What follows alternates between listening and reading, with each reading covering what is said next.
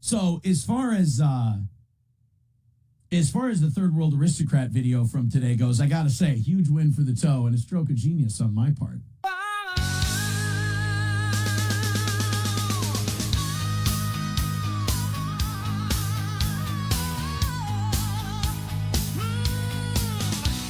Mr. Radio Voice, he's doing his shows. He's roasting some ass and he's picking his nose. He speaks like a pro on the Steel Toe Show. He's making a mess and everyone knows.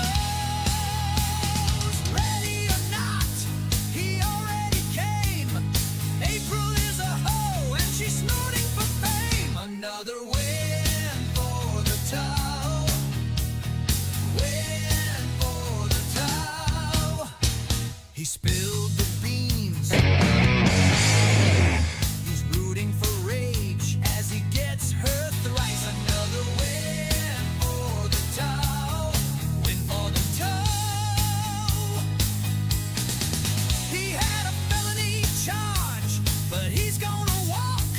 He's got a big mouth and he talks the talk. Another win for the toe. Win for the toe. He's always a guest with Alex Stein. He's making a wish. He's taking his time. Another win for the toe. Win for the toe. Oh, hip hop dippity dap to the wop wop wop wop. Hong dong whittle dangle wang. Oh, he sang dooley mama splatting your hat. Doo to poot cakes. Hey, good morning, everybody. Welcome to the show. It's the Steel Toe Morning Show. All right, enough. Sorry if it looks like an old 1980s 3D music video from Dire Straits today. If my nipples are poking you right in the eyeballs, it's fucking cold down here tonight. Oh my God. I haven't gone to bed. That's not true. It's all the fucking drugs I'm on. It's all the crack that I'm sorry. It's it's Wednesday. It's a great day. It's been a wonderful series of shows, and a lot of you have been writing me about it, and I appreciate it. So kind of you to tell us nice things, even if you don't mean it, you know? Getting a DM or a tweet or something on Facebook or anything like that of people going, hey, great shows this week. I say, hey, thank you. I appreciate it. That's very kind of you. Lie to me. I don't give a shit. But we have an awesome show today. Very excited. Looks like the Timberwolves went down 1-0 to Golden State. And it looks like World War III might be starting between India and Pakistan. So a lot to be excited about. A lot to be pumped about. We've got two nuclear powers. One of them bombing the other one's territory. The other one vowing to retaliate. This should go great. You know, it's really weird because we tend to have these things happen that are out of our control, that we've in fact gone through before, and we don't trust anyone but us to deal with them. Like, you notice that about nuclear weapons. It always kind of strikes me as funny that the United States goes, hey,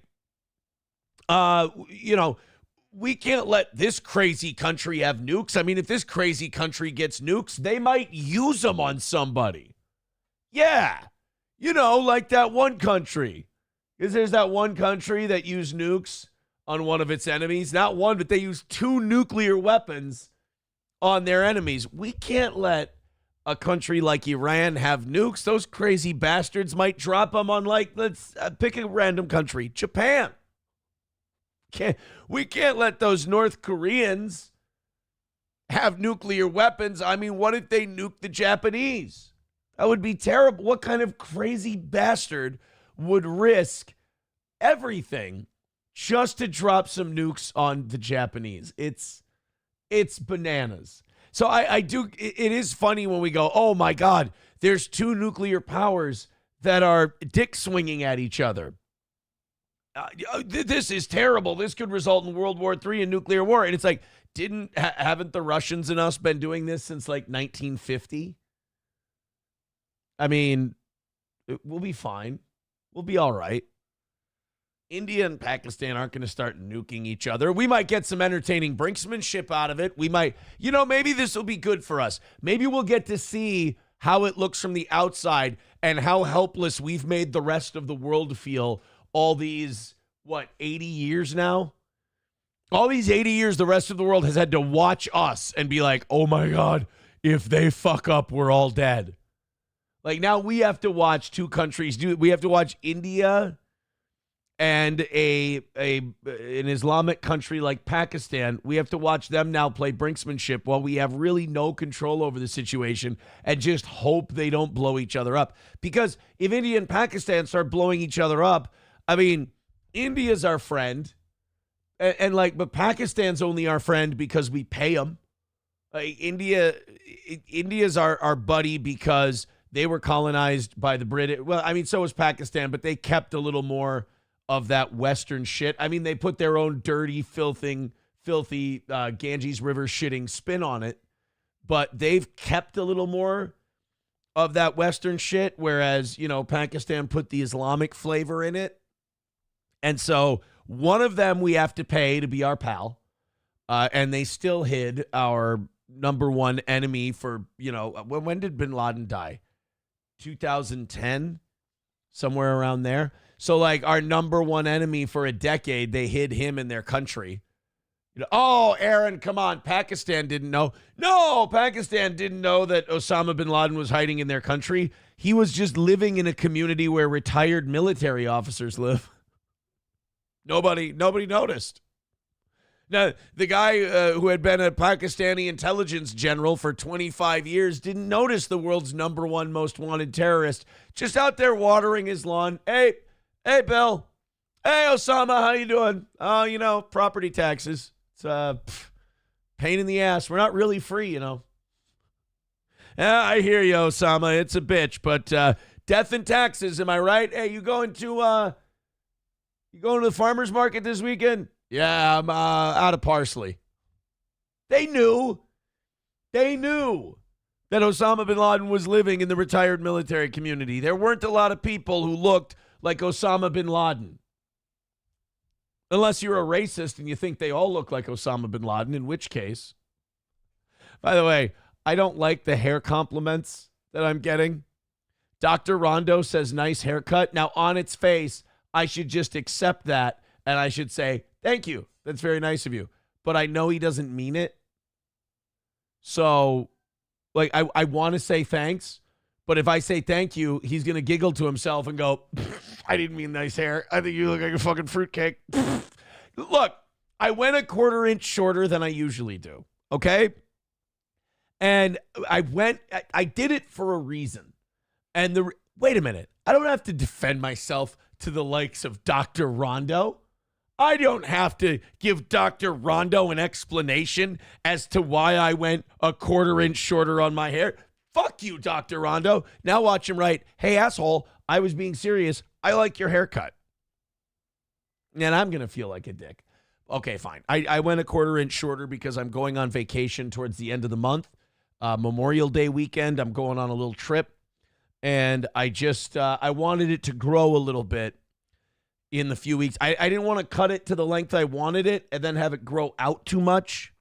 Those luscious full head, full 3/4 head of hair that I grow. I didn't want it to grow too much. You understand. You get it. Let's go to a few of the contributions that are coming in this morning. Thank you guys very much for chipping in early. Before you even know if this show's going to be good. A big thank you to the number one on our list. He came in and splashed us yesterday from Sean. From Sean's stream, potentially criminal.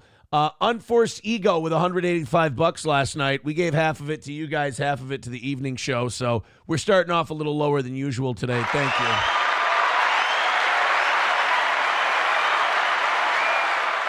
Keep it up. Coltrane with $1 says, I still don't have my wrench back. Aaron will be happy to know I ran over a stupid fucking cat this morning. It would have made it, but it turned back under the tires. Well, they're overpopulated. You helped. By the way, throw that in as a super chat instead of a Rumble rant, and it'll be very easy for me to pick you out and make you a mod. Nothing crazy, just like 99. Just throw like a little 99-cent thing in there. I'll be able to grab it, throw it in. If it's regular chat, it moves too much. I can't catch it in time while I'm talking and ranting and being a retard. Veldrain with $1 says, which comes first, World War III or Crusades 2.0? I was thinking about this while I was mowing the lawn because this is the kind of person I am. We need the Crusades. We need the Christians to conquer Jerusalem. We need to take it back. The Jews had it. They're doing a terrible job with it. The Muslims had it. I mean, come on. The Muslims don't even have a right to Jerusalem. Like, you see, I'm ready. I'm doing my Pope Pius shit already. I'm ready to fucking go, dude. Pope Urban II, not Pope Pius. I got my Pope Urban, my speech at Claremont, ready to go. Speech at Claremont was where Pope Urban II was like, fucking these muzzies are raping and killing and fucking, and we gotta go. It's okay if you go to the Holy Land and you kill an infidel. That's totally cool. You'll forever be in heaven. There's this really shitty communist, atheist, revisionist history idea of the Crusades that all these guys went over there because they were just bloodthirsty savages who wanted gold and land. Fuck that, dude.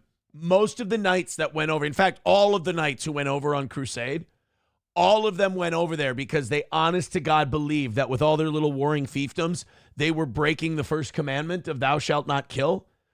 So they thought that if they went over, the Pope told them, if you go and kill infidels, if you fight for the Holy Land, all of your sins will be forgiven and you'll be sent to heaven. A lot of these knights thought they were going to hell for all of the warring and killing they had done. So they took up the cross and they went on crusade because these people were pious. These people were true believers, and they believed that they would be welcomed into the gates of heaven upon their death if they went and fought the Muslims. So I hate this bullshit, commie, revisionist bullshit we hear from these cuntbag college graduate atheist twat bags who go, yeah, thirsty Christians murdering Muslims. Do your fucking history. It was a counterattack after 400 to 500 years of Muslim aggression. How do you think North Africa and the Middle East went from Christian to Muslim, from 600 to 1,000? How do you think that happened? The south of Italy, all of that. How do you think that happened? The fucking Muslims conquered it and enslaved people and forced conversions. That's what happened. And the Christians, after about 5 centuries of that shit, had had enough, and they decided to fight back. But they're the bad guys. So anyway, you're asking me which comes first, World War III or Crusades 2.0? The world needs the Crusades 2.0. Christendom needs to make a comeback, and we need to get after it in the Middle East. But we won't because the stakes are too high now. That means Israel's got to get out too. I mean, the Jews themselves can stay in the new Christian Jerusalem, but you sacrificed your right to Jerusalem when you murdered our Savior, and the Muslims don't have any fucking claim to Jerusalem because Muhammad was never there. They made up this bullshit about, oh, Muhammad ascended into heaven on a fucking horse in Jerusalem where the Dome of the Rock is. Bullshit. You guys, in your storytelling, you basically teleported him. It's like the last season of Game of Thrones where everyone goes from fucking Dorne to Winterfell in a week. But with this, it was like Muhammad teleported from Mecca and Medina and all these other places that he was warring and conquering and just magically fucking appeared like the Lucky Charms leprechaun. He just pops up magically delicious and ascends to heaven. Fuck that. Muhammad wasn't in Jerusalem. They don't have a claim. It belongs to us. We didn't murder anyone's savior. We didn't make up any bullshit about ascending into heaven.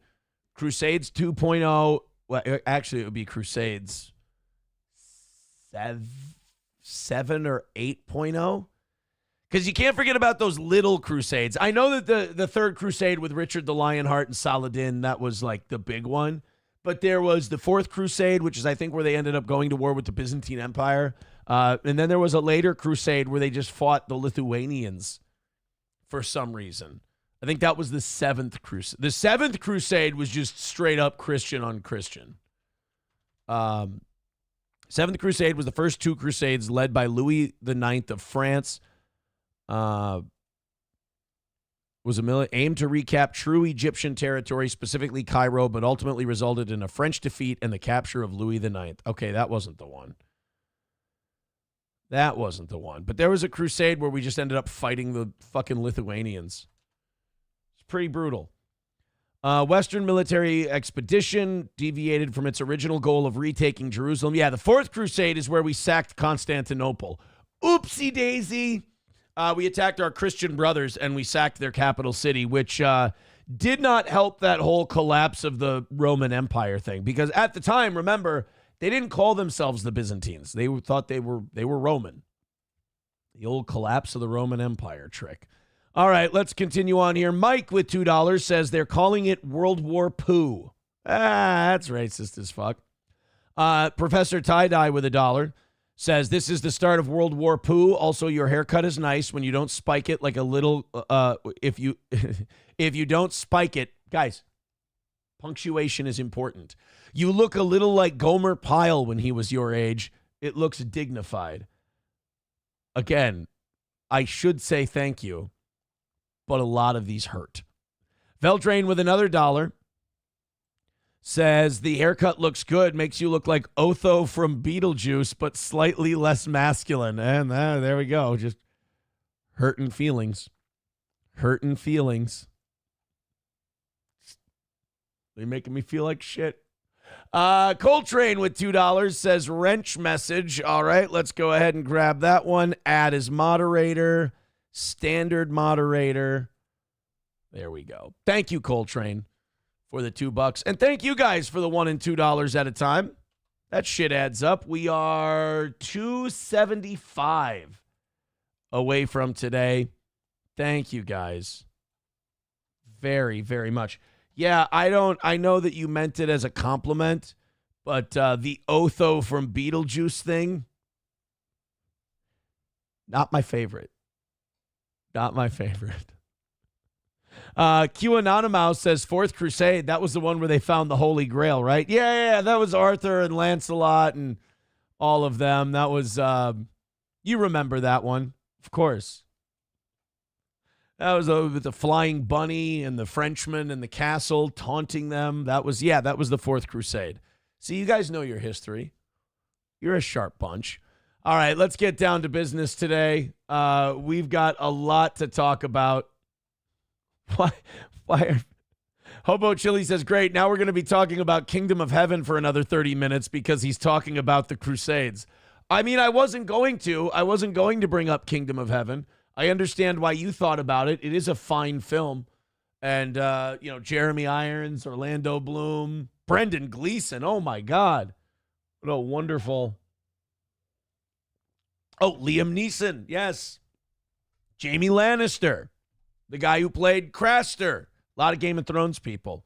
Prince of Dorne. A lot of Game of Thrones people were in Kingdom of Heaven. So, I don't know. Hobo, we can talk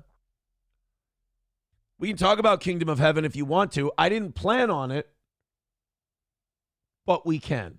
Oh, yeah, Edward Norton. Thank you very much, Crowder Wears Panties. I like this idea. Mild says the new Crusades will be led by Shiloh Hendricks. Nova says, did you see Nick thinks Karen Reed trial is about a swinger party gone wrong? Yeah, that boy's in a dark place. That boy is in a dark, dark place. I saw he was up at 4 a.m. tweeting about me. It's got to be rough. It's got to be rough.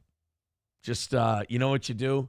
You thank your lucky stars you're not that person, and you go, hope you get better. Hope you get over that. My dick must be fucking magic. I don't know what the deal is.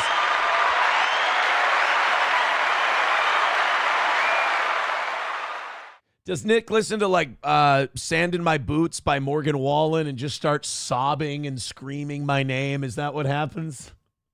He ate my goo.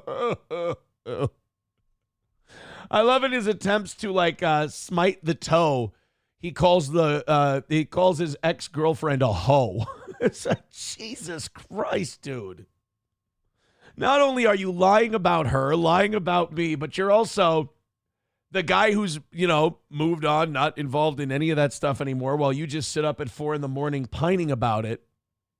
You're like, she's a whore. This is what she did. It's like, bro, calm the fuck down. This is not hurting the target you intend to hurt. Go to bed. You might have a test in the morning. Remember, you can't just not do drugs and not drink. You have to be a good buck broken boy for the government, or that 30-day jail sentence is still active. They haven't taken it away yet. So be a good boy and get some sleep, Nicky. Somebody was calling him Nepo Nicky. Could call him Narco Nicky, Nepo Nicky. A lot of different things. Miss Tay gifting 5 memberships. Thank you, Miss Tay. What a goddamn sweetie pie that Miss Tay is. That puts her at 50, so she is just outside of that top 5, tied with Stephanie for $50. Thank you so much. 265 away from today's goal. Let's call it a win for the toe. Thank you so much. Diesel Cat with $1 says, nice haircut going for that ox look from Stripes. Long live John Candy. Well, sir, we were all going to head to the bingo parlor and the whole thing just got all fouled up and we got, shut up. Okay, sir. Professor Tie-Dye with $1 says, do you want proper punctuation or me not to watch? It's phone autocorrect hate while watching. This shouldn't be as hard as you deciding to eat or not eat the entire fat-free Entenmann strudel. It says fat-free, dickless. Sorry, I'm being defensive. That's on me. Hulkamasha Baby says, if she really is an ex, if he's probably is she really an ex if he's probably paying for her crack house and sees her on the reg, allegedly? I don't know. I would think she wised up. I mean, being verbally and psychologically abused and blamed her for him missing tests and all kinds of crazy shit. I would think that you'd get away from that, but nobody ever accused her of being the smartest. Let's go to Annoyed Wawa Supervisor says, any truth to the rumor Ape misses you so much she makes Nick send it to break before they fuck? Sad if true. Back after this. That was a good one. Somebody says, LOL, she's a whore, says the one who wanted to buy her the house next to them, and if she could have kicked her out at any time. Punctuation. I think you're shitting on them, but I don't know. Annoyed Wawa Supervisor says, have you actually seen Stripes or just lots of O&A? 246 menu back at all Wawa locations. Both. Nova says, Nick thinks Minnesota should change the entire probation program to suit his sleep schedules. Well, I mean, he wanted Rumble to put him... Guys, I am not making this up. I watched him say this. He wanted Rumble to put him on the board of directors, and he thought this was a reasonable request. They wanted him to put a crazy, sleepless cokehead on the Rumble board of directors because he had so many great ideas for Rumble. Dude, 3 months into their contract, they didn't even fucking want him anymore. And he's sitting there going, I should be on the board. Read the room, shithead. 09 Canyon says, maybe Aaron's dick is bent enough to stimulate the prostate. But that would be gay. That would be gay. All right, guys, you're taking a turn into Gay Town. Let's get out of Gay Town. Let's get into some stuff. What do you say? That was not a Nazi salute. That was not a Nazi salute. Look, the Timberwolves started off 0-1 against the Golden State Warriors yesterday. It really sucked. But at least over on TNT, we got this. Jaylen Rose's outfit. Does anybody... I hope you guys are as funny as I think you are. The only reason I'm bringing this up is because I know that somebody out of the hundreds and hundreds and hundreds and thousands of people that will watch this episode, at least one person will get it. Jaylen Rose's outfit. Would anybody care? Does anybody want to tell us what this looks like? I mean, when I saw the tweet that accompanied this, I then saw it. But if I would have looked at it for a while, I would have gotten it. Jaylen Rose, former point guard, Fab Five member. Let's see if anybody got it. Squid Game, no. No. Lollipop Guild, no. Oh, no.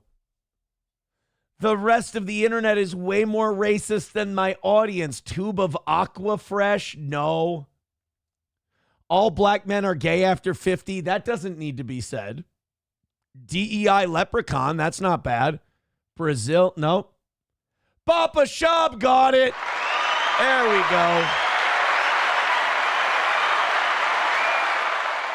Chevrolet JB with $1 says, remember when you were going to reverse your vasectomy to knock up April? Good times. Oh, my God. Did you see that? Oh, sorry. It was a bullet that I just dodged. Holy shit. This is actually the tweet that accompanied this. Jaylen Rose looking like a Newport. He does, like, can we please, here. Newport box. All right, we got ourselves a Newport. And we've got ourselves Jaylen Rose. Jaylen Rose, Newports. Jaylen Rose, Newports. Newports, Jaylen Rose. I mean, it's about as close as you're going to get. It's not like a proud, wealthy black man is going to wear an actual Newport costume on TV. So that's about as close as it's going to get. Annoyed Wawa supervisor says, damn, what a Masters novelty lawn gnome looking motherfucker. AIDS patient. I don't think he looks that bad. Nova said pack of Newports. Bird Collector says, you and the kid really got lucky. Yes, both of us very much dodged a bullet. That poor child. All right, so that I needed something to make me feel better about my Timberwolves starting off the Western Conference semifinals 1-0. I don't want to lose to old man Jimmy Butler, old man Steph Curry, old man Draymond Green. I need the young, up-and-coming 23-year-old hottest talent in the NBA, Anthony Edwards, to kick the shit out of these California retards. I don't want us losing. Let's go back to the Western Conference Finals. Let's make up for what we fucked up last season against Dallas. Let's get there. Annoyed Wawa supervisor says, bro looking like a Wilmer apartment bedside table circa September 2025. You mean September 2024. Riding Dirty Llama says they're still making Newports. I thought they banned them. No, didn't they ban like flavored? They banned flavored something. It was like flavored cigarettes or flavored cigars. The Biden administration did. Flavored cigar ban. FDA proposed a ban on characterizing flavors in cigars, including menthol, but ultimately withdrew the proposed rule along with the proposed ban on menthol in cigarettes. Yeah, because the fucking Biden administration was like, we're going to help. They said, we're going to help minority communities, including the black communities. We're going to ban menthol cigarettes. And it's like, bro, that's like the most racist shit I've ever, I was going to say it's the most racist shit I've ever seen a Democrat do, but I forgot about slavery. And the Ku Klux Klan. Look, so it probably doesn't rank in the top 5 for the Democrats, but it's still pretty bad. To just say that shit out loud? What are you, at a fucking playground in Rochester? You can't just go saying shit like that. Hey, we're gonna help the blacks. How are you gonna do that? We're gonna ban menthol cigarettes because you know them. I don't think you're allowed to say that. Dead Game says Newports ain't coming back. They reversed the ban. They're fine. They're all good. The Newports are back better than ever. Trust me. Well, I don't smoke, but they exist. They're out there. All right, I wanted to play a quick clip for you guys before we really get into some stuff today. I I think Jordan Peterson is a great example of what can happen if you take the internet too seriously and your fucking brain melts. I'm pretty sure that the Daily Wire and Jordan Peterson have consumed so much online and so little outside of their own home that their brain is melted. You ever put like shitty, plasticky cheese product in the microwave, just like try to melt it on something and it just kind of looks like a crusty version of itself? I feel like that's Jordan Peterson's brain matter at this point. Jordan Peterson in this next interview clip is going to try to make the connection that Lucifer is the morning star, Lucifer, the devil, whatever, is woke because he's the morning star, and in the morning you wake up. You know what? Fuck it. I'm just going to play the 30-second clip presented to you without comment. Ladies and gentlemen, Jordan Peterson and his guest put their brains together and discover this about Lucifer. Okay, so I want to talk about this Lucifer idea.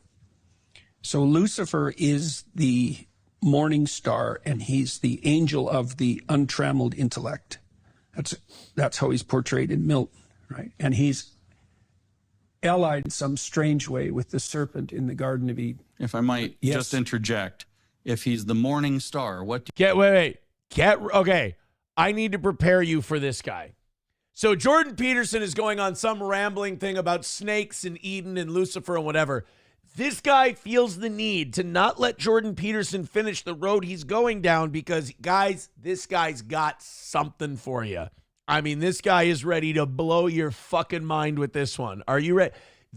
If this is modern theological commentary, holy shit, I could make a killing. I got to start my own mega church because I can be this stupid.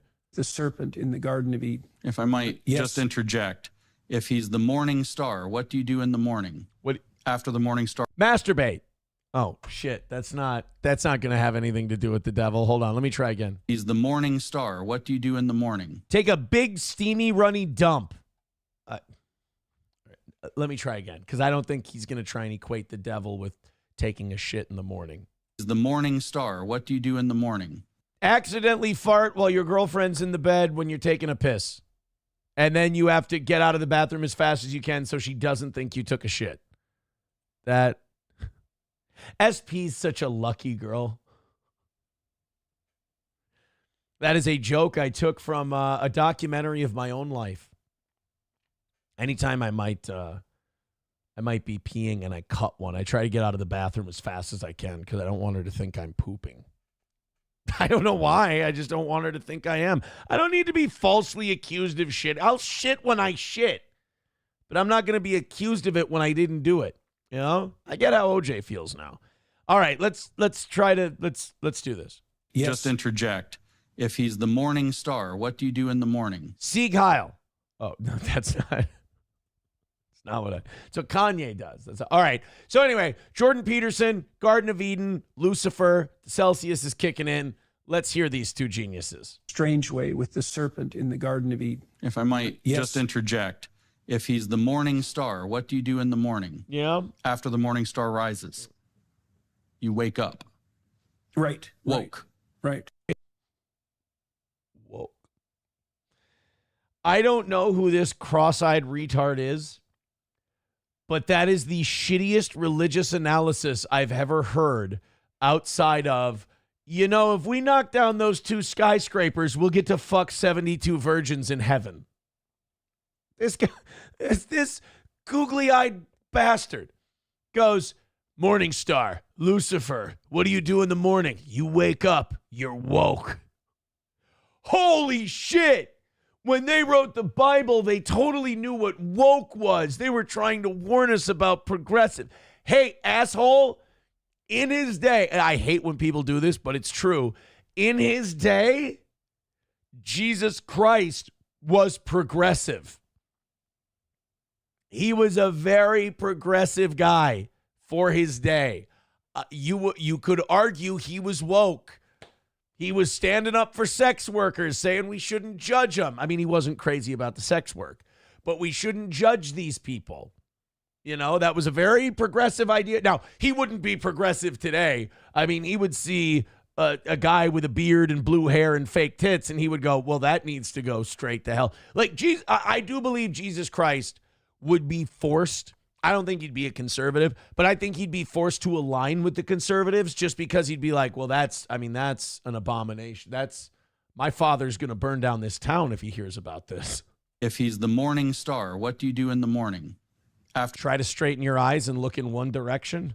the morning star rises, you wake up. Right. Woke. Woke. Yeah. See? God damn, man. I can say that I was never like a massive Jordan Peterson guy. I liked him when he first came out, but I wasn't like, some people treated him like people treat Andrew Tate now. They were like, oh my God, Jordan Peterson's teaching me how to be a man. And it's like, no, he's not. Jordan Peterson's a very fragile dude. And speaking of Andrew Tate, his daughter fucked him. Andrew Tate, not Jordan Peterson's daughter, didn't fuck him. Jordan Peterson's daughter, Michaela, was fucking Andrew Tate.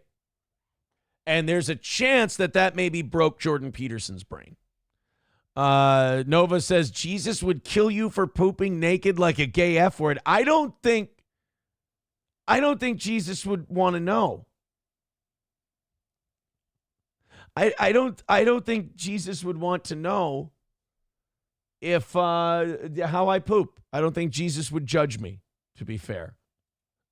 Let's go to Veldrain with $1. Says Lucifer Morningstar was a character in a series that ran for 6 seasons where that character was a whiny little bitch who cried a lot. First time I heard Lucifer referred to as the Morningstar was in the movie Dogma. When Matt Damon tells Ben Affleck, he goes, oh my God, I've heard a rant like this before. Ben Affleck goes, what are you talking about? He goes, you sound like the Morning Star. You shut your mouth. You do, man. You sound like Lucifer. You've totally lost it. You're not talking about going home, Bartleby. You're talking about bringing war on God. Well, fuck that. I am out. I have seen what happens to the proud when they take on the throne. I miss that movie. If Harvey Weinstein wouldn't have R-worded so many women, we could still watch it very easily. I used to have a copy of that movie. Fuck, I wish I still kept... physical copies of movies are gay. Can watch it all online now. I fucking lost my copy of Dogma. One of my favorite movies. Wildly underrated. Great Alan Rickman performance, too. Eric with $1 says the 1-year anniversary of their arrest and you finding out on MLC is the end of this month. How are you celebrating? By continuing to watch Nick struggle. I guess I don't know. I'm not really going to celebrate the thing. I don't know. For me, it's all comedy. For me, it's all in the past. For me, it's just something to goof on and laugh at. Really, it gets brought up on this show when the audience brings it up. Like, for me, it doesn't really carry any emotional weight anymore. It's not a thing that I mean, there's lessons to be learned from it. But really, you guys bring it up a lot, and it gives me the opportunity to make jokes. And I'll be honest, like, watching him flail and lose his mind over me is very funny to me. There's a bit of Schadenfreude in that for me, but ultimately, I just kind of, when you guys bring it up, I've always got a joke or two for you. Outside of that, no, I don't need to celebrate that. That was a dark time. You got to remember, like, he was letting his kids get into his cocaine, and, like, there's a lot of dark, creepy shit and a lot of failures before and after that are still happening today. So it's not like, yeah, you know, I've always said this, like, other people's lives doing shitty, that doesn't make my life any better. Like, I make my life better. Gray Duckling with $5 says Jesus might not want to know about your pooping, but he does. We all do. And look, man, again, I'm really sorry about that. You know, I apologize. Thank you very much, Gray Duckling, for the $5. That puts Gray at, he's still a ways away at 22. But we got Tay, who's knocking on the door of the top 4. 260 away from today. Great job, guys. Thank you very much. You are a wonderful bunch. Gift those memberships. Our gifted membership numbers are still looking good. Let's keep them strong. Let's make a big jump today. And it helps other people get members-only content on both Rumble and YouTube. Today, I am going to be putting up, while I'm out running around today, we're going to live stream an old Steel Toe radio episode from 2017. I'm going to get that up right after this episode is done. And then tomorrow at noon is the new time of our members-only show that we do every week. So enjoy that. Buffalo Jockey said Jordan Peterson was always a weirdo. He was a perfect fit to become a right-wing grifter. Conservatives love attaching themselves to those types. Yeah, like he comes on really strong and he gets people all worked up and gets them going. And he says some different shit. It's shit we haven't heard before. But sometimes there's a reason you haven't heard this shit before. It's because it's kind of fucking crazy when you think about it for more than a second. And that's kind of what happened. And then Jordan Peterson like completely crashed out at the internet because they didn't all love them. That's the amazing thing is so many people they don't understand in public life. People don't have to like you. You know, people disliking you are going to support you sometimes more than the people who like you, because sometimes liking you can be a very passive activity for people. Like, this is good. I'll listen to this or I'll watch this. And then I'll, go about my business or I'll have it on in the background. I like this. But people who hate you are invested. Like they watch you. They pay attention to you. I saw Misery Loves Clips yesterday just completely roasting So Thorough Joe Burrow. And he was crashing out over Misery Loves Clips, accurately pointing him out. Like, dude, you watch this guy like 8 hours a day. You're a fan. Like this is the Howard Stern bit of the people who hate watch more than the people who like you. And that's very accurate. But Jordan Peterson would get criticism and people would not like him and he would respond and he would get mad and it would affect him. And like, if you ever get into anything public to be liked, you're going to fail, especially if you're in it to be liked and you also want to tell the truth. You want to speak your mind. If you speak your mind, you're going to piss people off no matter what. Doesn't matter how good your intentions. Doesn't matter how awesome your advice. You're never going to get everyone to like you. I mean, if you can get more than half the people to like you, you're fucking crushing it. But Jordan, this is the same thing. Like Joe Rogan brought on this group of guys about 7-8 years ago, and they all just had colossal freakouts over internet opinion. There was Brett Weinstein, Eric Weinstein, Jordan Peterson, and who was it? Their other buddy? Sam Harris and Dave Rubin. And ironically, out of all of them, Dave Rubin's the only one who kind of stayed halfway himself. And that's because he's a shameless, grifting homosexual. So it was no problem for him to stay the way he was. But yeah, Rogan brought all those guys in.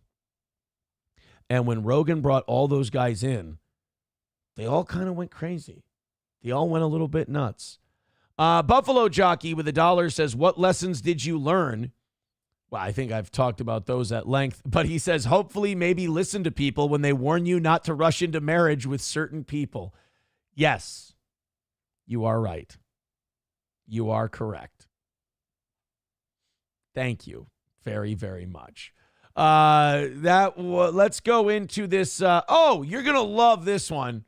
So a daycare in Boston got busted. This is, I understand people having different political opinions, and I even understand people who don't agree with, say, you or me or the president or anyone on immigration. I get it. Some people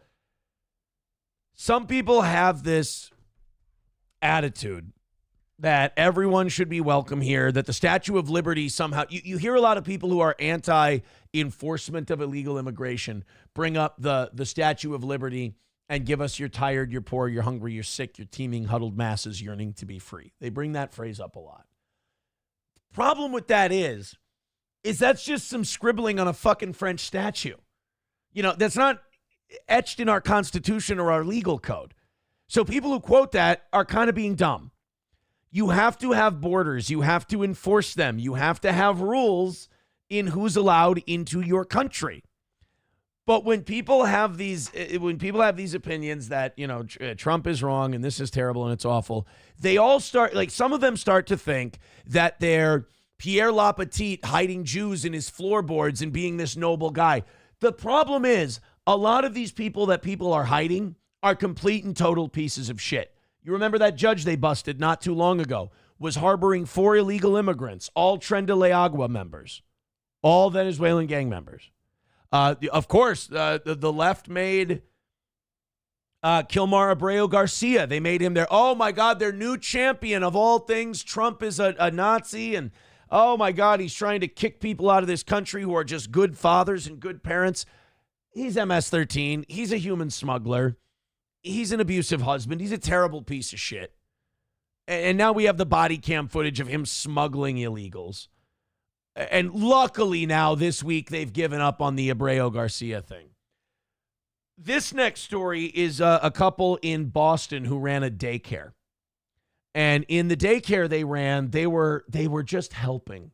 They were trying to help some poor illegal immigrant who was, they would probably say undocumented. They were trying to help some undocumented guy stay away from the grips of the jackbooted thugs of the Trump ICE department. Well, we found out something about their little friend that they were harboring inside their home daycare business. Boston 25 News investigates.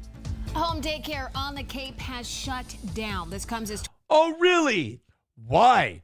Because they were simply, this is terrible. You're going to shut down a daycare because a family decided to do the nice, decent, honest, progressive thing and help some poor undocumented immigrant try to live a better life here in the United States. Why would that daycare have to shut down? Because people were just trying to help. Why don't we listen to more of the story and maybe we'll find out why the daycare had to shut down. 25 investigates began asking questions. Okay, wait a minute. This guy's name is Mark Ockerbloom. Way too easy in school. They called him Cockerbloom. This is why we don't get the big news contracts. Shit like that. About a man who had been staying there. Investigative reporter Ted Daniel is breaking this story. As Ted explains, that man was a wanted fugitive. What? Oh my God. You mean that the illegal they were harboring in their home had broken the law? I tell you, this Trump administration's full of Nazis. Well, now, wait a minute. Let's keep going. What did he do? Now, remember, he was being held, or he was being hidden and harbored at a daycare. U.S. immigration authorities arrested Andre Tiago Lucas in October. According to ICE, he came to Massachusetts to escape a prison sentence in his home country. Lucas had been staying. Now, wait a minute. What was his prison sentence in his home country for? You notice this, too. If this guy had been a Republican doing something against a liberal law, the news in the first 30 seconds of this story would have told us exactly what he did, what kind of person he was, so on and so forth. But because all of these motherfuckers have an agenda, and it's a pro-left-wing agenda, they're going to ease into it. They're going to, daycare shut down. There was a guy with a Latino name, and he was hiding out from immigration authorities. Have you tuned out the story yet? Because we really don't want to tell you what he was wanted for. It's going to make us look really shitty. Staying at a home in Hyannis with the mother of his 2 kids. 25 investigates got it. So he was just a dad. He was just a dad trying to raise a family. At home was a state licensed daycare. Man, we just wanted to ask you about your daycare. Since our visit in March, the family daycare at this Hyannis home has closed. And the owner, Franciel Nunez, has allowed her daycare license to expire. Oh, that's terrible. That's awful. So now these jackbooted Gestapo thugs in the Trump administration shut down a small business. How is that conservative? They shut down small business owners who were just trying to help people contribute to the economy by watching their children.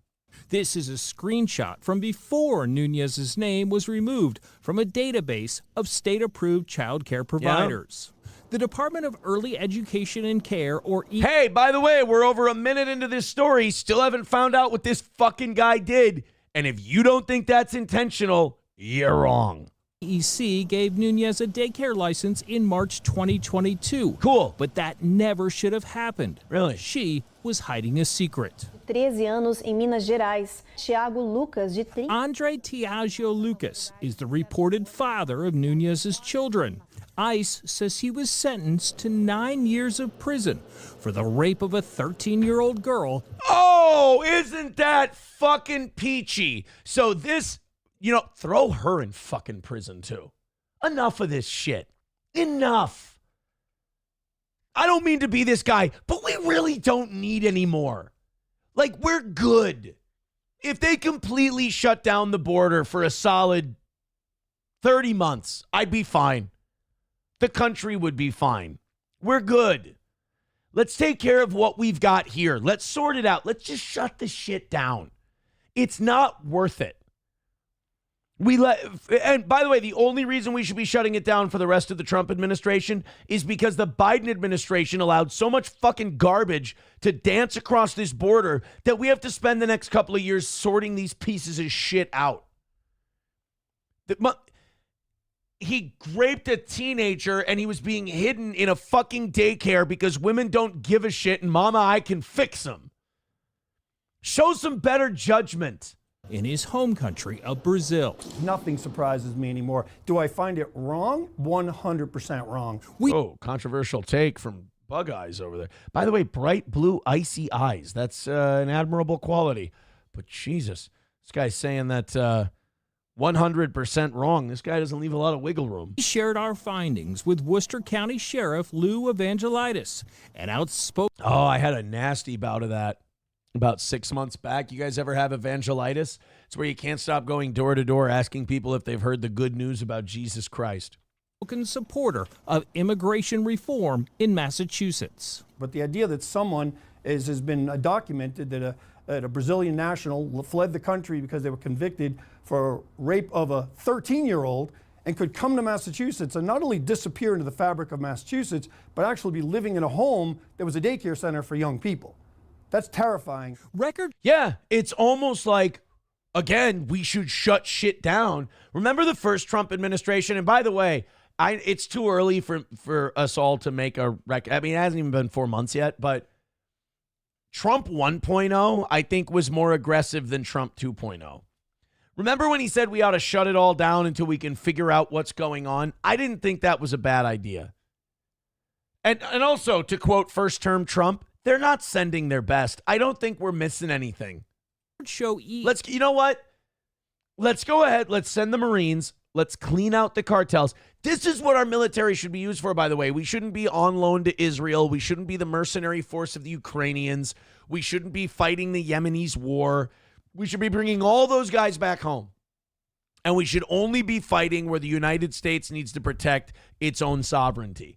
Like in Mexico with the drug cartels. The drug cartels are actively killing Americans. That's a direct threat to the United States. We should bring our military home. We got plenty of fighting to do. Let's take out these cartels.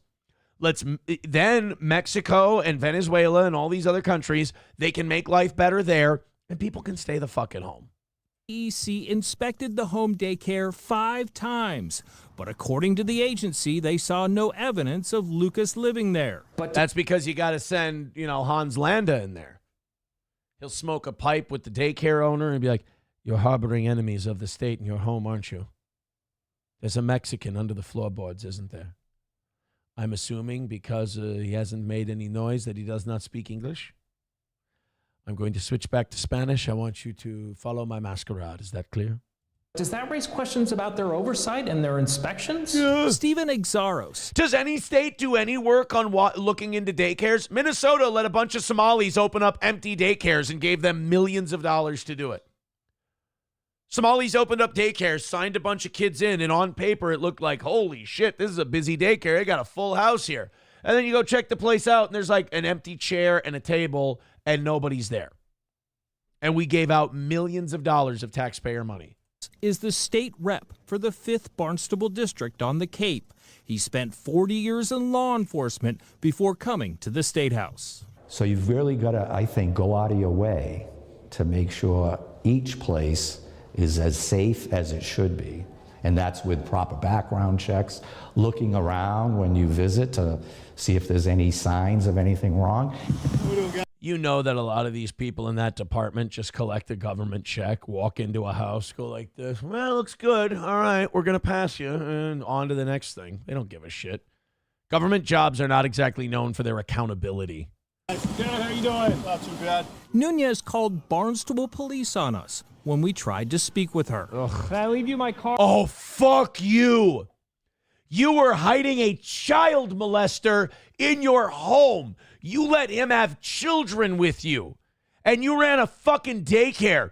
And you're going to call the police when the news comes by to ask, hey, I got a question for you. Why'd you keep that piece of shit around other people's kids? And then you're going to call the police. The fucking nerve. Lock her up, too. Aiden and abetting. In case you have a lawyer or someone else who'd like to speak with me. EEC confirms it did not learn of Lucas's connection to the daycare until 4 months after his highly publicized arrest. Our children are innocent. And when they go to a daycare, it's almost like we're So 4 months, so that would be right when Trump became president. So one of the first things that ICE did was go and grab this guy. So we knew that he was out there. We knew where to find this guy. He was one of the first guys that Trump grabbed. So the next time you think that people just dislike Joe Biden because they like Donald Trump and they're just kind of being dicks and they're being difficult and whatever, remember that the Biden administration could have actively done something about shit like this and way worse people and chose to do nothing because they just wanted new voters. putting their lives in the hands of others. EEC requires background checks on all people who live or regularly visit home daycares. But even if Nunez had disclosed Lucas, his child rape conviction in Brazil would not have been found. That's because EEC does not check for criminal history outside of the U.S.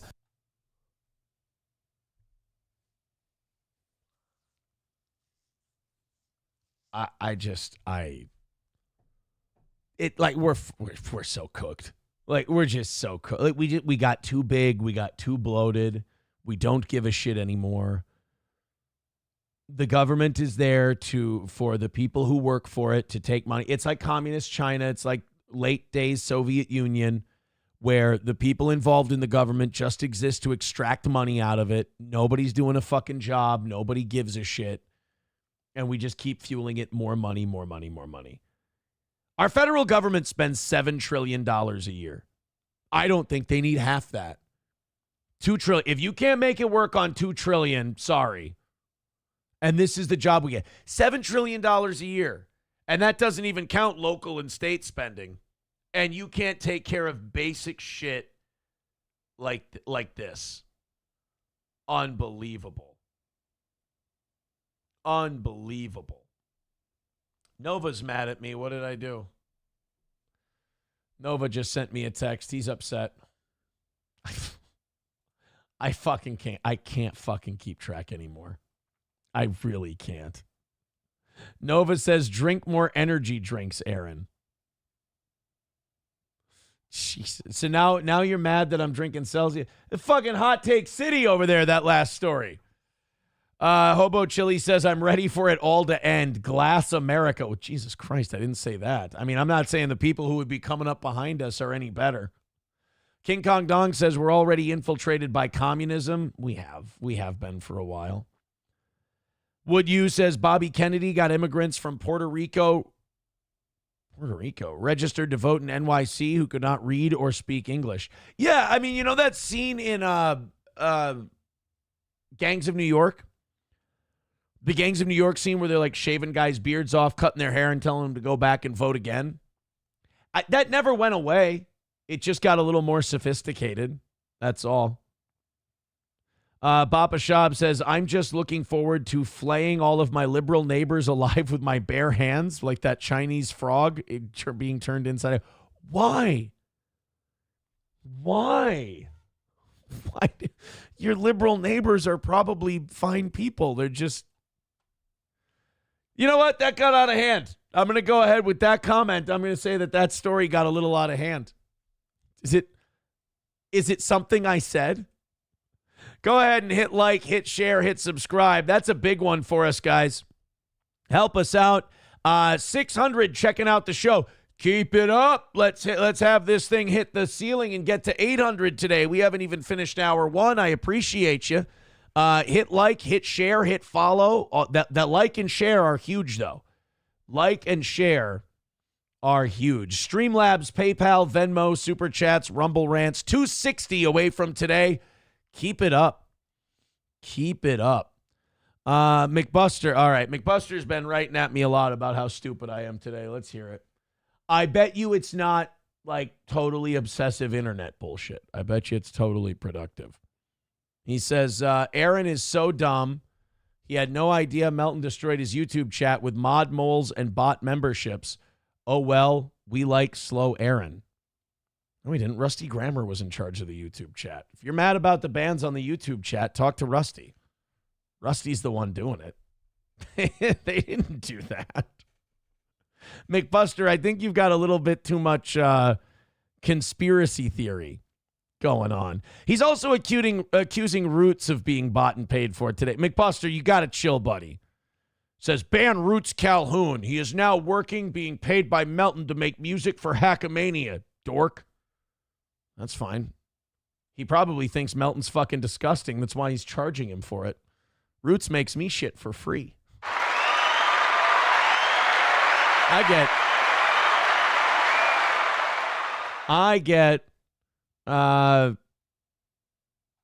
get free shit from Roots Calhoun. Chips and Div says, Aaron, rumor is you're being dumb today. Care to comment? I can't help it. I'm just a dumb guy. Rusty Grammer says, I haven't done anything on YouTube in weeks. It's pretty clean now. It is. It's very, very clean. YouTube has been beautiful lately. You guys are fantastic. Corn Pop says, we can't talk to Rusty. We're blocked, moron. Well, Corn Pop, maybe if you talk to me nicely, I might reverse some of the things that Rusty's done. By the way, guys, you got to stop with the internet shit. It makes you look gay. It makes you look like petty bitches. Like McBuster goes, Roots has also been emailing the pretty antisocial bitches. Roots Calhoun is an internet character who's allowed to do whatever he wants. There's nothing wrong with Roots. Roots can email Adolf Hitler. That is not my business. McBuster, chill out, buddy. It's like, dude, what are you going to do about Roots? What is Roots doing? He is emailing people and he is taking money from people that you've driven nuts, broken their brains, and crushed them. That's okay. But Aaron, he likes people who don't like you. Don't like me. They love me. They can't live without me. That ain't hate, brother. That's love. So McBuster, Roots is fine. And also, I don't think we should be talking this shit about Roots Calhoun unless Roots is here. I think Roots should be here to defend himself. Crowder Wears Panties says, exactly, stop being gay retards. Yeah, guys, you understand that we're the show that's the opposite of the gay shit that they do. Like, I look at those guys living their lives from sunup to sundown on the internet. Their whole life is only following internet shit. And that depresses the shit out of me. Like, it's really, really a bummer to see that. Like, even though they're crazy fucking steel toe obsessed retards, like, it's still, you're watching people who are terminally online, and it's like, God, all the shit they're missing, you know? So don't get too in the weeds. Yeah, Hobo says Roots is a closeted homosexual, but he's my brother. I love Roots. Roots has always been, like, Roots and Hobo both. Hobo, you don't mind if I break kayfabe here, do you? I got to break kayfabe for just a second. And don't get me wrong. Once in a while, I like to play with the drama, you know? Like, I like to play with the food a little bit. But Hobo and Roots, whenever they've privately messaged me, have always been remarkably nice guys. You understand? I think the difference is, like, McBuster, Hobo's a dude, Roots is a dude, I'm a dude, and we say fucking mean shit to each other. Because it's the internet and it's gay and it's not real. So we say mean shit to each other And then when, like if Roots has something for him, he's like, hey, great show, man. I got this thing for you. Blah, blah, blah, blah, blah. Here you go. And then we use it and it's like a mean thing or it's like some AI shit about me and we play it and we laugh and it's fun. Like, what do you want Roots and Hobo to do? Do you want them to go, Aaron, you're like the fucking greatest, man. You're awesome. No, that's gay. People who have been fans of me for 10 years have never said anything nice to me. And it's funnier that way. Danny Rebel says Crowder was hating on the N-word mom. Look, man, the N-word mom is fucking stupid, all right? She's dumb white trash. I'm just saying, pay attention to the fact that people gave her $600,000 and they gave Carmelo Anthony $600,000. There's a reason. The culture is trying to tell us something, and we can't just sit here and go, no, I don't like what she did. I think what she did was terrible and offensive. We all think that. We all think it's terrible and offensive what she did. It's not a good look. But the fact that people felt the need to give, people didn't give her $600,000 because they think she's awesome and based and cool. She got $600,000 because white people are just fucking sick of the double standard. White people are tired of being told, hey, you can't do that. That's offensive. You're terrible. You better watch it. And then they watch someone who's a different skin color do something 15 times worse and get $500,000. I'm sure most of the people who gave Sophie Hawkins, I keep calling her Sophie Hawkins, Sophie Hendricks money would probably prefer that she make $0. But they don't want to see someone stab a guy to death, and just because of the color of his skin, he gets $500,000. But then some woman gets harassed and shit on because she used one word at a playground that probably should have never been recorded, and it should have just been a little local thing. Watch her get threatened and doxxed and all this other shit. So I think the Sophie Hendricks thing is not like, oh my God, if you think it's all about racism and the N-word, you're missing the message that is trying to be sent culturally.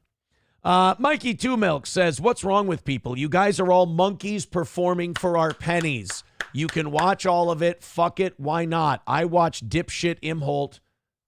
Mikey for the last time. That's not my name. I watched the Antisocial Girls. Watch it all. Fuck it. I will tell you this though. Mikey Two Milks. If you watch the Antisocial Girls, you will get brain damage. You will get brain damage. Sage Retard with $5 says, I think you're a fat dork, but this couldn't be more true about some of the obsessive nature online. And this chat is fun. I think we have one of the funniest chats out there. And you know why we have the funniest chat out there? Because I encourage them to not take shit so seriously. You go into any chat of anyone obsessed with steel toe, and there's so much anger and pissiness and crazy parasocial behavior. You go into this one, it's just people going, it's just gay jokes for a solid 4 hours. All right, let's see what we've got. Yes, I think Sage Retard is correct.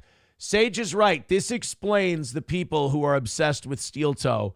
And look, man, this is nothing new for me. This was my radio career, too. It was the same way. Here we go. I saw Misery Loves Clips sent this to So Thorough Joe Burrow, and he's like, dude, you understand you're the Stern fan they're talking about in this clip. This explains the NLO universe perfectly.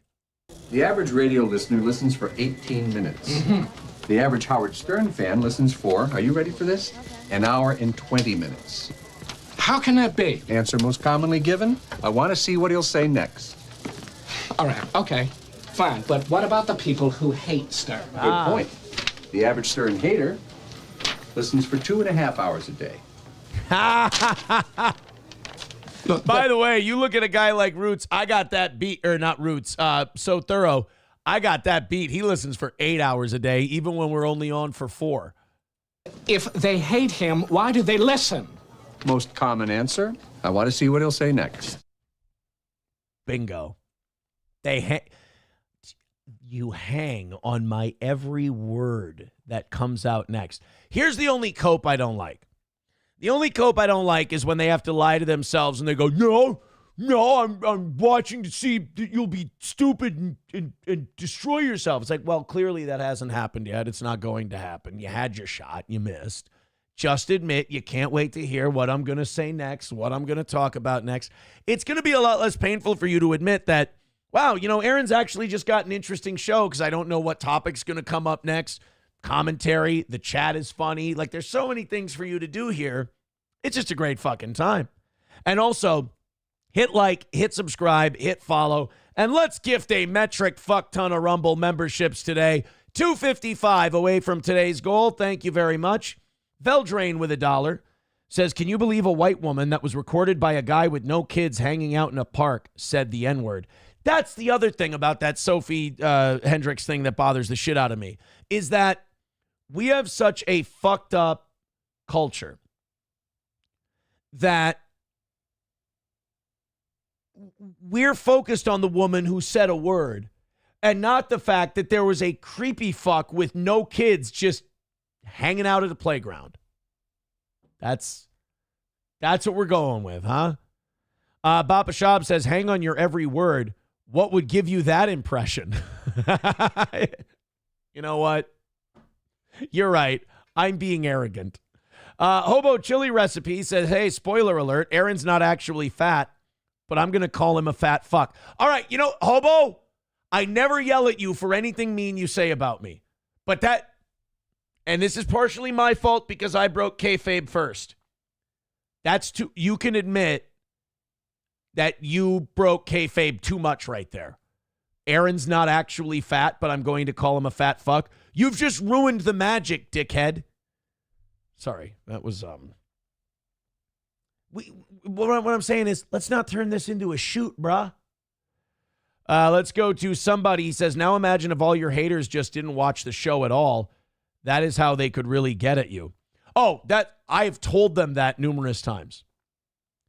I've told them the only way you win is you ignore me.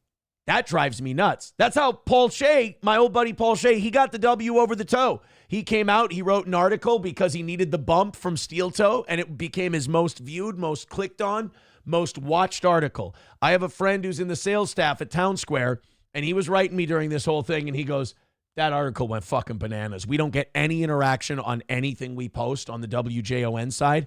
That article was clicked on, liked, shared. It went everywhere. And I'm like, yeah. And I was talking on the show about how, look, Paul can say he doesn't like me, whatever, but he fucking needs me in order to get the clicks. And you know what? I was baiting him. I was baiting Shay. And you know what he did? He fucking dropped it all. He ignored me. He didn't write another article when that story got updated. Just moved the fuck on. And you know what happened? Didn't use Aaron for clicks. Didn't use Aaron for notoriety. Aaron's whole narrative fucking collapses. I lose. Shay wins. That was an L for the toe.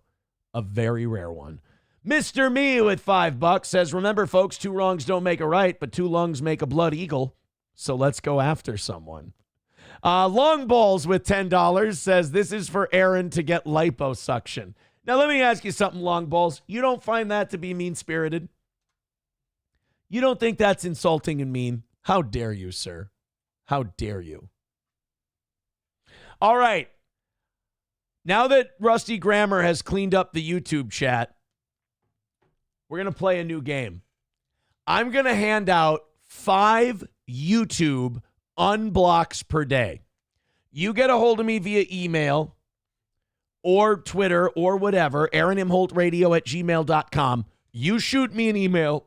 You tell me what your YouTube name is and why you deserve to be unblocked, and I'll hand out 5 unblocks a day. Up to 5 unblocks a day.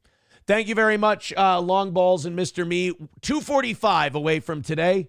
You guys are the best. You're doing awesome. I appreciate it. Hit like, hit follow, hit subscribe, and let's carry on with today's show. So, McBuster, I hope you feel better. Roots is a good guy. Hobo's a good guy. I don't like to say that too much, but we can calm down. And look, I appreciate McBuster trying to do some policing for the toe.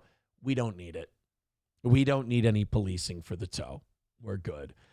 Speaking of, since we're on the topic of Sophie Hendricks, let me move this story up a little bit. Matt Walsh, acclaimed Daily Wire host and probably homosexual, he decided that he was going to defend Sophie Hendricks. Now, in my opinion, there's one way to defend Sophie Hendricks, and that's it. This isn't that big of a deal. This shouldn't have been made into an international story. A lot of the backlash is because, it's exposing the hypocrisy of how people are treated by race. But there's another group of people, and Matt Walsh is one of them, who have decided, you know what? Fuck it. I'm going to take this super leap, and I'm going to defend Sophie Hendricks and, what she said. I don't get that one. Shiloh Hendricks. God damn, am I fucking up today? Sophie Hendricks. Isn't that the chick with the giant tits from Mad Men? Christina Hendricks. Now I don't know who the fuck is what anymore. Shiloh Hendricks. There are people out there who are defending her going, well, the black kid was stealing a toy. It's like, okay, guys. You know how I'm trying to reset the culture, banning immigration for a while, trying to figure out what's going on. A lot of conservative type shit, right? A lot of right-wing, borderline fascist stuff. I also have a lot of shit that's going to sound left-wing to some of you, and I think that's part of the problem, that it sounds left-wing. We don't call 5-year-old children racial slurs. Can we agree on that? Probably not, but I'm going to try. Here's Matt Walsh defending what Shiloh Hendricks said. His rationale is fantastic. Let's hit play. Matt Walsh. You know what? I'm going to call Mediaite the biggest group of hypocrites ever if they run a 30-second ad to monetize this Matt Walsh clip, because Mediaite's left-wing. And if they're going to go, Matt Walsh is terrible, the Daily Wire is evil, then they'll run a 5-second ad, and they won't monetize this much. If they run a 30-second ad because they know the Daily Wire will get them clicks, they're pieces of shit. How long? Oh, 5 seconds. All right, I'll give them a little bit of credit. Now, before we continue with the story, which takes several more twists and turns, we should note a few things. First of all, we don't actually know for sure that the boy is 5 years old. Oh, well, then in that case, she's fine. Let me ask a question that I didn't think I'd have to ask in this story, and now I'm horrified that I have to. How old should the kid be before you call them the N-word?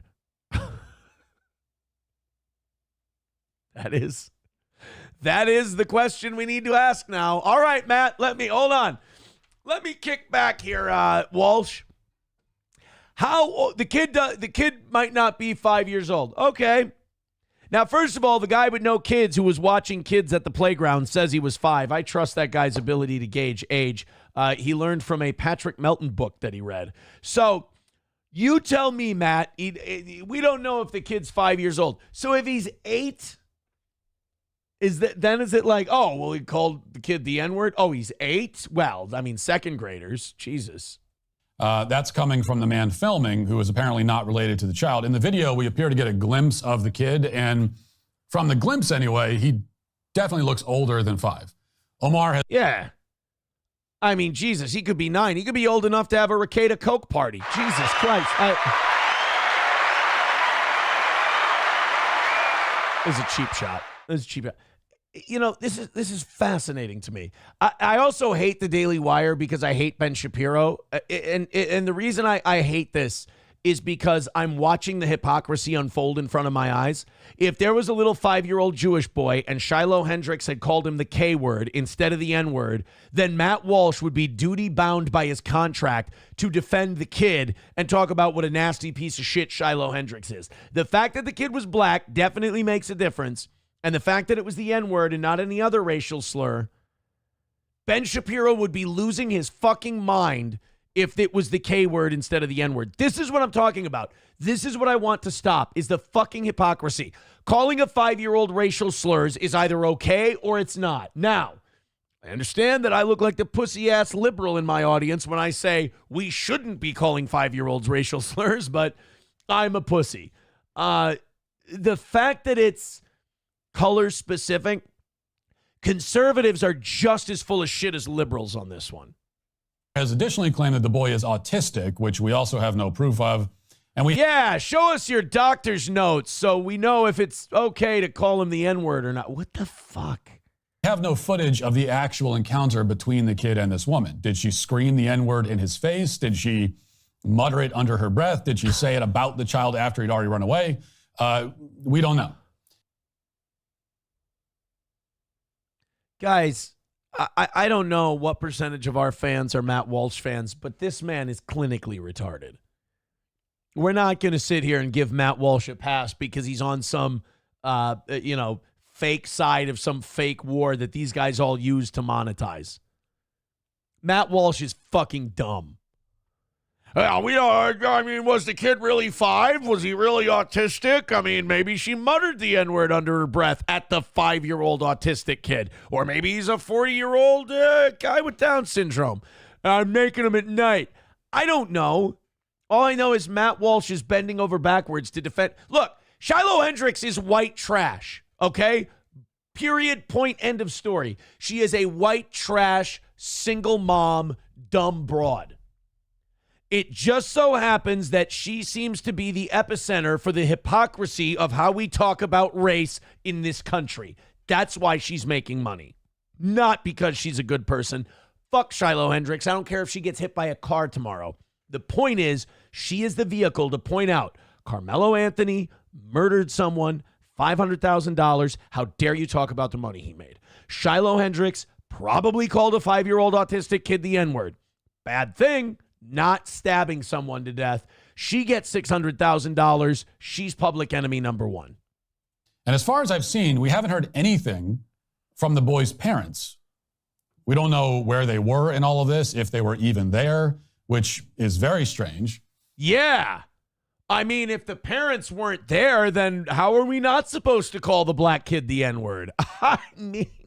Now, so there are many aspects of this.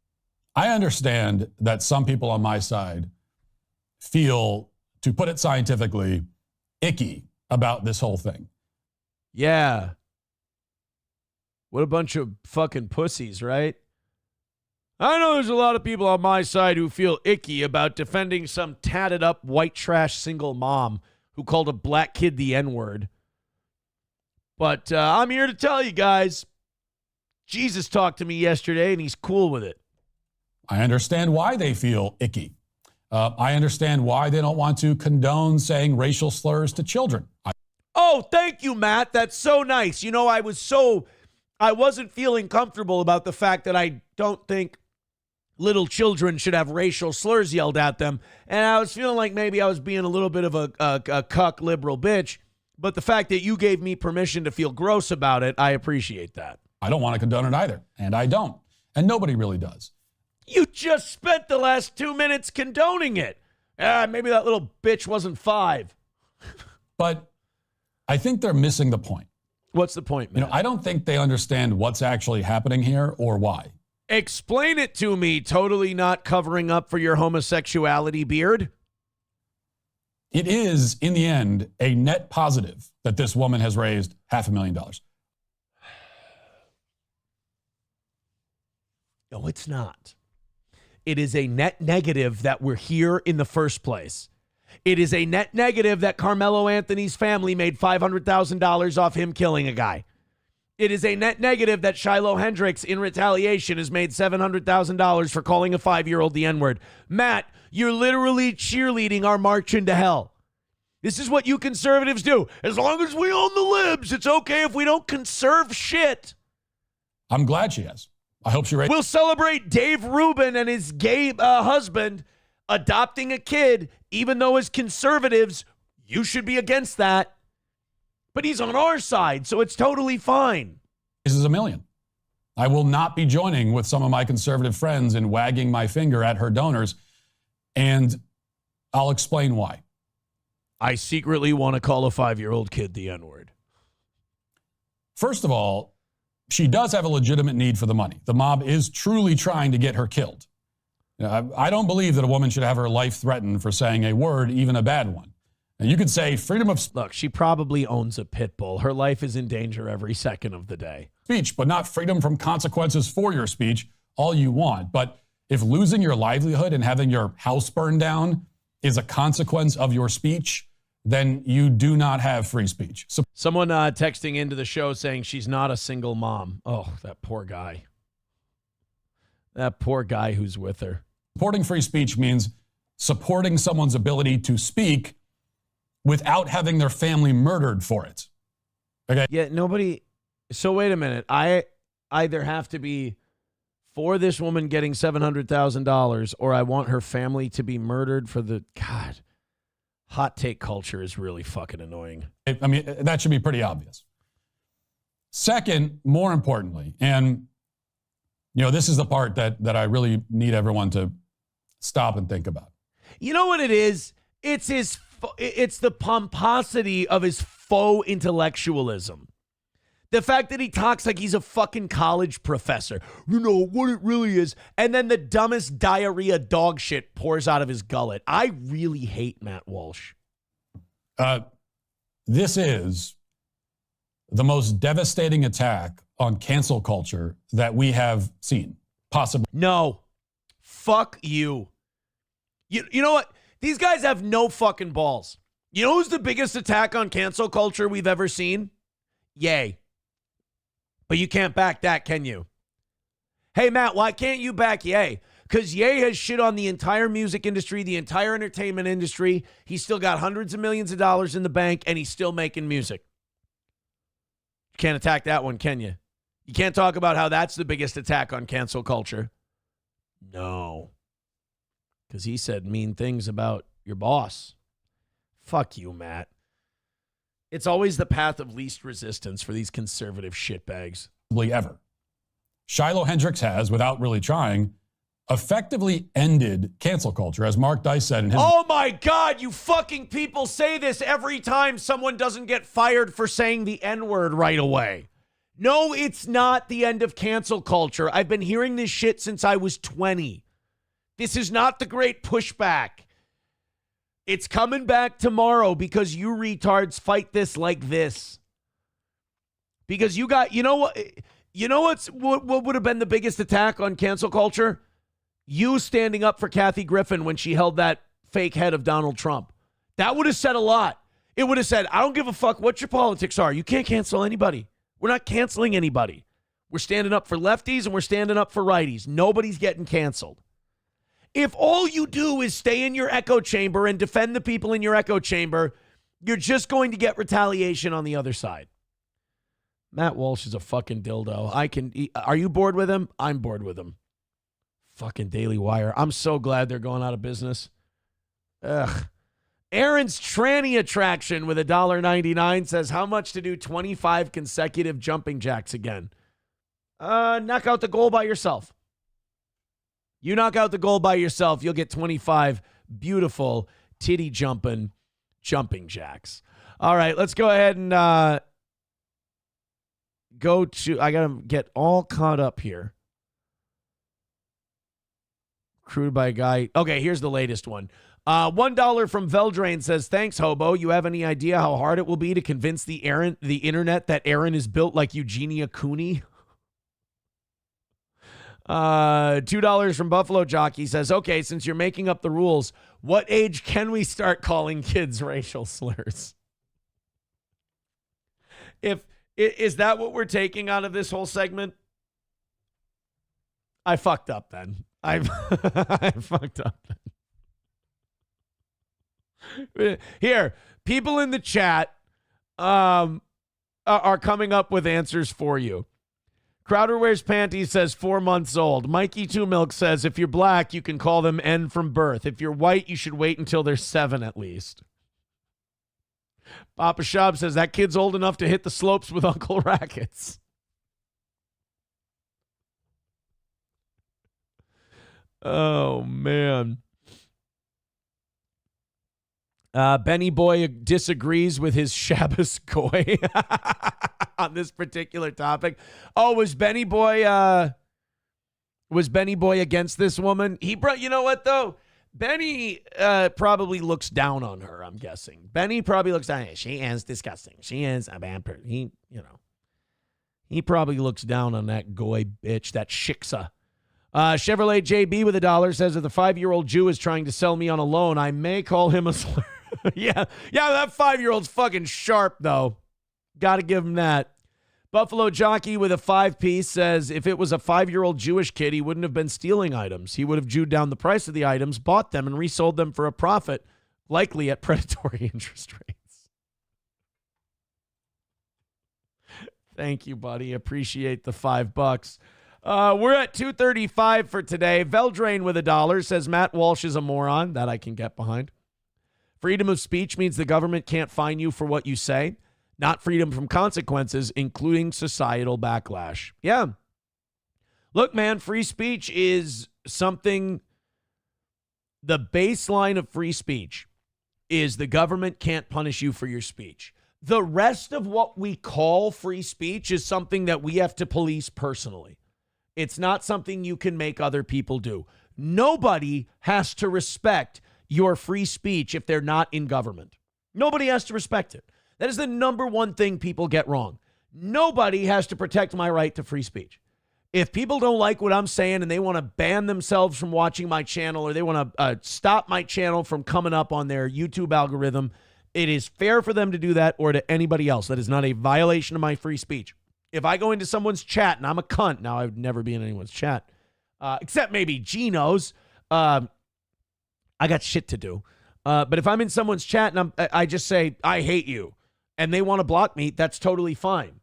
Freedom of speech is the government using power to stop you from speaking.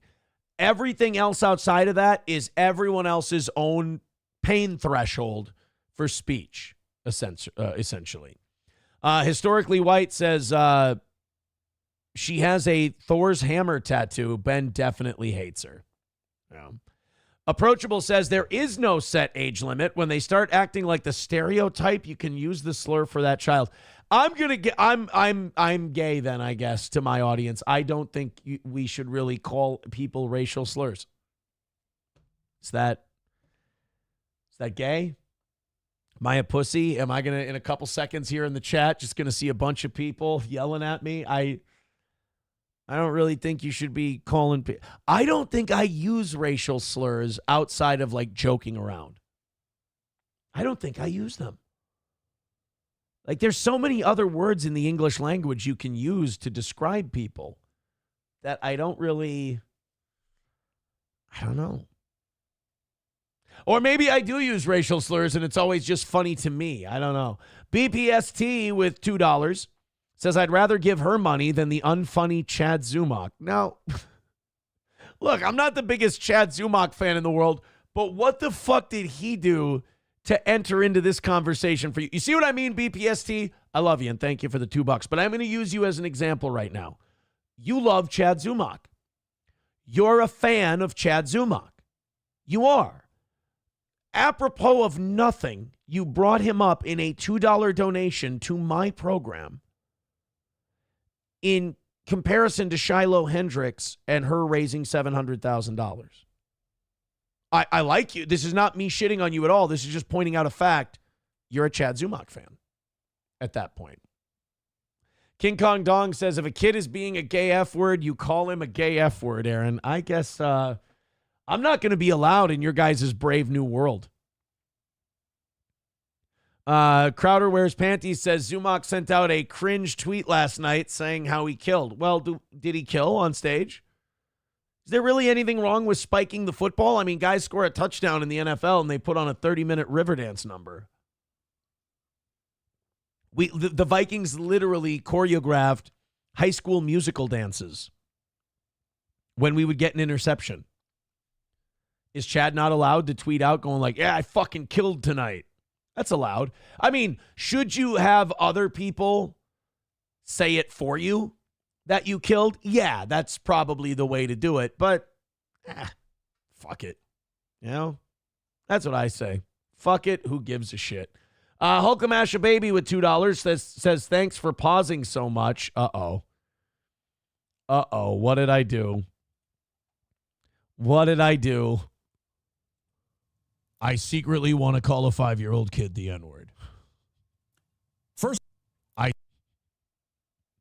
secretly want to call a 5-year-old kid the N-word. That's going to be great for me. Thank you. That is You have no idea how incredibly helpful that's going to be. Thank you, guys. Thank you. Gray Duckling with $10 says you're allowed to use it if you're in your car with the windows up and the door locked. Ooh, see, I think you might be too close to them if you have to lock the door. I think you should have that door unlocked, you fucking pussy. Oh, and Gray Duckling also gave that $10 because it puts us at $225 for today. God damn it. Breezes right past 230. Hey, we're only we're down to 225 already today. It's 7:30. Keep it going, guys. Streamlabs, PayPal, Venmo, Super Chats, Rumble Rants. And let's get that thing knocked out and call it a perfect Wednesday. Also, hit like, hit subscribe, hit follow. We're at 630. Ew. Steel Toe's numbers are fucking tanking, bro. This is not good. Hit like, hit subscribe, hit follow. I like hitting the goals and everything. Like I said, drama's over. Drama's done. We're going right back to where we used to be. We had a great run for a year. What are you going to do? Just keep hitting those goals and just keep doing good shows. Approachable says, wait, why are you upset that the goal just went right past $230? Please explain. Oh, I'd love to. You see, there's a funny joke. You might not have ever heard it. It's a joke that goes, what time is it when you know you need to go to the dentist? And the answer is 2:30. Because if you say it fast enough, it sounds like you're saying tooth hurty. Tooth hurty. And so 2:30, tooth hurty, when we get to the goal, we like to make that joke obnoxiously over and over and over and over and over and over and over again. And Gray Duckling always throws us money so we get under that number. So really kind of bums me out and makes me sad. So the only way to fix it is Streamlabs, PayPal, Venmo, Super Chats, Rumble Rants.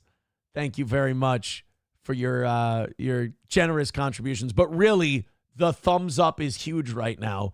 We need to grow this audience. From, God, it was like 3 weeks ago. We were still hanging in there on a good day, pulling in 800 people at a time. Now we're struggling to get to 7. It's in the back of my mind, I always knew it was going to happen. In the back of my mind, I always knew, but I just was never going to be ready for it. And everybody's taking a hit, too. Like, you see, like Kevin and Patrick and all those guys who kind of orbit Steel Toe. Everybody's taking a hit. Someone sent me I saw something on Twitter yesterday where, like, all of Carl's stats have peaked and they're tanking. It's just, it's one of those times where maybe people are growing up and they fucking had it. I would get that. Gray Duckling with $2 says, refund, please. New boot goofing. Why? Because I did the 230 bit anyway? Son of a bitch. Son of a bitch. All right.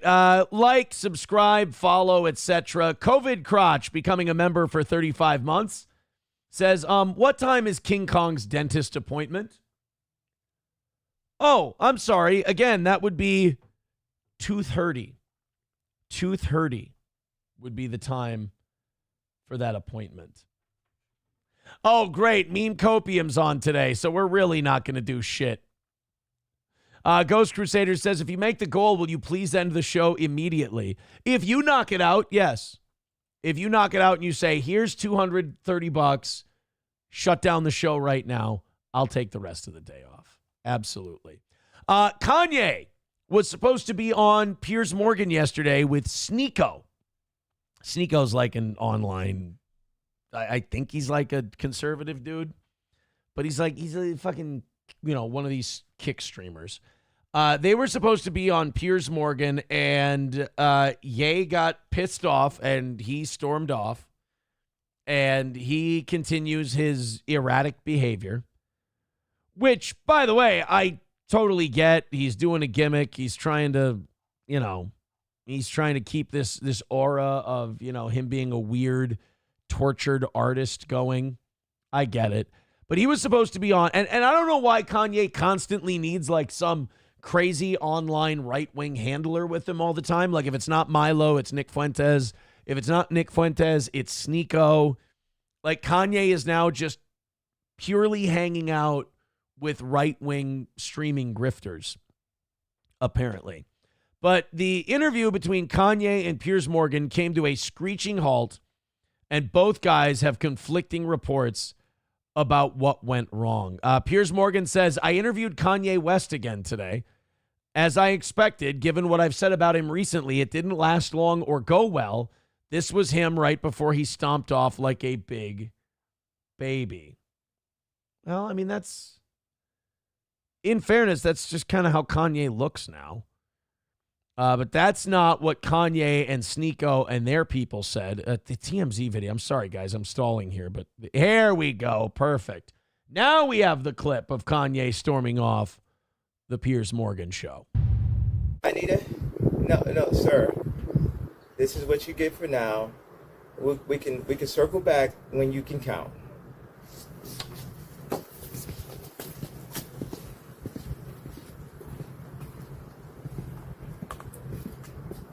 Yeah, that's it for Ye. But it's nice to meet you, Piers.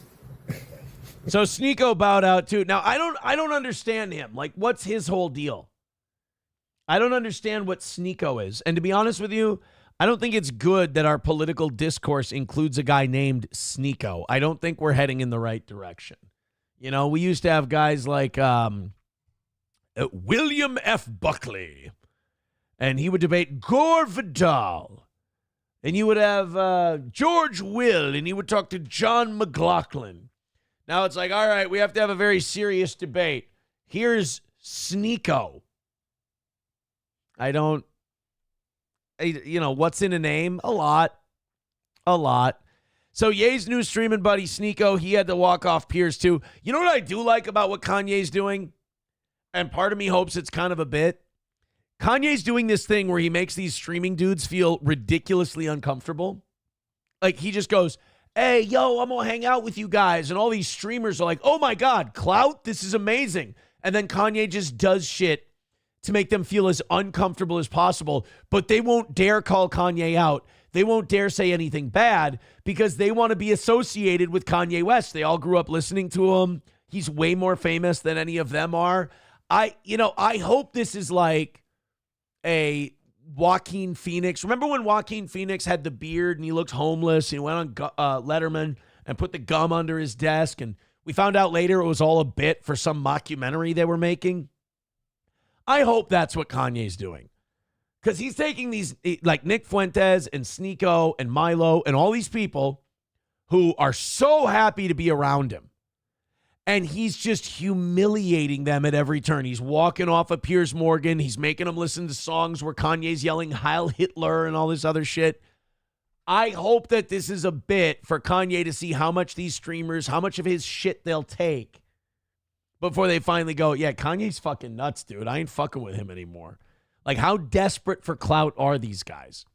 The problem is he's going to find out with a lot of these streaming dudes, a lot of them will just let Kanye do whatever he wants until he takes all of them down. Tilt says Letterman would make him break character at times.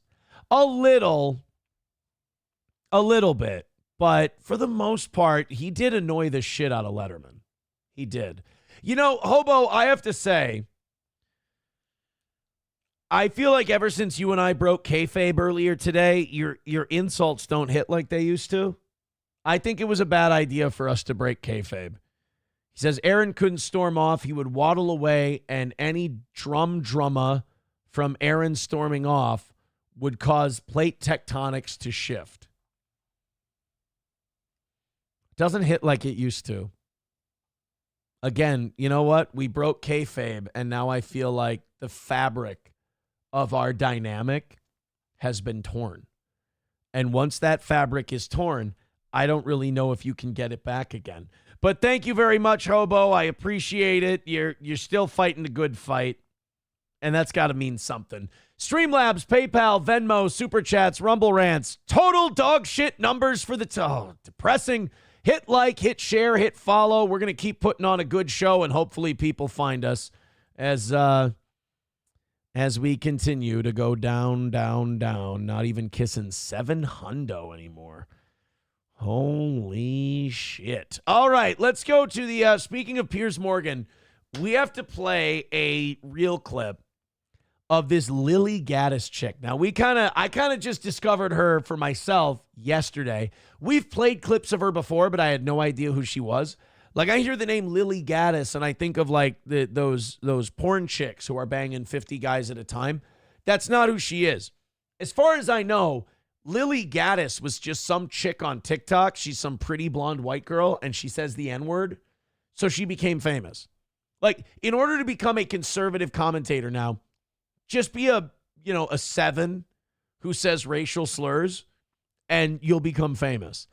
So Piers Morgan had her on his show last night, and I got to say, like, Piers Morgan does an interesting show because he brings people on who are bound and determined to hate each other and just lets them yell at each other. It's kind of throwback to, like, the old Donahue shows or Sally Jesse Raphael. It's not Springer, but it's like those shows where people would yell at each other and scream at each other, or like the O'Reilly Factor. And like, it's kind of old school TV that Piers is bringing to the internet. So he brings the guy from Fresh and Fit together with Mark Lamont Hill. So two black guys. One of them could not be more conservative. The other one could not be more liberal. And then brings on Lily Gatis, who really is just the grenade for this interview. Just the big N-word explosion going off. Not even like right wing, left wing. And then some other Midland chick that I'm guessing is a lefty that Piers brought on this show. This is a 5-minute supercut of Lily Gatis on Piers Morgan last night. She's a fucking card, dude. Well, Lily Gatis, you posted a defense of Shiloh on X. It's been viewed 2.5 million times. Stand with Shiloh Hendricks. Here's the thing. White people have been under attack for years. It's been systematic racism. As much as black people and people of color want to talk about systematic racism in the United States, it's quite the opposite. They get preferential treatment when it comes to getting a job, when it comes to getting into colleges. White people, on the other hand, have been getting attacked relentlessly. Look at 2016 and BLM and all the riots. We just had to sit back and watch people burn down our cities and do nothing about it. That was 2020, by the way. That was the George Floyd riots. But I will say this about Shiloh. As a white man myself, I do have to say, I can go into my glove box and look for my driver's license and insurance. Nobody yells at me to keep my hands on the wheel when I do that. I don't really feel like this attack as a white man as much as other people do. Oh, fun. Hold on, guys. I'm going to use Sam Show's Jew book to kill a spider. Give me 1 second here. He's right on the wall. All right, what are we going to do? Are we going to throw it, or should I go up to it and give him the old whap? That seems kind of easy. Let's see if I can take this book and just launch it at him and kill him that way. Ready? Oh! Ah! He is hanging there right on the wall. Like a taxidermied kill from a hunt. Sorry, Sam Show. Sam Show, I apologize to your Jew book that you sent me. Thank you. All right, let's go back to Lily Gatis and those icy blue eyes. The way to fight back against essentially this anti-white hatred that's been systemically, ingrained in U.S. society is with white unity. Sorry, just... I give her credit for the fact that she's going on a very popular show and just saying shit you can't say anymore. What we need is some white unity. Here's my problem with the idea of white unity. I don't want to be united with a lot of these motherfuckers. Like, I just want to be left alone. Here, the problem with this idea of unity, like, white conservatives want to criticize this idea of people ganging up. They want to criticize this idea of people getting together and ganging up and the riots and the rallies and this and that shit. And they're like, we should individual freedom, blah, blah, blah, blah, blah. But, like, they don't want to be individuals. They're like, well, we should team up and we should have unity and we should have this. It's like, I don't know, you and I aren't really fighting for the same thing. I want to fight for my right to not be tethered to a group of retards just because we all look the same. I want to be able to totally just have my own thought, my own thing, and then someone else has their own thought, their own thing, and just because our thoughts and our things may be the same, we don't have to form a fucking, Super Friends club. to be clear, this has got nothing to do with anything you've just said. It's not about her. It's not about her. It's about Well, it is white about people her. finally coming together and supporting another white person. And it doesn't matter. Why what would she you want to says. support a white racist? Because I want to support free speech, and you cannot have free speech in a country. No, if you that's have... fine. You can support free speech, but you also have to be accountable for what you say. Would you use the N-word out of interest? Yes. See, like, that's where I'm torn. That's where I have this crossroads moment, and I'm kind of a hypocrite. I'm sitting here like, no, none of this, Shiloh Hendricks is a retard. She's dumb. She's an idiot. But then, like, I see a Lily Gatis, and Lily Gatis, they're like, do you use the N-word? And she's like, yeah, fuck yeah, I do. And it's like, but I want that honesty. I want Mark Lamont Hill to be honest. Like, one of the reasons I like Charlemagne the God is because he calls white people mayonnaise. It's like, whole jar of Hellman's on this one. But here's where I dislike Charlemagne, is that he won't extend that same courtesy to white people to talk that way about black people. You got it. Dude, as soon as I find a person who lets that cut both ways, love them. Perfect. Or someone who's consistent both ways. They're like, I'm not going to use any slurs about white people. That's disrespectful. I ask that they don't use slurs about me. That's cool too. I just don't like the idea that people go, well, black people can say it. Why can't we say it? Well, now you're just guaranteeing that when you say it, you're going to look like a hypocrite because you're saying it's shitty when they say it. You would? I do, quite frequently. You use the N-word quite frequently. Well, why? Other than the fact you're a despicable racist. Are you? Sure, I'll embrace that. If that means forwarding, helping white people achieve freedom of speech, real freedom of speech, which, by the way, There's not much you can do to a Lily Gaddis when you're like, you're a despicable racist, aren't you? And she's like, yep. Because that's the whole line of attack. If you're Piers Morgan, that was your whole thing. That was what you had to back her into a corner. You're like, so you were a despicable racist then? And like his whole thing is, all right, for the next 30 seconds, I'm going to watch her squirm. Mr. Me with $5 says, I can no longer in good faith continue to watch a man who will not yell the N-word at a small child. Good day, sir. So I apologize, Mr. Me, and thank you for the $5. Damn it, I lose more people that way. Shiloh Hendricks is being attacked on all fronts. They're trying to bring legal charges against her. They're trying to get her children taken away. You just said to me you use the N-word regularly. In what context? Do you use it with black people? Yes. Yeah, how else are you supposed to use it, Piers? Kind of a waste if I use it at an Indian. Plus, how what you say you use the N-word quite free. Like, this is what happens when you just kind of blunt their guilt trip. Like, you now Piers has to reach. He's like, oh, so you use the N-word frequently. Well, do you use it at black people?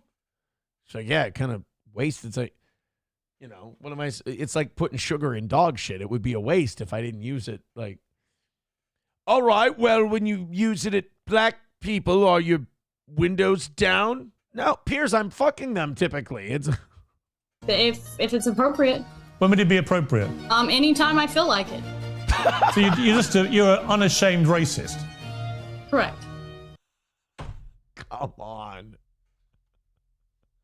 Come on. Now I have to ask myself, Aaron, is this the world you want to live in? I mean, kind of. I want to live in a world where Charlemagne the God, they can be like, are you racist? He's like, fucks yeah, I'm racist. I don't trust no mayonnaise. I put butter on my sandwiches. And then Lily Gaddis can go, fuck yeah, I'm a racist. I use the N-word all the time. And I'm like, all right, look, you two are where you are. Everybody understands. We can move on now. Well, do you understand that? But I'd also like to live in a world where we're not shouting mayonnaise and the N-word at each other. That's another world I would like to live in. So I'm in immediate conflict here. As an entertainer, shit like this is hilarious to me. But as like a guy who would like to see my children grow up in a world that isn't complete dog shit, I would appreciate it if our answer was, hey, let's respect each other and not look at ways we can call each other racial slurs. It makes you a despicable human being. I guess so. I don't really care. I mean, why are we not talking about Shiloh Hendricks? Why are we talking about? Well, actually, I think you've moved it on in this debate very quickly to your own racism, which explains. Wait a minute, Piers, I don't think she moved it onto her racism. You did. You kept asking her about her racism. She's fucking cute, though. Why you've supported her in public and why is it when they say they like I say I'm against us like calling each other racial slurs, but then when a blonde-haired, blue-eyed, cute conservative chick goes, yeah, I use it all the time, I'm like, fucking right. You've got all these views. And shame. Admit it to the rest of you pieces of shit that watch this show. The minute she just owned all of it, you went, all right, she's my cup of tea. On you. Well, shame on white people for allowing themselves to be systematically discriminated against in the United States. This is our country. This is a country that should be. What do you mean your country? They've all just landed in America, invading your white country. Is that your position? Mm-hmm. Well, I mean, they were brought here technically.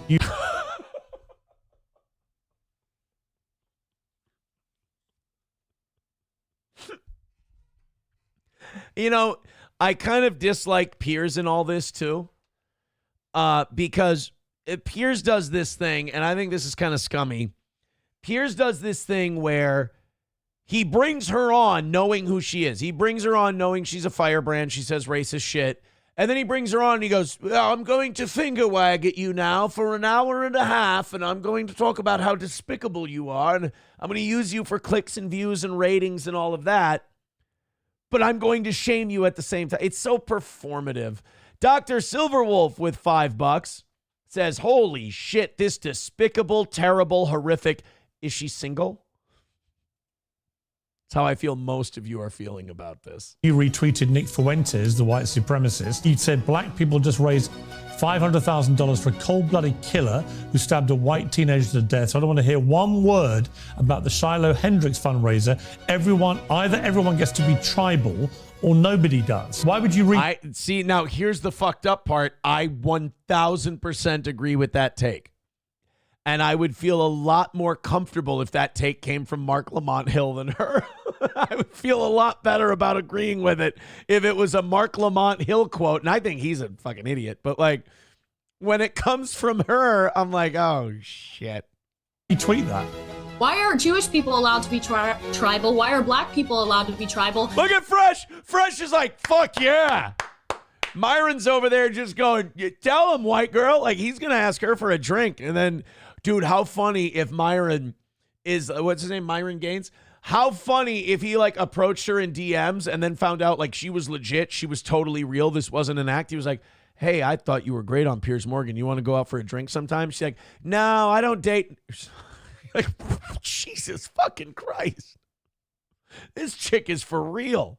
But as soon as white people stand up for themselves, we're labeled a racist. And by the way, you call people racist when you want them to stop talking about things. No, I called you a racist. Well, sometimes, no, easy now. Sometimes you call people a racist because they yell the N-word at a 5-year-old. I mean, Gray Duckling with $2 writes, she can fix me. Because you admitted you were racist. Racism is just having a preference. I prefer not to live around black people. I prefer...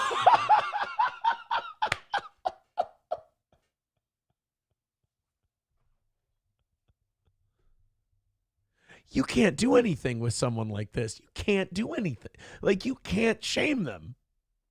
Prefer not to live in a country where white people in our country are disproportionately attacked by black people. Where in my country, you can have an Austin Metcalf where he asks a guy to leave and he gets stabbed in the heart. I prefer that. That's a preference. Now, what a real racist is, in my opinion, is seeing someone as less human. I'm a Christian. I believe everyone's created in God's image. So I don't see anyone as less human. But that doesn't mean I'm not allowed to have a preference and say, I don't like what happens to be coming out of this community. Or you think she'll be on Piers Morgan ever again? Probably not. That community. How is that a bad thing? How is that not just a preference? Because you've literally made black people sound lesser humans. You don't want to live around them. You want to use the N-word in relation to them, a word that you know causes that community unbelievable offense. Look, I know you guys don't see Piers as based as she is, but he's not wrong either.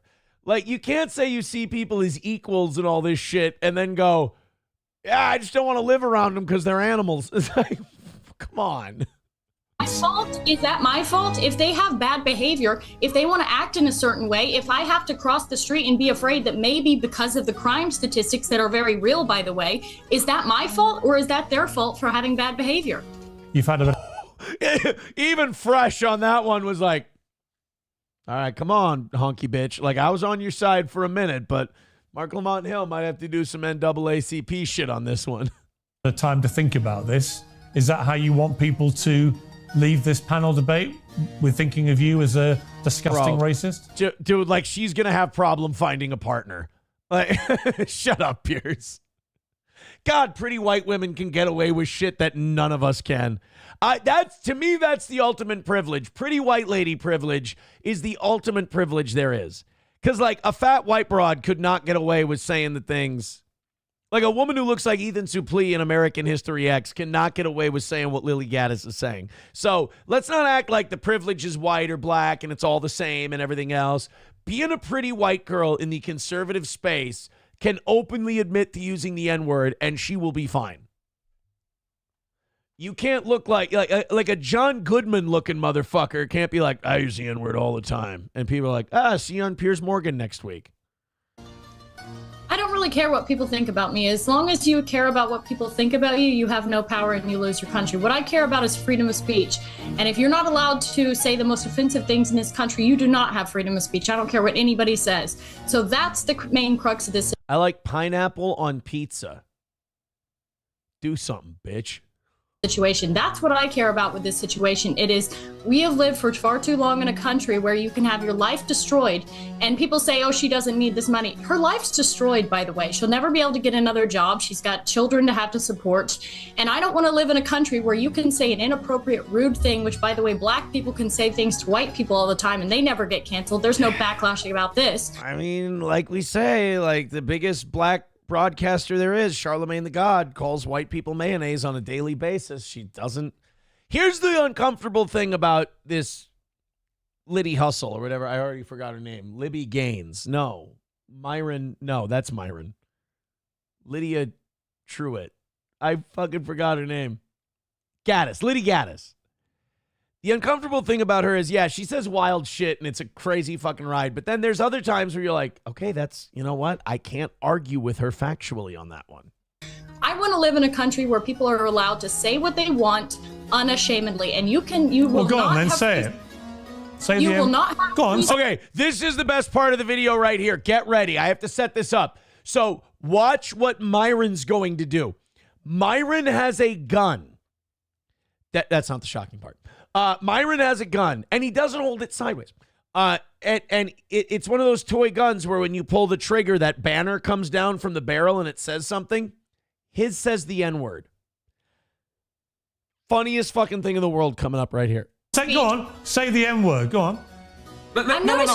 Don't invite. No. I don't want you to invite this woman to say a racially harmful term in front of me because I'm the only on here. So if she says it, I'm the victim of it. So please don't invite her for ratings to call me the N-word because that's basically what it's going to be. Okay, now wait. In fairness to Mark Lamont Hill in this clip, look at her face. She is thrilled. Myron is thrilled. In defense of Mark Lamont Hill, he has sat here and listened to her say this shit for probably over an hour. So this was just this was his breaking point. A bunch of white people up here, you and one Uncle Tom on the left here. And see, now that's bullshit. That's kind of what legitimizes Liddy Gaines. Or Liddy Gaddis, I'm sorry. Is when a guy like Mark Lamont Hill goes, no, she can't say the N-word. That black guy's an Uncle Tom. It's like, well, now wait a minute. Now that's bullshit. Because you just said she can't say an offensive term. But calling a black man an Uncle Tom is a remarkably offensive term. So you got to fucking practice what you preach there. Ask her to say the N-word while I'm here. There it is. So that, I had to tell you what it said because it's blurred out of Piers's channel.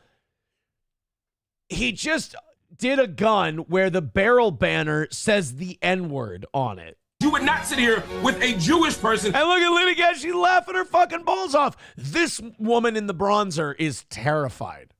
and say, please use a Jewish slur in front of this Jewish. It's ridiculous. I understand you don't have any bad intent, Piers. I understand what you're trying to do. But we already know she's racist. And I don't want to invite a racial harm to me. I hear you, and I accept that, and we'll leave it there. and that was the Piers Morgan episode from what, last night, couple nights ago. God, what a fucking ride, huh? Holy shit. Let's go to, we got a bunch of contributions here that we have to get to. Do us a favor, if you're liking the show, hit like, hit follow, hit subscribe, pump us up just a little bit. $1 from Veldrain says, we are all hoping Ye is going to have that Hyde iDubbbz moment of she does hair and nails. Let's go next to $1 from Approachable says, Aaron, why don't you compromise with these Google black children, then click images, then shut your mic off and yell the N-word? No, what? No. Why is that on me? $1 from Coltrane. He says, I definitely love her. Buffalo Jockey with $2 says, can you blame her for not wanting to live near them? Who wants to live next to a prison? Why isn't she doing her part to, like, crank out some white babies and shit? Like, isn't that what you should be doing if you're, like, down for the cause? Shouldn't she be cranking out kids? There's kind of a hypocrisy going on there. Maybe if she would stop eating her sexual partners after she fucks them, I feel like she rips their heads off like a goddamn praying mantis. Seems like she might be the type. Thank you very much for those contributions. Also, Cheese just sent me a bill for $5. What the fuck, Cheese? No, Cheese, I'm not going to give you $5. How dare you? Flinty Gecko with $50, a big 50 coming in from Flinty. $50 coming in on PayPal from our buddy Flinty, and now he's tied for 4th place. Thank you very much. So that's going to put us at 165 for this morning. Thank you, guys. Ahead of the game. Thank you so much. Streamlabs, PayPal, Venmo, Super Chats, Rumble Rants, and keep it going. Streamlabs, PayPal, Venmo, Super Chats. You guys are, you know what? She sent that $5 bill when we were at 225. I get it now. She sent the $5 when we were 225 away from the goal, and the comment was, for your dentist. To put us back to 230. Oh, jeez. She's a fucking funny guy. Hey, Flinty, thank you very much for the $50. Give him the drop. They are afraid. Coltrane says, I'll get my vasectomy reversed and give her a few if she will have me. Yeah, you got to audition. There's too many white guys in line after that Piers performance. Liddy Gatis. The Renegger says she's fucking Jewish. Wait, what? Wait. No. Time the fuck out.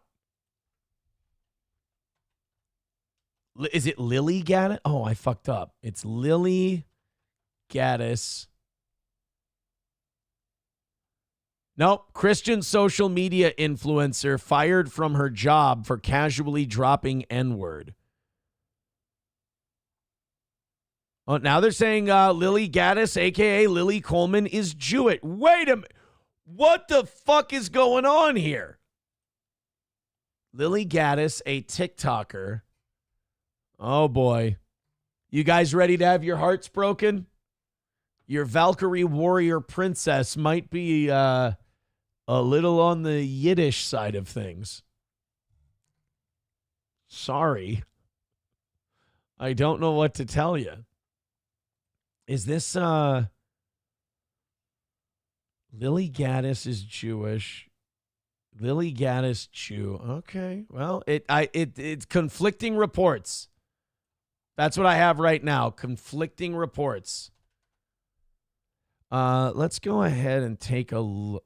Oh, no, that story's not working. All right. We don't have any confirmation yet. We don't know. It seems like we got people in our chat who are trying to shake things up and break some of your hearts. Bapa Shab says, oldest trick in the book, deploy attractive Jewess.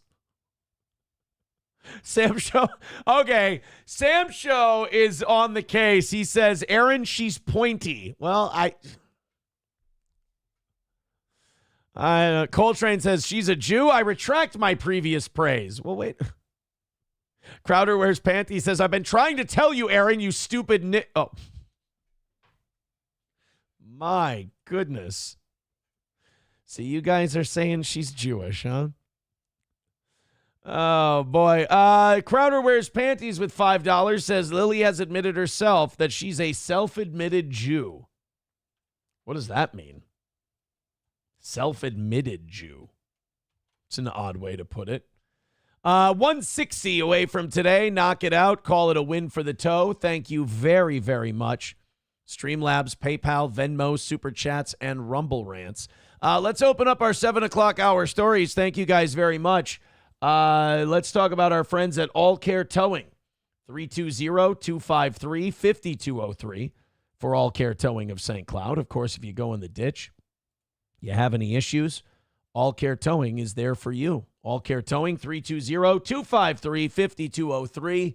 Nobody faster than our friends at All Care. Midland Armory, downtown Foley. Midland Armory handles suppressor work for you from start to finish. Midland Armory, Derek and Tracy, go ask them any questions you have, either via phone, email, or in person in downtown Foley. Midland Armory is the place you can go for all the information, knowledge, experience, whether it's knives, optics, suppressors, parts, and gear. Midland has it for you. So talk to Derek and Tracy today. Also, any of your needs for home defense, personal carry, hunting, sport shooting, whatever, they've got it for you. Check out their selection right now online at Midland Armory, midlandarmory.com. And Stoney's Bar in downtown Rockville, Minnesota, right there on Broadway. Tomorrow is Bike Night. Wild Willie's Sandwich Shack will be in the house at Stoney's in downtown Rockville. That's Stoney's Bar. Go check them out. 250 cans on Thursday and live music on the weekends. Play some darts, play some pool. Try one of their ultimate Bloody Marys. After all, as Eric Church once said, Bloody Marys and aspirin will give a hangover one hell of a fight. Stoney's Bar in downtown Rockville, Minnesota. Visit Stoney's today. Buffalo Jockey with $1 says, red flag, review the tape and check the most to confirm whether she's a Jew or a normal good person. $2 from Dr. Silverwolf says, I retract my attraction. That's not very nice. I can't believe you guys would behave this way. Completely despicable. All right, we're finally pushing 700 for today. Get it up there, especially over on the YouTube end of things. Hit like, hit subscribe, hit follow. Let's get some shit done, shall we? Donald Trump met with the Canadian Prime Minister yesterday. Mark Carney? Mark Carney, by the way, perfect last name. I don't think you could come up with a better last name for a guy to fit his personality than Carney, because this guy is a joke. I mean, he's Trudeau if Trudeau knew what a globalist was. Like, the thing about Justin Trudeau is he was kind of like a Nepo baby and a dipshit. And so, like, he had all of these liberal progressive beliefs that were, like, to the left of Lenin. But he couldn't really do quite as much because he was just kind of an idealistic kid. Mark Carney's more of like a manipulative World Bank, IMF, globalist kind of a dude. Soros sort of guy, you know? And he met with Trump, and let's just say that this relationship could be very interesting for a very long time. Let's go ahead and take a look at some of these clips here. They asked Mark Carney and Donald Trump about Canada becoming the 51st state, which first of all, it's ridiculous. I don't want to see Canada become the 51st state for a couple of reasons. One, it would be the biggest blue state we have, maybe save California.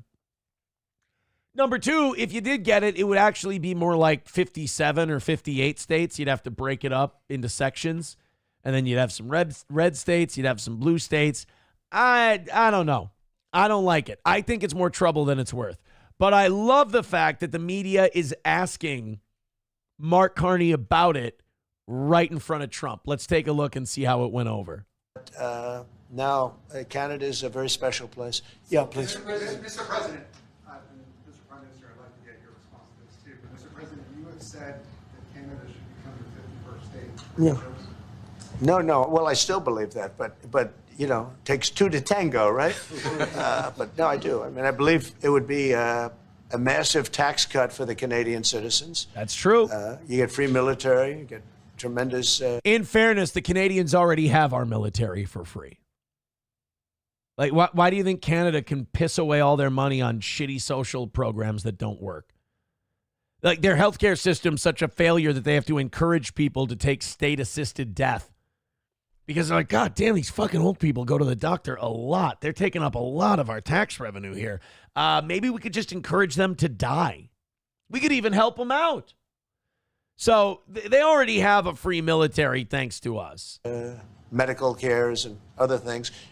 There would be a lot of advantages, but it would be a massive tax cut. And it's also a beautiful, you know, as a real estate developer, you know, I'm a real estate developer at heart. When you get rid of that artificially drawn line, somebody drew that line many years ago with like a ruler, just a straight line right. That was the British and the French and the Spanish. They drew well, you get the idea. Across the top of the country. When you look at that beautiful formation when it's together, I'm a very artistic person. This is so fucking awkward because you have the President of the United States. Here's another head of state watching him talk about how this guy should just be a governor. It's so wild. Trump's like, it's a beautiful country, and it would be so advantageous for Canada to become the 51st state. This motherfucker next to me should be a governor. At best, really. And you'd be such a good governor. The beautiful country, could you imagine? You're not a head of state. You don't have to travel much. You'd stay at home with your family. Being a governor, I think you'd be a good governor. But when I looked at that beauty, I said, that's the way it was meant to be. But, you know, I do feel it's much better for Canada. But we're not going to... Mark Carney's like, all right, my turn, bitch. No, this is horse shit. Be discussing that unless somebody wants to discuss it. I think that there are tremendous benefits to the Canadian citizens, tremendously lower taxes, free military, which honestly we give you essentially anyway because we're protecting Canada if you ever had a problem. But I love the body language in these like powerful world leaders. Because Trump doesn't give a shit. People are like, oh, Trump doesn't read signals or Trump's oblivious. No, he's not. He knows what he's saying and he knows how it's impacting these people. He doesn't fucking care one bit. I think it would really be a wonderful marriage because it's two places that get along very well. They like each other a lot. Well, if I may, as you know from real estate, there are some places. And by the way, we sound the same too. We might as well just team up. That are never for sale. That's true. We're sitting in one right now, you know, Buckingham Palace that you visited as well. That's true. And having met with the owners of Canada over the course of the campaign last several months, it's not for sale, won't be for sale. You know, I saw this movie. It was called Super Troopers 2. Fine film.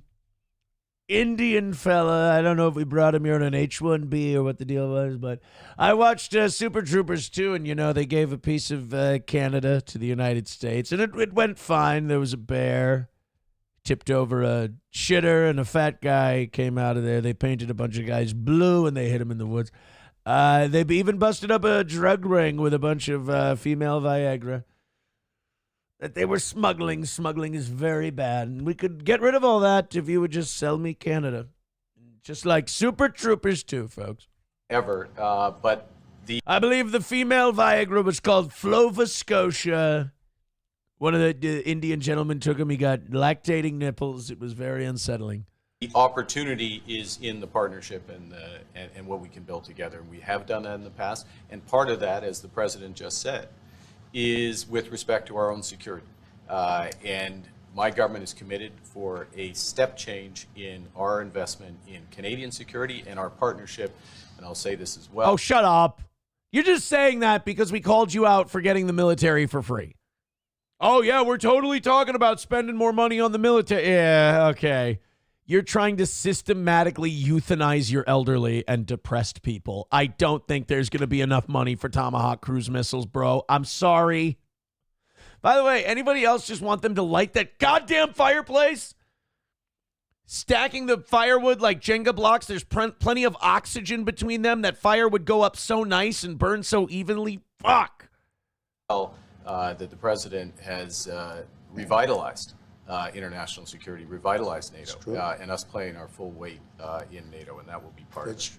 That's something I'm against that Trump's doing. Hey, we're revitalizing NATO. Disband the fucker. It's gotten us in nothing but trouble. Ukraine war, all because of NATO. They have, I must say, Canada is stepping up the military participation because Mark knew, they were low, and now they're stepping it up, and that's a very important thing. But never say never. Never say never. He goes, never, never. He's mouthing never. Trump's like, you might sell me your country. I'm never selling him my country. Trump is Pepe Le Pew, and Mark Carney is the cat. Like, Trump's just like, mon chéri. He's like, get the fuck off of me. We're not. I want you to all meet my new ball-busting Secretary of State, Lily Gatis.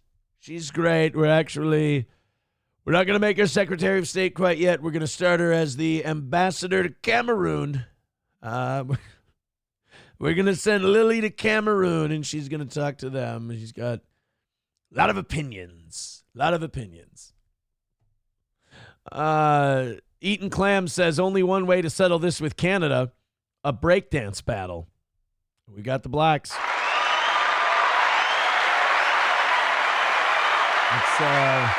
It's another win for the toe as far as I'm concerned. Thank you very much to Eric with $1.35 over there on PayPal. Says you could probably get Olbermann to say the N-word, especially if Trump gets a black cabinet member.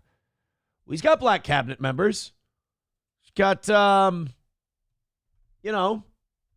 don't forget about,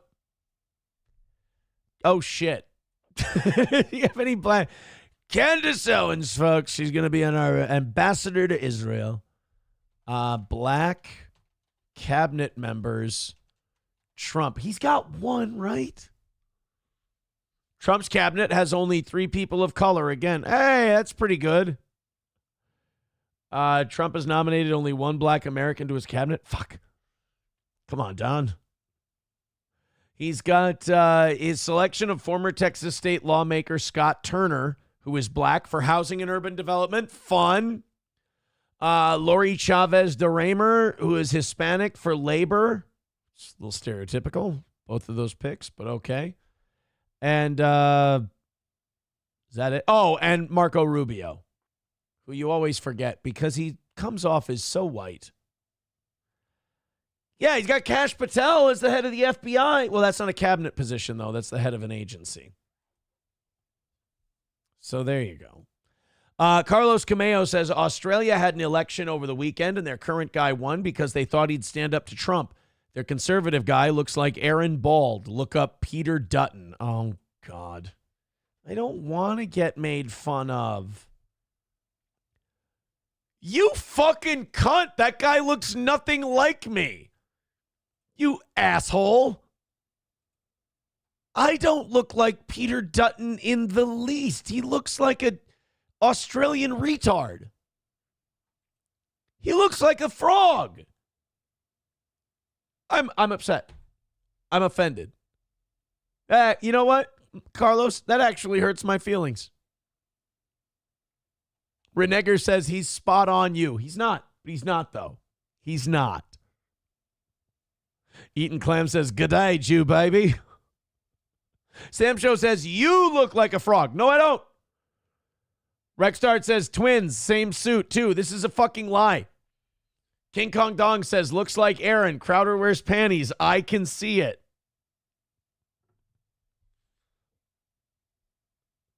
Sam Show says, what is that second chin for, Aaron? Ribbit. That's funny. Funny. Dead ringer. Yeah, thank you, Jasper. He has no eyebrows. He looks nothing like me.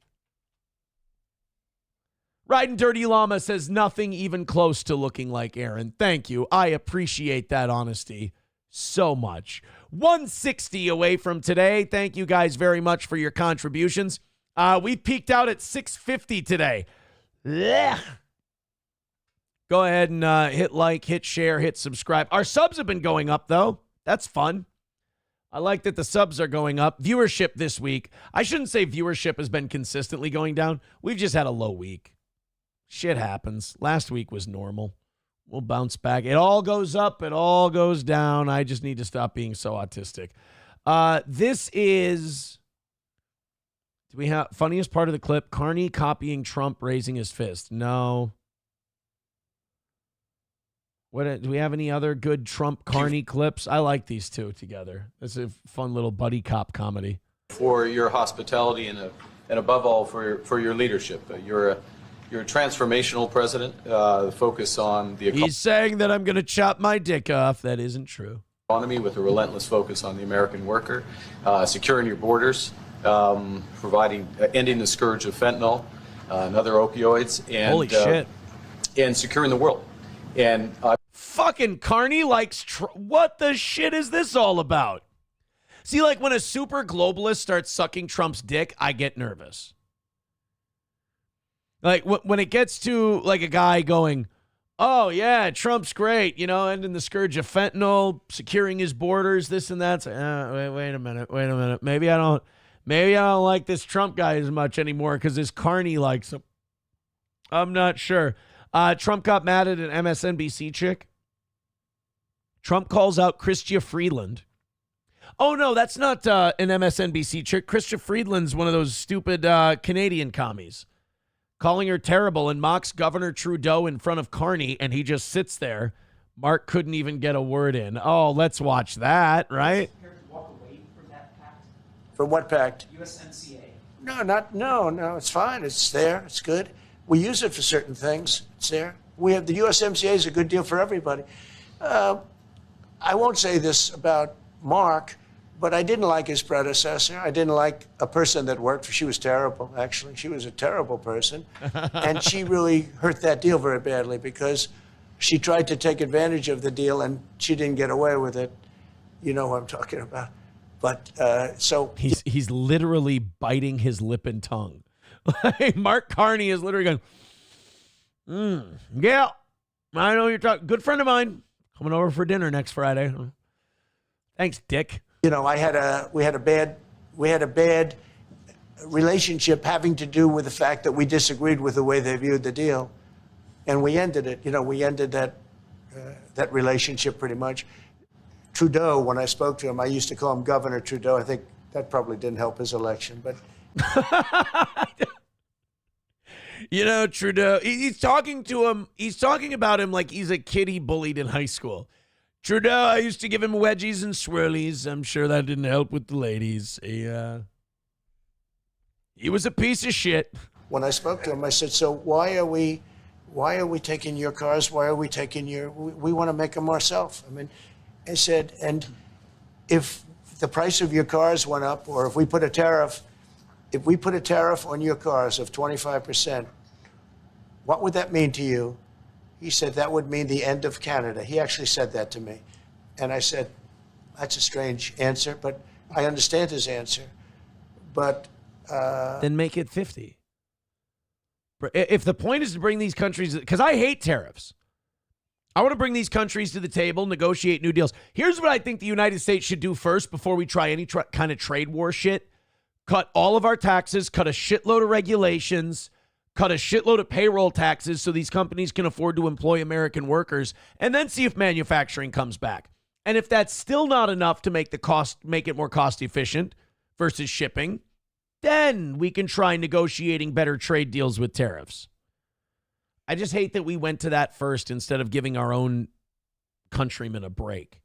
No, I mean, it's hard to justify subsidizing Canada to the tune of maybe $200 billion a year. Oh, he's just like, all right, look, you've been talking a lot of mad shit there, Donnie. Can I get a fucking word in edgewise? And Don's like, when I'm finished.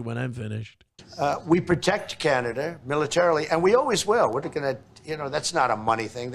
But we always will. But, it's not fair But why are we subsidizing Canada $200 billion a year, or whatever the number might be? It's a very substantial number. And it's hard for the American taxpayer to say, gee whiz, we love doing that. That Mark Carney, you got to admit, that Mark Carney is not happy about, the shit Trump's saying. I mean, it's just kind of shit talking him right to his face. Yeah, and then you got people like Bapa Shab saying nothing is coming back ever. The future is Infinity Indians. Well, there's that too. I mean, you could also say that, look, man, Trump can do whatever he wants. Manufacturing is never coming back to this country. That day is dead. That's fair too. I just hate that he went to tariffs first, is my point. Hit like, hit subscribe, hit follow, and throw us a couple of bucks.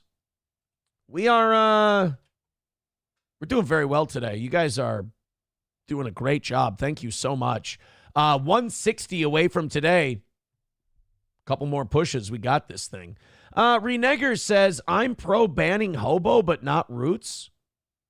Roots lost his arms from an IUD from an Arab kids from Iraq. Why would we ban hobo? Hobo and I just had a gay love fest in the chat today, breaking kayfabe. He said I'm not fat. And yes, that's enough to qualify as a love fest on this program. India launched a military operation against Pakistan. We talked about that a little bit today. This is something worth going over and talking about. I know it's a little too, above the steel toe pay grade, border disputes in Central Asia and what it might mean for World War III. There's not nearly as much comedy fodder there with the whole potential end of the world thing. I just like that we Timu'd out World War III. It used to be like the Russians and the Americans. Now we're like, all right, we can't really afford the rights to Russia, America, World War III anymore. What do you got? And we're like, well, we got Muslims versus Indians. All right, that's like the Sci-Fi Channel. HBO can afford America versus Russia, World War III. Whereas Sci-Fi can only afford the rights to India, Pakistan. The feathery helmets, the dancing, and the occasional bomb drop. But this is what happened yesterday. There was some kind of terrorist threat in India. So they attacked places in Pakistan, and now Pakistan is vowing to respond. Let's see if we can't get a good beat on this shit. Pakistan is about to take care of the Indian problem, says Plankton. I don't know. I feel like Pakistan's a more expensive friend to have, if that makes, because you understand, Pakistan would probably have a militant Islamic government if we didn't pay their current regime a shitload of money to be our friends. Now to some breaking news from overseas. India has launched a military operation against Pakistan. CNN's Nick Robertson is joining us now on the phone. He is in Pakistan, and of course, this has to do with Kashmir, the long standing... Oh, wait a minute. They're fighting over a sweater? Oh, for Christ's sake, this really is Timu World War III. Son of a bitch. Here I thought we were getting World War III and some crazy shit, and now I find out that it's all over clothing. Come on, guys. You can all sew it and knit it together. You've all got 8-year-olds. You got sweatshops. There's no reason to fight. Zone of conflict between these two nations. Nick, what's happening? Well, we're only just beginning to get some sketchy information here. We have what the Indian government is saying, that it has hit a number of sites that it says are inside Pakistan and inside Pakistan-administered Kashmir. Now, Pakistani officials say that they believe that India was going to strike back to that attack inside Indian-controlled Kashmir that killed 26 civilians several weeks ago. The information literally is only coming in at the moment, and we're pinpointing the locations that we're now getting from the Pakistan. So essentially there was an attack inside India-administered Kashmir. Basically what they're doing with this Kashmir region is what they did with Western Germany and Eastern Germany after World War II. There was an American zone, a French zone, a British zone, and a Russian zone. And so you got all these different administered zones, and then you got a lot of militancy around these borders, people who want to instigate a war between these two countries because they think it would help their power base. So you have Pakistani militants, at least we think, killed 26 people inside India-administered Kashmir. So then India responded by bombing targets that they thought were legitimate inside Pakistan-administered Kashmir. The problem with that is you're still bombing Pakistan territory. And Pakistan is never going to look at that and go, yeah, totally fine. Totally. Yeah, drop bombs on our land. That's totally cool. Don't worry about it. No, they're going to be like, no, we're going to fuck you up. Quit bombing our shit. We might want to get involved here. Not militarily, I mean diplomatically. We might want to send Rubio or someone like that to sit some people down and calm this down. Because if this was Nepal versus, fucking Sri Lanka, I wouldn't worry. But India has nukes. Pakistan has nukes. The whole world is kind of at risk on this one. Pakistani military concerning 3 different places that the Pakistani military says has been hit.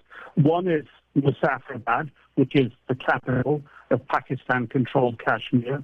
One is Koti, and the other one is Bahawalpur, which is in the main part of Pakistan, that being not inside Pakistan-administered Kashmir.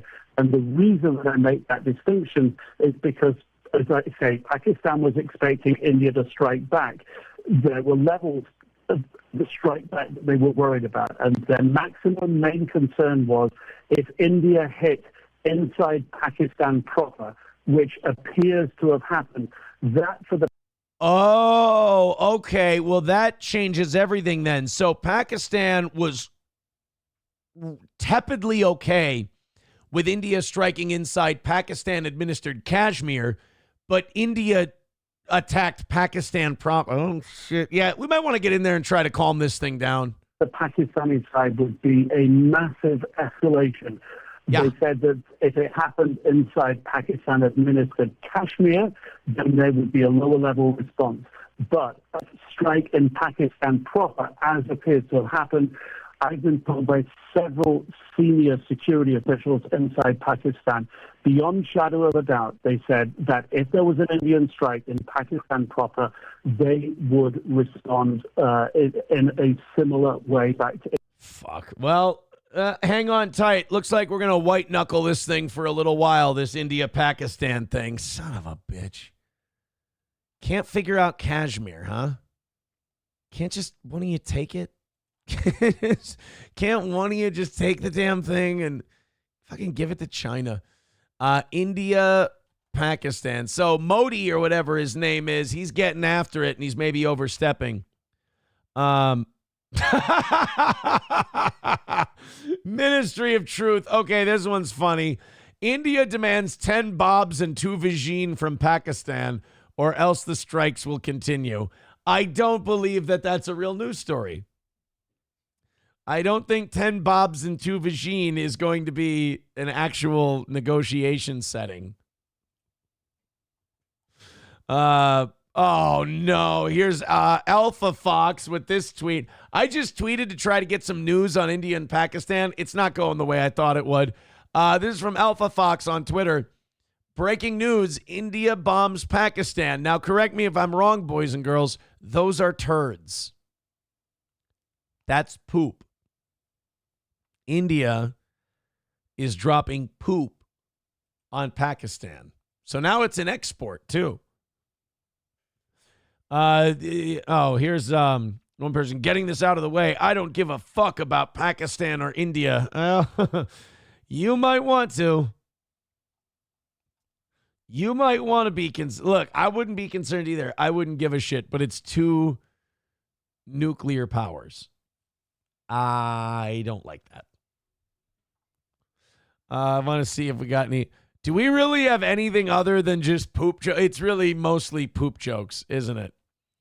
Here's Autism Capital, leaked footage from the India-Pakistan attacks. Oh, are you guys? Hey, guys, someone finally got some footage of the attacks. Would you like to see footage of the India-Pakistan attacks? Okay, this will be helpful. Yeah. If you want to go, then you go to hill and go down. Why you get fried, man? Why? Are you crazy? You're fucking paranoid, You are fucking. man. You are fucking. You fucking you bloody. You bloody. Fuck you bloody. Bastard bitch. You fuck you. bastard, Fuck you. you. Bloody fuck you bloody. Fucking mother bloody fuck bitch.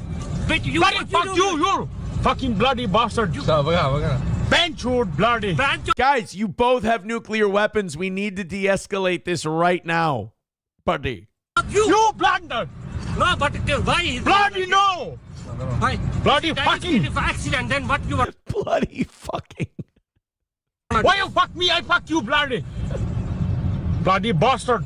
Fucking running like lady, eh? So wait, which one of these two kicked the other one's dog? I'm confused. Bloody. What the fuck, man? Fucking now shout at me, innit? Why are you shouting at me? Because I am going to the work. If you don't do, you do the other places. Why are you shouting?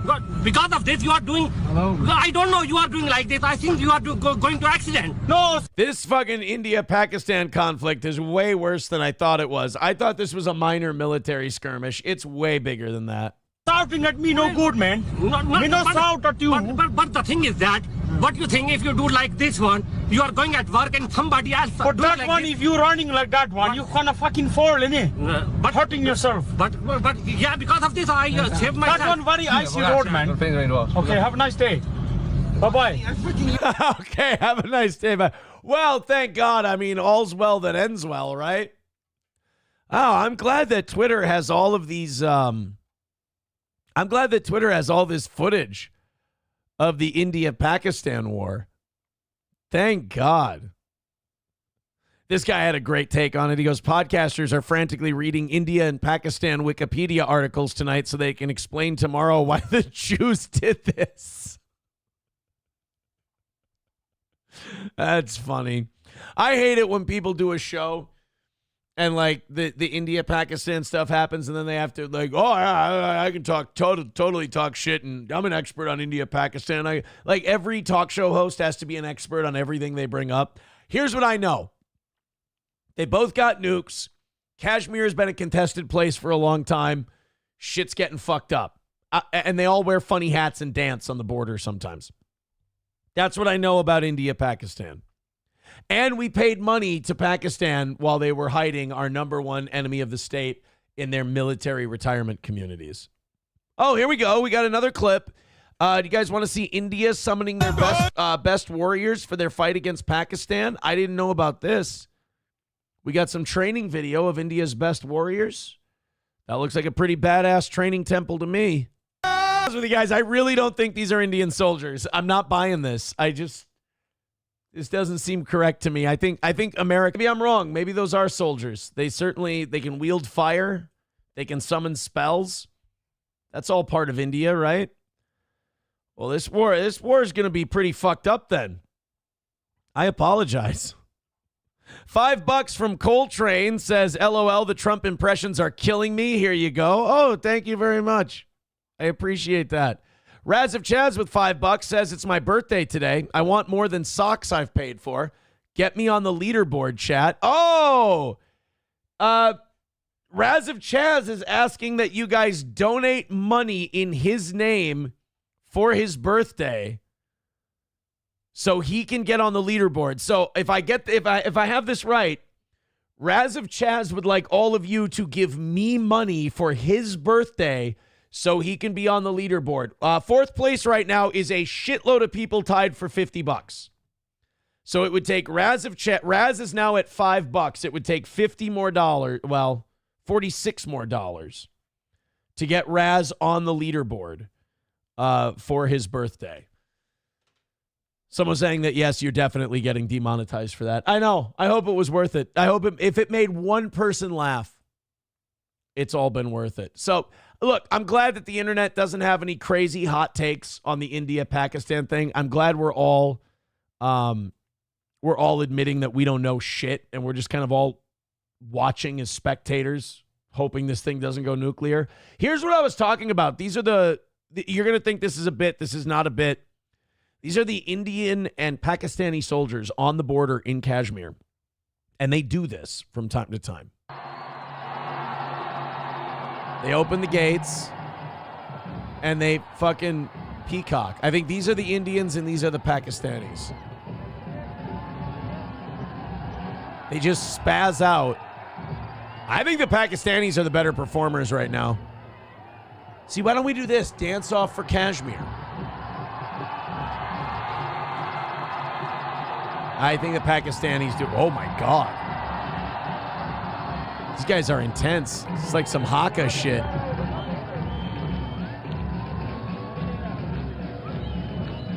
Do something. Come on, bro. That's it? Ah, horseshit. Oh, wait. Oh, here we go. We're wilding out again.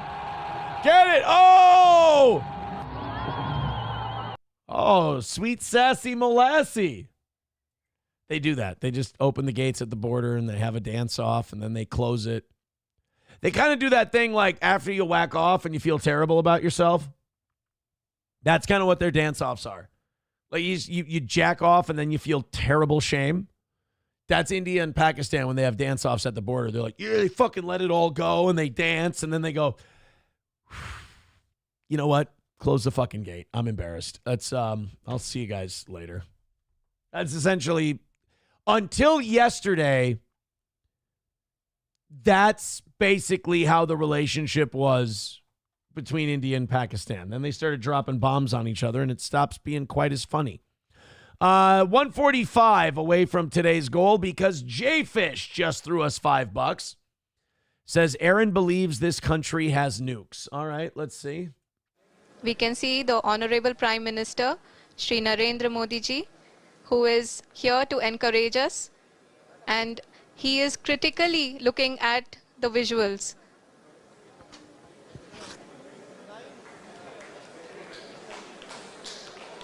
Is this India going to the moon? Is that, makes historic moon landing. God, they got shitty tech. Ironic, right?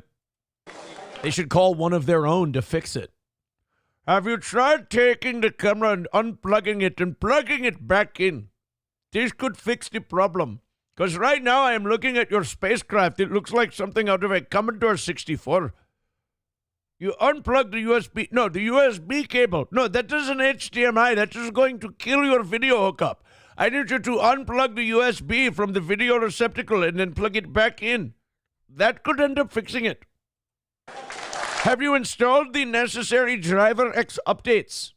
Okay, that is going to be one of your major sources of problem. जी हाँ, आप अपनी screen पे देख सकते हैं कि हम That is one small step for an Indian, one giant shit we just took on the moon. As a matter of fact, we built a street on the moon, and then the first thing we did to christen it was take a big diarrhea curry shit on it. Lander module People are... Why can't that country have nukes? We had nukes before we went to the moon. And then we got Werner von Braun, and we built like the best rockets ever with our new Nazi buddy. Applauding. Let us all wait to hear from the Secretary, Department of Space and Chairman ISRO, Shri S. Somnath. Cool, bro. Welcome to the moon. We were there in what, 67? Great.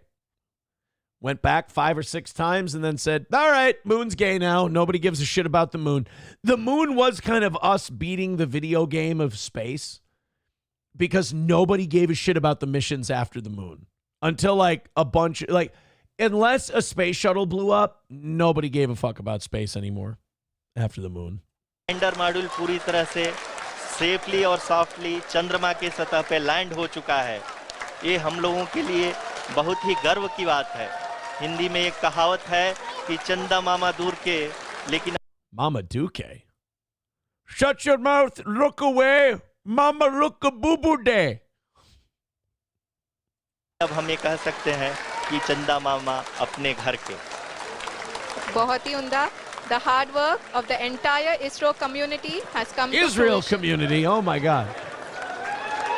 So wait a minute, were there people in that thing? Or was that just some kind of drone that they space drone that they landed on the moon? Who gives a shit, dude? You got to put people on there. Unless you're putting people on the moon, bro, you got shit. You got nothing. Marble Arm says immediately afterwards they built the first convenience store on the moon. Well, that's nice.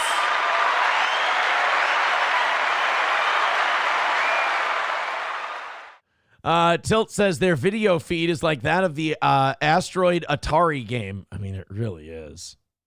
Really is. Jayfish says no person has been on the moon. Are we going with that? Are we officially saying the moon landing never happened? That we did it to, win a PR victory over the Ruskies and Stanley Kubrick filmed the whole thing in a soundstage and the whole deal? All right. I'm not really invested in the moon landing. If you guys want to go with that one, I'll go with that one. Sure. I have no convictions on the moon. Mostly because I don't really think it matters. Like if we went or we didn't go, I don't think it really changes anything. 145 away from today's goal. Thank you guys so much. After Wally World with his $4.99, we go to 145. He says, if you like military dancing, look up Greek changing of the guard. And happy birthday, Raz. All right, well, there's another $5 for Raz. Raz says for his birthday, this is an odd birthday request, he wants you to give me money until he gets to $55 and gets himself on the leaderboard. Look, I'm not going to fucking argue if a guy's going to ask you guys to hand me money. 145 away from today. You guys are doing great. Thank you so much. And also hit the like button, hit subscribe, and hopefully we can turn this 600 into 700 very, very soon. Let's do this Kentucky story. As you know, I have very little sympathy for people who have been scammed. I think you got to be able to see through that shit, especially the younger you are. Like, if you're older, I kind of give you a pass a little bit. I can kind of understand old people getting ripped off. But the younger you are, I really think you ought to be, like, if you get scammed in any way, shape, or form, you're a fucking idiot because we've seen it all. We've heard of it all. If you're under the age of 40, you should be scam-proof, essentially. But this next woman was wedding shopping. She was a blushing bride-to-be, so naturally wide open for scams. And there's so much money in weddings and funerals that scams are commonplace. You got to be able to see through them. I know that we handle everything via our phone now. We handle everything via text message, email, FaceTime and all that. But, sometimes you do need to sit down with a motherfucker you're doing business with. You need to sit across a table from them, shake their hand, talk to them. Just kind of give them that shake test. See if they're sturdy. Like, I don't know. I don't think I'd ever close a deal for thousands and thousands of dollars, like a wedding or anything like that, without meeting the person first. Let's go ahead and do this one. This is out of Versailles, Kentucky. A woman got scammed out of $8,000 for her wedding. Let's see if, let's give her the sympathy test. This is from Lexington 18, the NBC affiliate there. Devastated for myself as I am for the people who it's going to happen to in the future if we don't stop it, and the people that it's happened to in the past. Less than a month before her wedding, honestly, she'd be hotter if she would say the N-word. We learned that today. Versailles bride found out she no longer has a venue because she was scammed.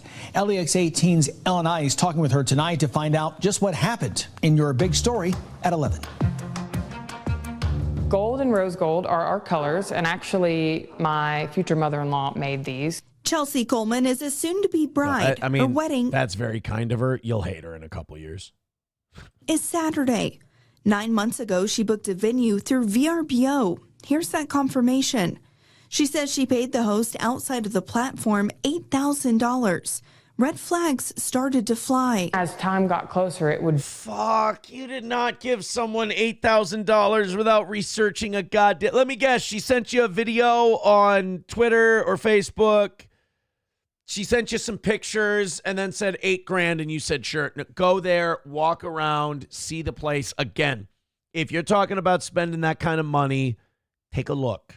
People have this weird thing where they're afraid to inconvenience someone they're about to give $10,000 to. No, fuck that. If you're going to give them $10,000, inconvenience the living shit out of them.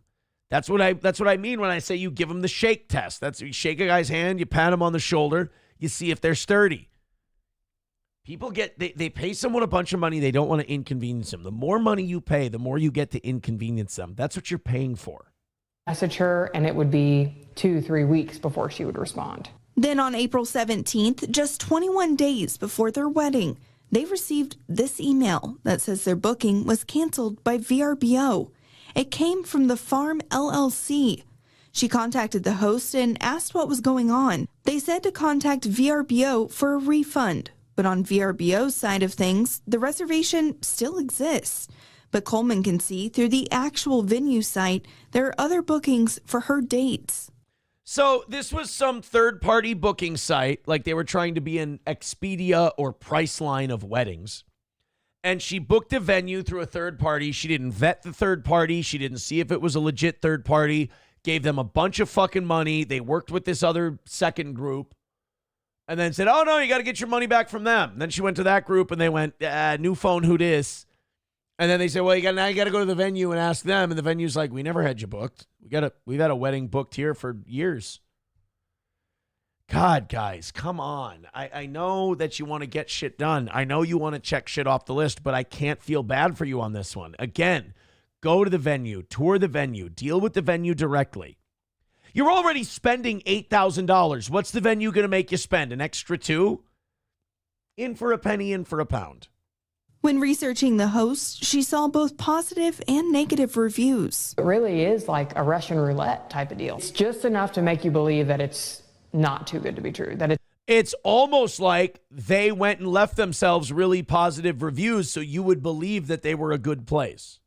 It's a real thing. I checked the Better Business Bureau website. The Farm LLC has an F rating. What? Are you finding now that you're out this $8,000 that you really want to make sure you stick to the budget that's left? Yeah, and that's what's been hard. So we've had to recreate a budget, not guaranteeing that we're going to. The VFW is beautiful this time of year. You'll be fine. You'll be fine. A nice VFW wedding. I promise you'll love it. Get that money back. Now Coleman wants to warn others. Now. Oh, Chrissy Mayer's one of her bridesmaids. It's a joke. It's a joke. No, I was only kidding. I'm kind of encouraging people to beware, and you shouldn't have a thought in your head that this could be a scam. Yeah. No, yes, you should. You should always have a thought in your head that this could be a scam, especially when you're dealing with third parties you've never fucking heard of and you're spending $8,000. Do your fucking research and think it could be a scam.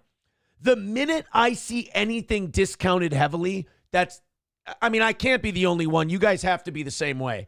The minute I see something heavily discounted, I go, I'm getting ripped off. This is a fucking scam. This isn't real.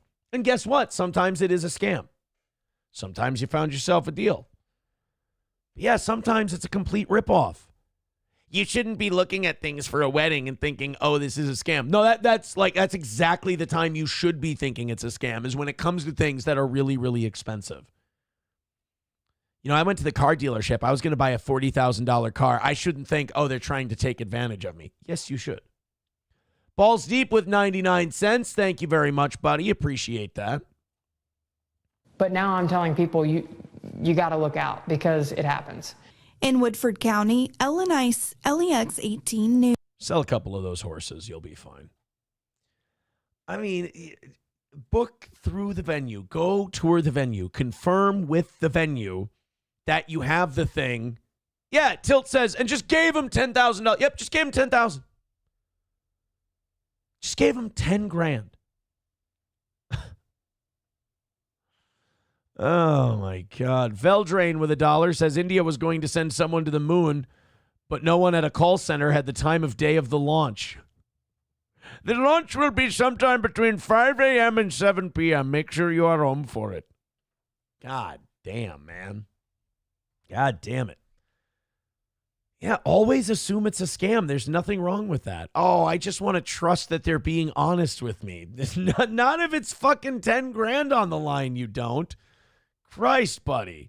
$10 from JP says, hey, Aaron, it's my birthday, and I just wanted to thank you for all the years of laughs.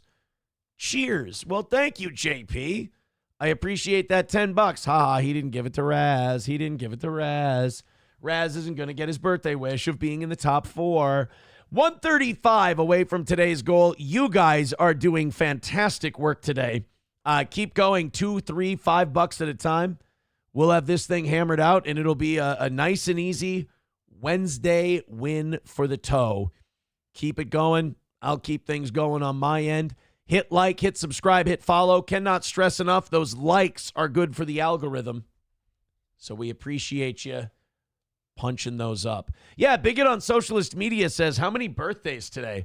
Yeah, I guess everybody, when you donate today, just say it's your birthday, because apparently it's everybody's birthday today. Marble Arm says, yeah, and then she called Jason Statham to try to fix the problem and gave him 10 grand. Wasn't that really nice of that guy on Twitter to say he was Jason Statham and fix her whole problem for $10 or $10,000? So nice. So nice. Renegger says, my birthday was Sunday. Everyone born now. Everyone born. MSO says, Aaron's hair has been scamming him for years.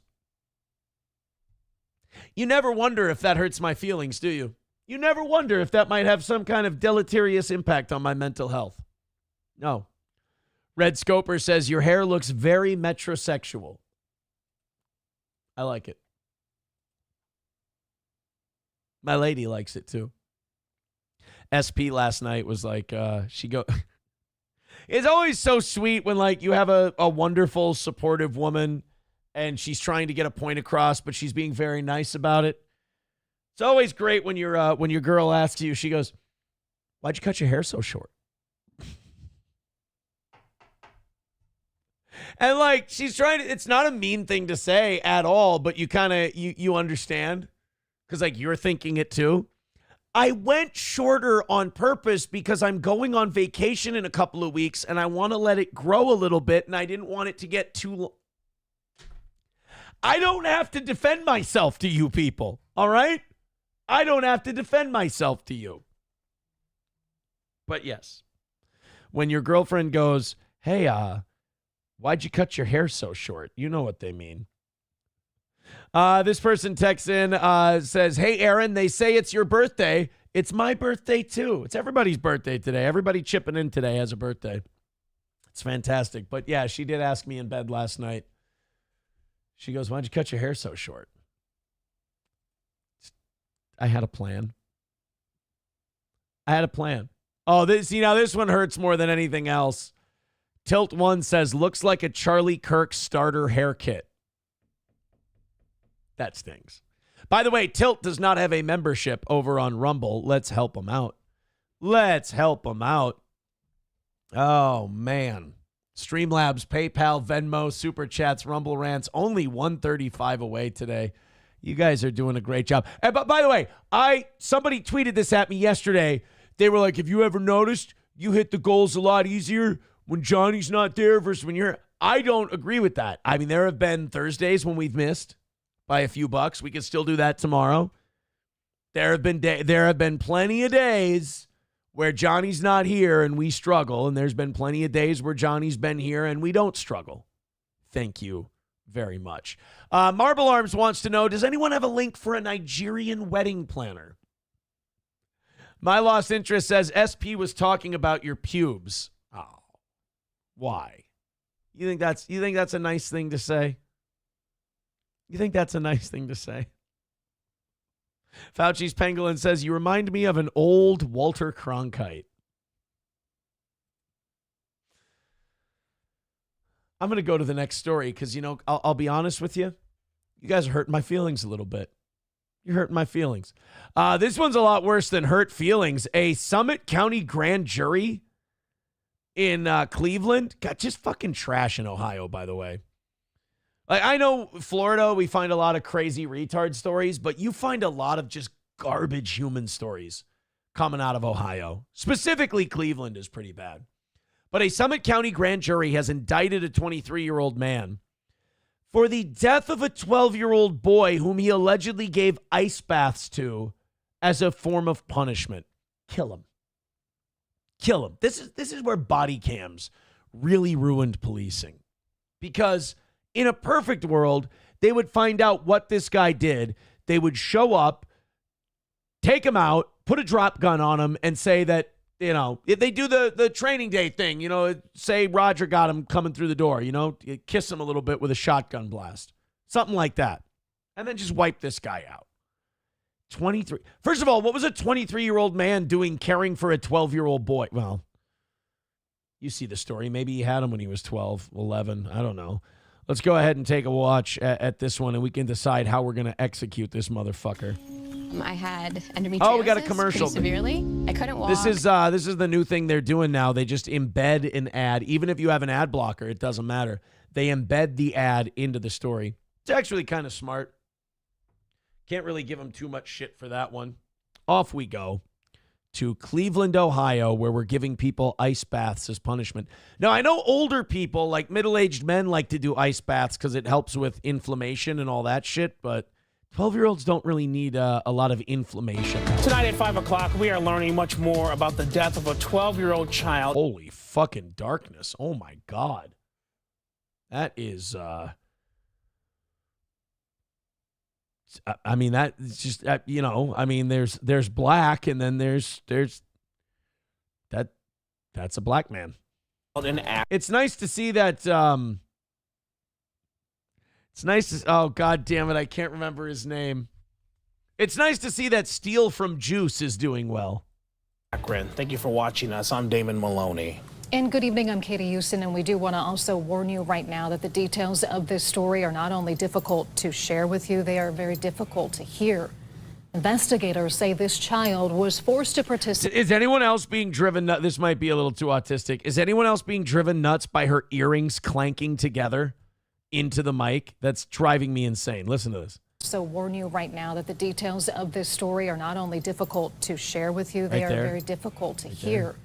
Investigators say this child was forced to participate. Why don't you fucking wear wind chimes on your head, for God's sake? In ice baths as punishment before his death. Let's get right to News 5 investigator Scott Knoll joining us now live outside Akron Police Headquarters with more on this disturbing story. Scott. Yeah, Akron police say that boy was forced into at least 2 of those ice baths, one lasting about 45 minutes. And investigators say the man behind it all was babysitting the boy. Great. So a babysitter. Boy, we found the 2 worst babysitters on planet Earth on today's show. One of them was harboring an illegal alien rapist at a daycare, and this guy was giving out ice baths as punishments. Great. I mean, again, there's no reason. Like stories like this really test how much you truly believe in due process. And I'm going to be honest with you. I've always said the older I get, the more fascist I get. I don't believe in due process all the time.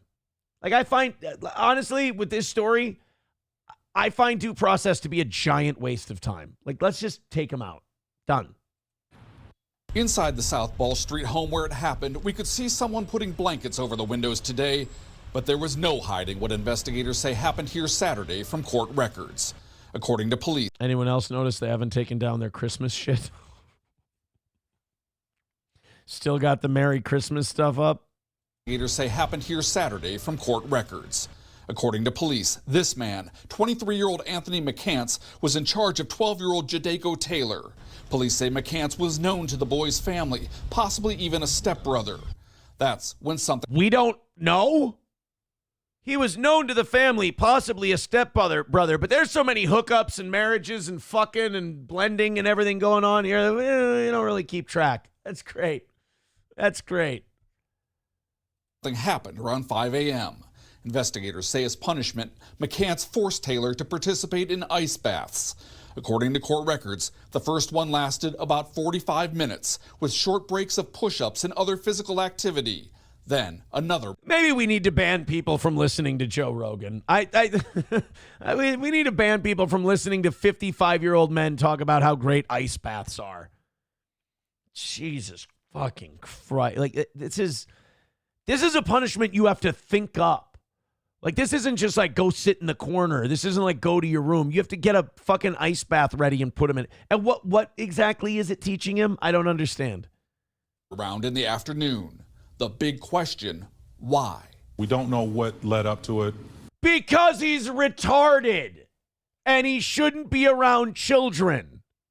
But I don't know of anything that, there's no circumstance that a child could do, right? Because kids are kids and do what kids do. I don't know if there's anything a child could do. Shiloh Hendricks would be a better babysitter to this black child than this guy was. To warrant this outcome. Police say after the second round of punishment, Taylor began to vomit and seize. That's when someone in the house called 911. I mean, it's almost like being stuck in sub-zero temperature, like freezing temperatures is a bad thing. It's almost like submerging a 12-year-old in heart attack-inducing ice water. It might not be good for you. Don't worry, I saw it on Twitter. I saw it on the gram. It's on Rogan talks about it. 911 saying his 12-year-old brother needed help. Not responsive. He's actually not responsive. Taylor was rushed to the hospital where he died. According to court records, his core temperature was 74 degrees. Well, fuck him. Kill him. Drop him from the top of the... I don't give a shit how you do it. Do not waste a jail cell on this fucking pig mutant. Never will contribute to society piece of shit. For context, doctors say hypothermia sets in when body temperatures drop below 95. Great!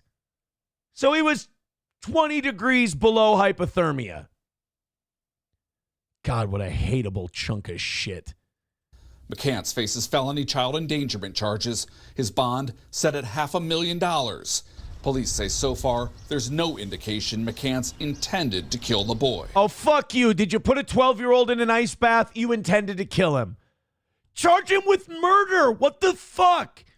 Felony child endangerment. He killed a kid. He'll be out in 3 years. He'll be out in 3 years. Oh, he didn't mean to. He feels really bad. Well, he should. Give him a lot of time in a cell to think about it. God, we just don't give a shit anymore. We don't take crime seriously at all. I'm getting old. We don't take it seriously anymore. We don't give a shit. Nobody cares. Nobody's here. We wonder why all this horrific child abuse happens. It's because nobody protects kids. We make excuses for monsters, and we don't lock anybody up. That's why this shit happens. Good people make bad decisions. This is very tragic in the worst way. How is this a good person making bad decisions? Please, this story's gaslighting the shit out of me. It's making me lose my mind. Please explain to me where the good person is in this story. Did he fill up a tub with ice water? Did he make a 12-year-old get into it? Okay, I don't care if the 12-year-old then went out and pitched a perfect game in Little League. It's a bad person. But I've had people describe to me like this guy was an exceptional young man. Which one? The Police say 12-year-old? additional charges are possible in this case. A lot of that will depend on autopsy results. Tonight, we're told those results are still pending. His core temperature was 75 degrees. We're done here. More charges could be pending. They fucking better be. Oh, my God. It's fucking crazy, man. Veldrain with $1 says, guys, Aaron's hair looks fine. We are still waiting to know what today's secret word is so we can all scream it out loud.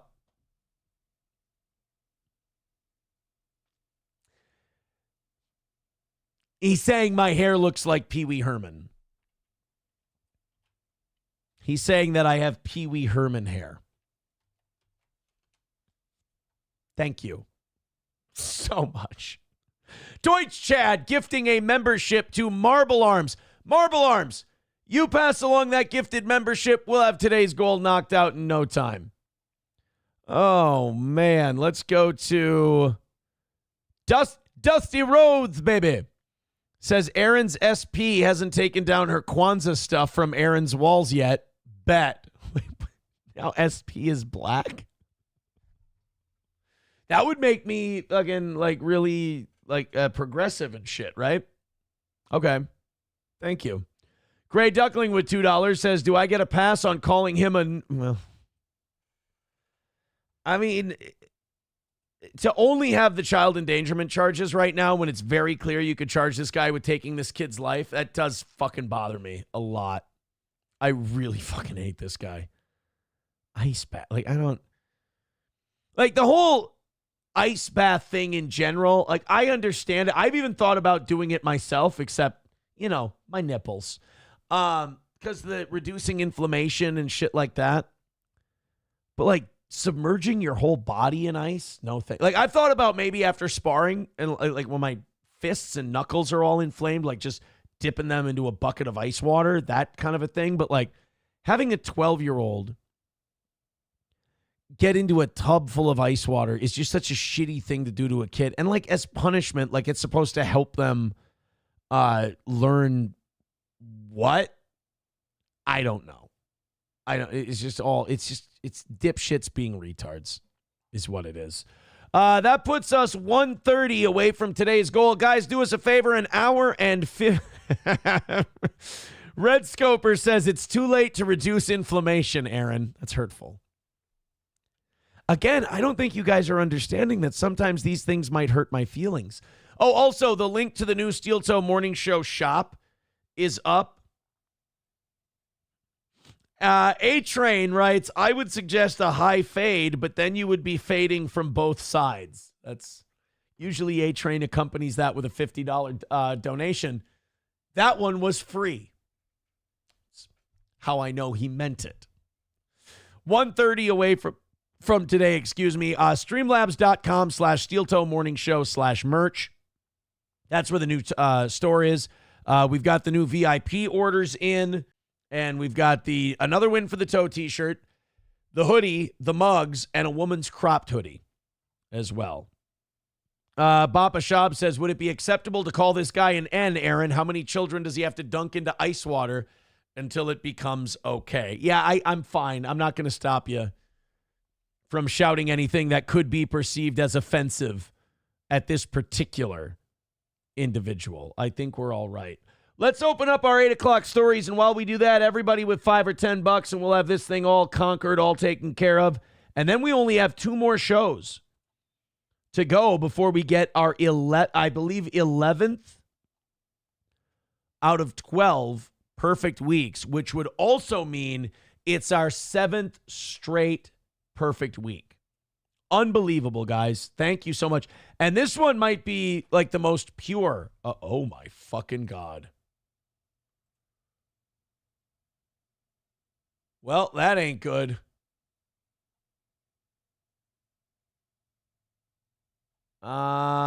Shit.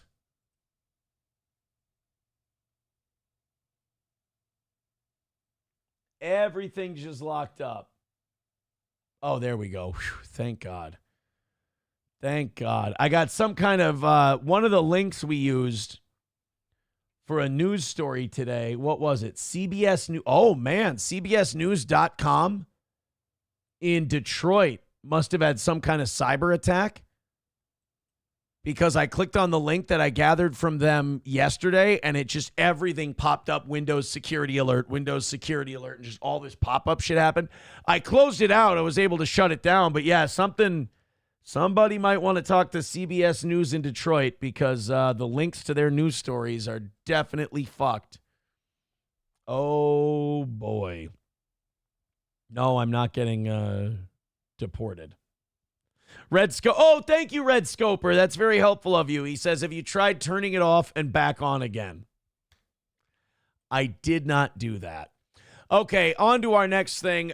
This is Maryland pastor. How are you allowed to continue running a megachurch after a scandal like this?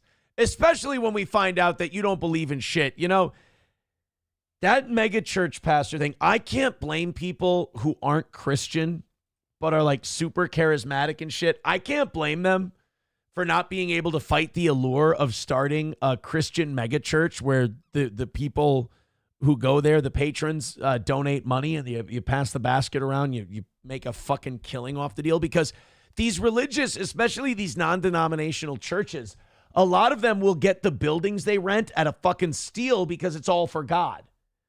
And if it's all for God, the people who have the empty building will either go, here, take it at a discount, or just take the thing.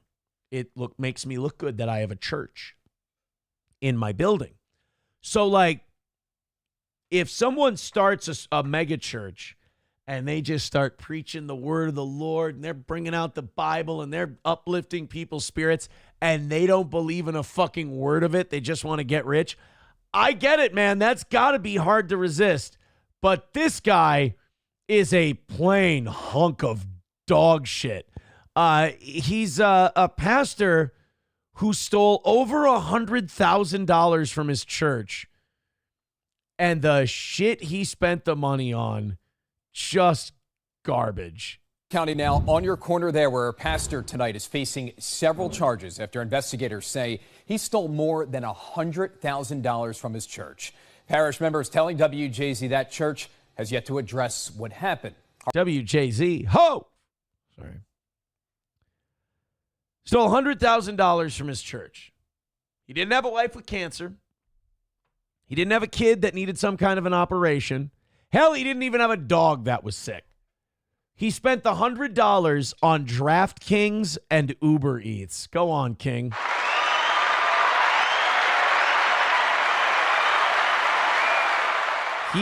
He took money from the Lord so that he could gamble and eat shitty food. I mean, the balls. Harford County community reporter Ashley Paul has more on the disturbing allegations and frustrations from that community tonight.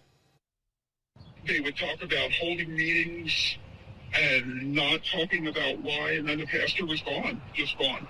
And this member of the First Baptist Church in Bel Air. I'll be honest, though, like if your pastor disappears one day and it's not for molesting a kid, that's actually kind of a win for the church. I mean, that's hey guys, I got good news, bad news. We had to say goodbye to Pastor Rob. Oh no, who was it? Do I need to talk to my kid? No, guys, he didn't fuck a kid. Oh, thank God.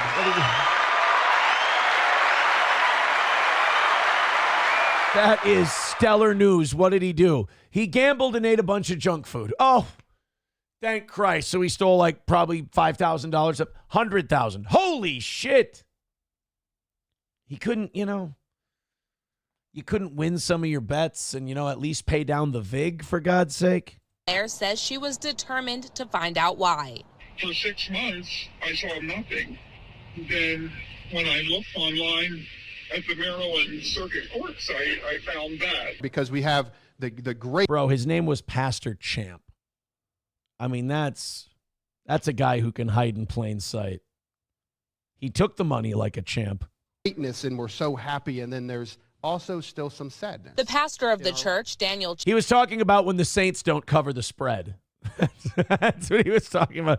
There's a lot of joy and happiness and rejoicing, and then sometimes we're very sad because even though we wanted the Ravens to win, and that's very sad that they lost, we also know that they covered, and we hit our parlay, and that's what's really important. Why is our pastor talking about sports betting? I don't know.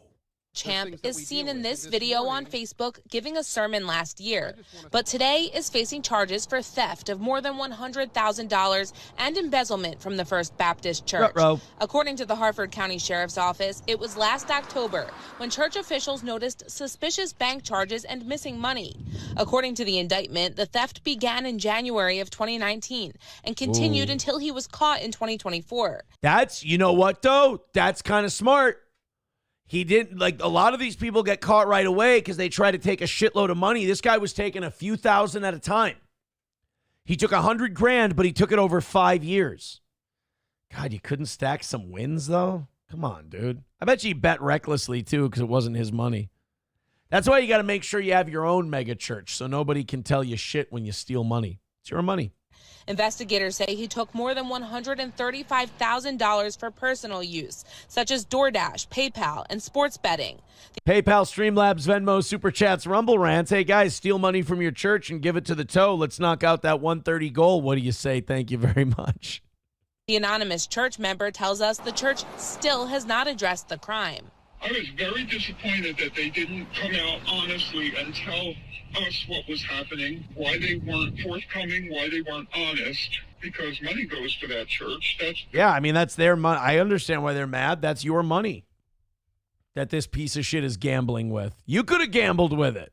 People's money. WJZ tried knocking on the door and calling the number listed for the church. God wasn't home at the time. It happens. He's busy. I think this church, though, in trying to cover this up and hide this, is missing out on a golden opportunity. I mean, they could be the first non-denominational church with a sports book right there in the church. Instead of those confessionals, sports books. Why not? You could sell communion wine and wafers as food and drink. You can still keep it holy.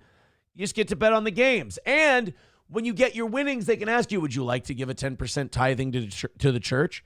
This could be a winner for them. No one answered either, but the voicemail recording is still linked to Champ. I think they need to come clean and be honest with the people. I think the people need to know. The sheriff's office says Champ was removed from the church bank account and has 60 days to move from the residence on church property. He's set to appear in court next month. On Your Corner. Wow. So they removed him from the bank account. A day late and $100,000 short, I suppose. Yeah, if somebody rips you off all at once, it's easy to catch. But if someone's disciplined and this is what a lot of these like small town treasurers do. A lot of small town treasurers will take money like as small as like a few $100 at a time. And they can do it over and over and over because government, as we know, like doesn't check itself at all. So you steal like $300-$400 at a time, you can get away with it.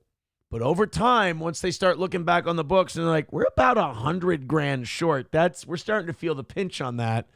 And then they got to go look over at the dirty pastor, unfortunately. Dive Bar with $1 says people who get scammed by churches are right up there with people who get scammed by wedding planners. It is the non-denominational ones that I know this one was a Baptist one, but it's looking, and it doesn't matter if it's a church or anything. Whatever you're donating money to, just make sure it's solid. By the way, Sam Show quoting me on the ice bath thing. He writes, my nipples, man. I did say, my nipples. Fair enough. Marble Arms passed along his membership. And he passed it along to Bird Collector. Hey, there we go. Bird Collector, pass on that membership here on Rumble today, and we'll start stacking them. Thank you very much. Marble Arms gifting another membership. This one to Halata Fachina. Hey, both of you guys pass along those memberships. We'll get a nice chain of gifted memberships on Rumble going. And now all of a sudden we're 120 away from today's goal. Keep it moving, keep it going, $5-10 at a time. We're going to knock this thing out yet. Rebecca with $5 says, I was going to give this money to Jesus, but here you go. I'm going to take better care of it than Jesus will. Jesus and his boys are out there betting the over-under on the NBA playoffs. And, I'm sitting in today, so don't you worry. 115 away from today's goal. Thanks a bunch. Keep that rhythm going. This rhythm sounds good. I like the name of this tune. This person says, forgive me, Father, for I have sinned. I bet on the Sonics to win. That's a dated reference. Chevy fan says, April scammed Aaron out of a Silverado.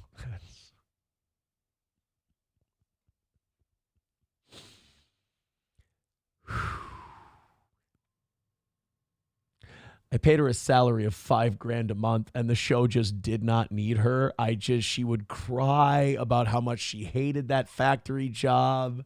If you want to say simp, sucker, you fell for a scam, you're 1,000% right. It's all on you, or it's all on me. You nailed it. I'm such a nice guy.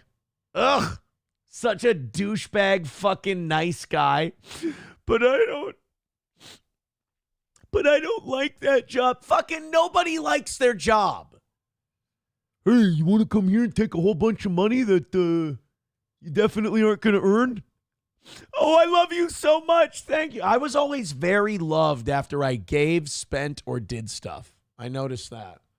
When I didn't give or spend as much, I wasn't as loved. Put it that way. Fauci's Pangolin says, April scammed Aaron out of the greatest butter dish ever. There was, Von Kaiser says, good head is worth 5G. Well, that wasn't the head I was getting.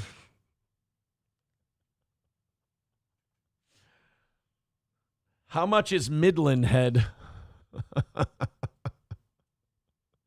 Someone says you considered buying the Baldo bunker. Yeah, I didn't know. I feel bad now. I didn't know I had to bail him out of a foreclosure. I get why he's so mad at me. I mean, I was his financial bailout, and I bailed on him. I get why he's up till 4 a.m. tweeting about me while I'm sleeping the sleep of the saved. I understand it. Can you pay Hobo $5,000 a month to insult you? Why? He does it so well for free. Approachable. Hobo says, notice Aaron won't read mine. Where's yours? Let's see. Ryobi says, what a fucking chump. Yeah. Hobo Chili says, Aaron scammed April out of orgasms. Why? Why? All right, off we go. On to the next thing. Al Gore looking like a dickhead. Al Gore looks like a piece of shit. So I don't know if you saw this, but the ice caps, the Antarctic ice shelf, you know, that's the one that Al Gore said was going to melt and it was going to all fall into the ocean and drift and then melt as it got warmer. And then that was going to bury Florida. Miami was going to be the lost city of Atlantis and all this shit. And I think that was supposed to happen, around 2015? We were supposed to be all fucked. Well, apparently scientists, real scientists, have been doing some research, and the Antarctic ice shelf has actually gained more ice mass in the last 3 years than it has in all of recent human history. The Antarctic ice shelf is actually growing. Record-breaking growth after decades of contributing to global sea level rise. A study revealed that between 2021 and 2023, the AIS gained mass at a rate of 108 gigatons per year, a remarkable reversal from the rapid loss seen in recent years. When they say the global sea level has risen, by the way, over the last 50 years, it's risen 4 inches. That's not even Quadfather. That's, 2 of Quadfather's dicks. Sorry, Quad, I saw you in the chat, and I figured I had to beat you up or it wouldn't be me.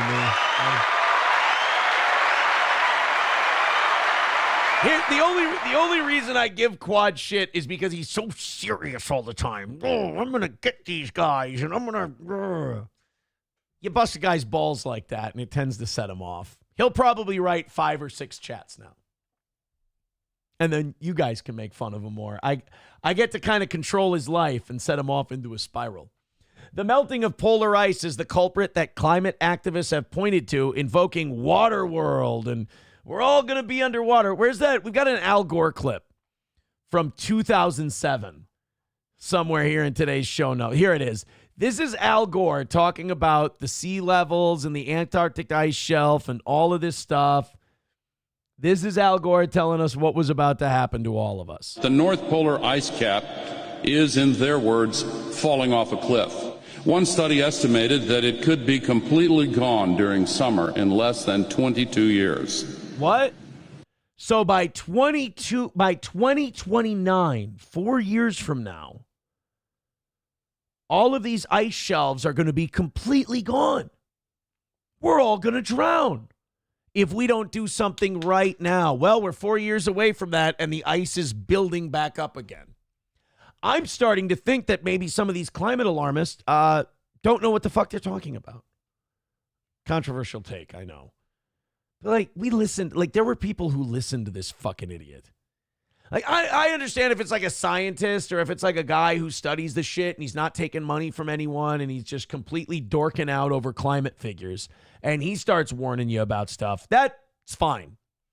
This dipshit, this asshole, remember how much money he was making from like carbon offsets? So there was this scam that the climate change people ran around this time to, I don't know, they might still be running it now.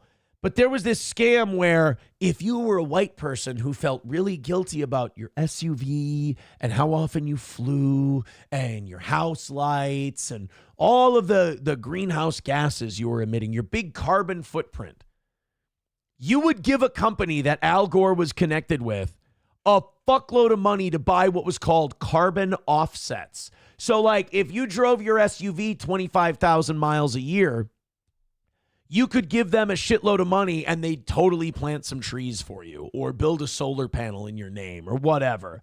And what they really did was they pocketed the money. They paid each other a shit ton. They took private jets to climate conferences and jacked each other off in the broom closet. That's essentially what their activism led to.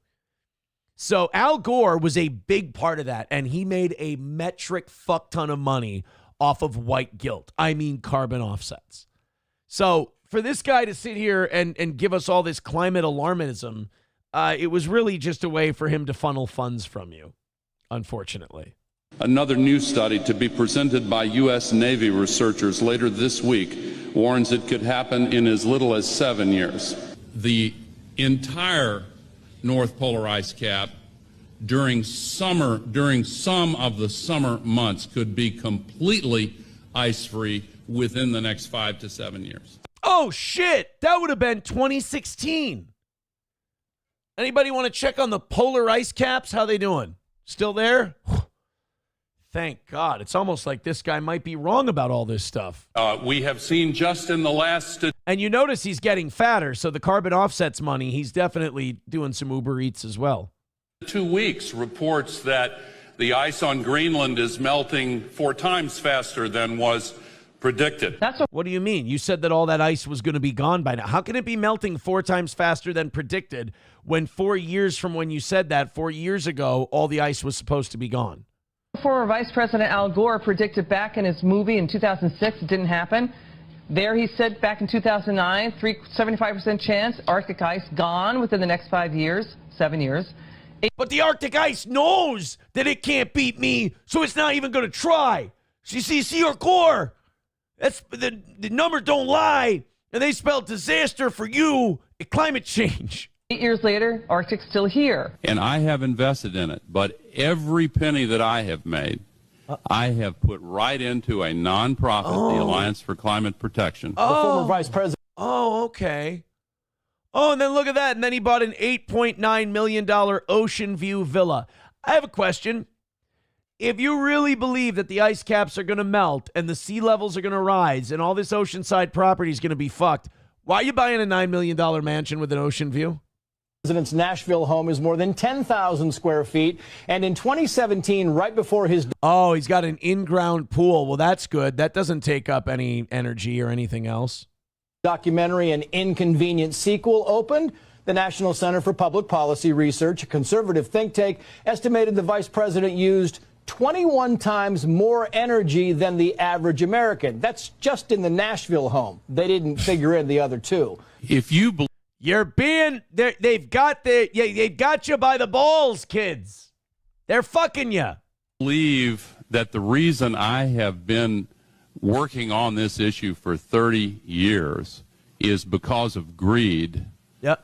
You don't know me. Oh, well, I guess I don't know you because I still believe it.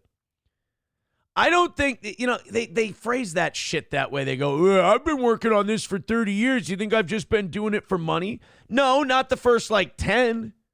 But I think people who had a built-in scam ready to go recruited you first because you've been working on it so much. And who were you to say no to millions of dollars? So, yeah, I do think now you're just doing this to make a shitload of money. 383 Novocaine with $1. Says, Aaron, when we were cleaning out the RV after it burned, we found a butter dish.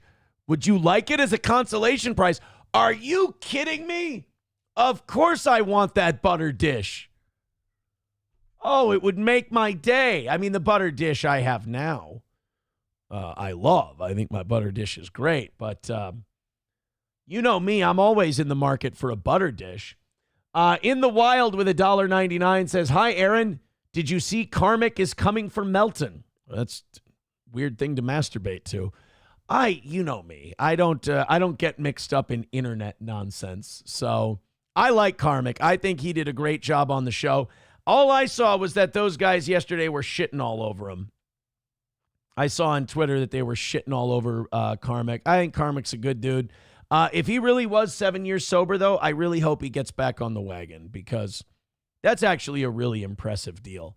But yeah, as far as Karmic goes, I had a great time with him on the show, and I hope to see him again.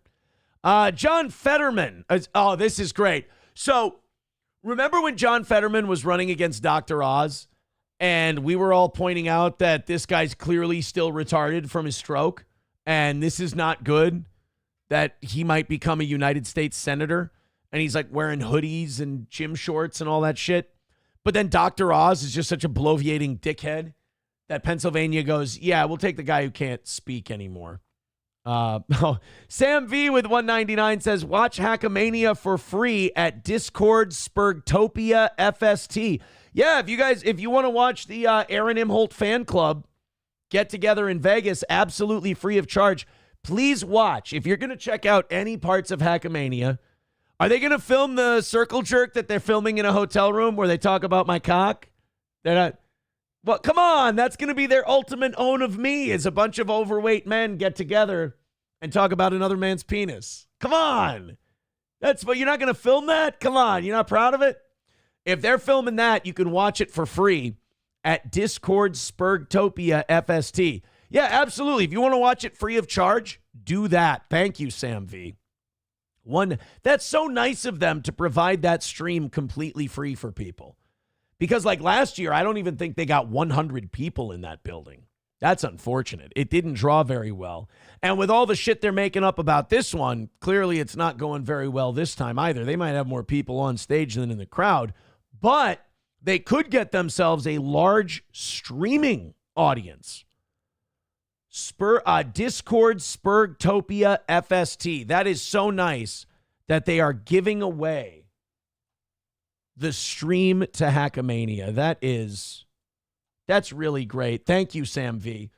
110 away from today's goal. Thank you guys very much. Streamlabs, PayPal, Venmo, Super Chats, and Rumble Rants.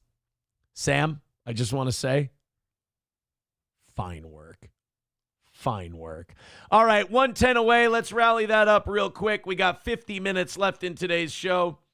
Let's knock out that last $100 or so and call it a win for the Tote. Now, Raz of Chaz did want to get into the top 4 for his birthday. He wanted people to donate to this show on behalf of his birthday, which doesn't make a lot of sense to me, but okay. He's right now $45 away from that. Nobody gives a shit about Raz of Chaz for his birthday. They don't want to see him in the top 4. So, back to John Fetterman here, after Sam and I had a little fun. Fetterman gets elected to the Senate. Democrats are calling us all mean because we're pointing out that the guy can't fucking speak. He has to have literally a translation device on his computer so he can understand what people are saying to him. Well, now, because he's not being a good liberal, and the more his brain starts healing, he starts getting more based and starts moving a little more towards the middle. Now Democrats are you're not going to believe this. Democrats are now snaking John Fetterman, saying that he needs to step down because he's not fit to serve. If you needed any more proof that this was all just set up sham pro wrestling horseshit, our political system, I give you John Fetterman.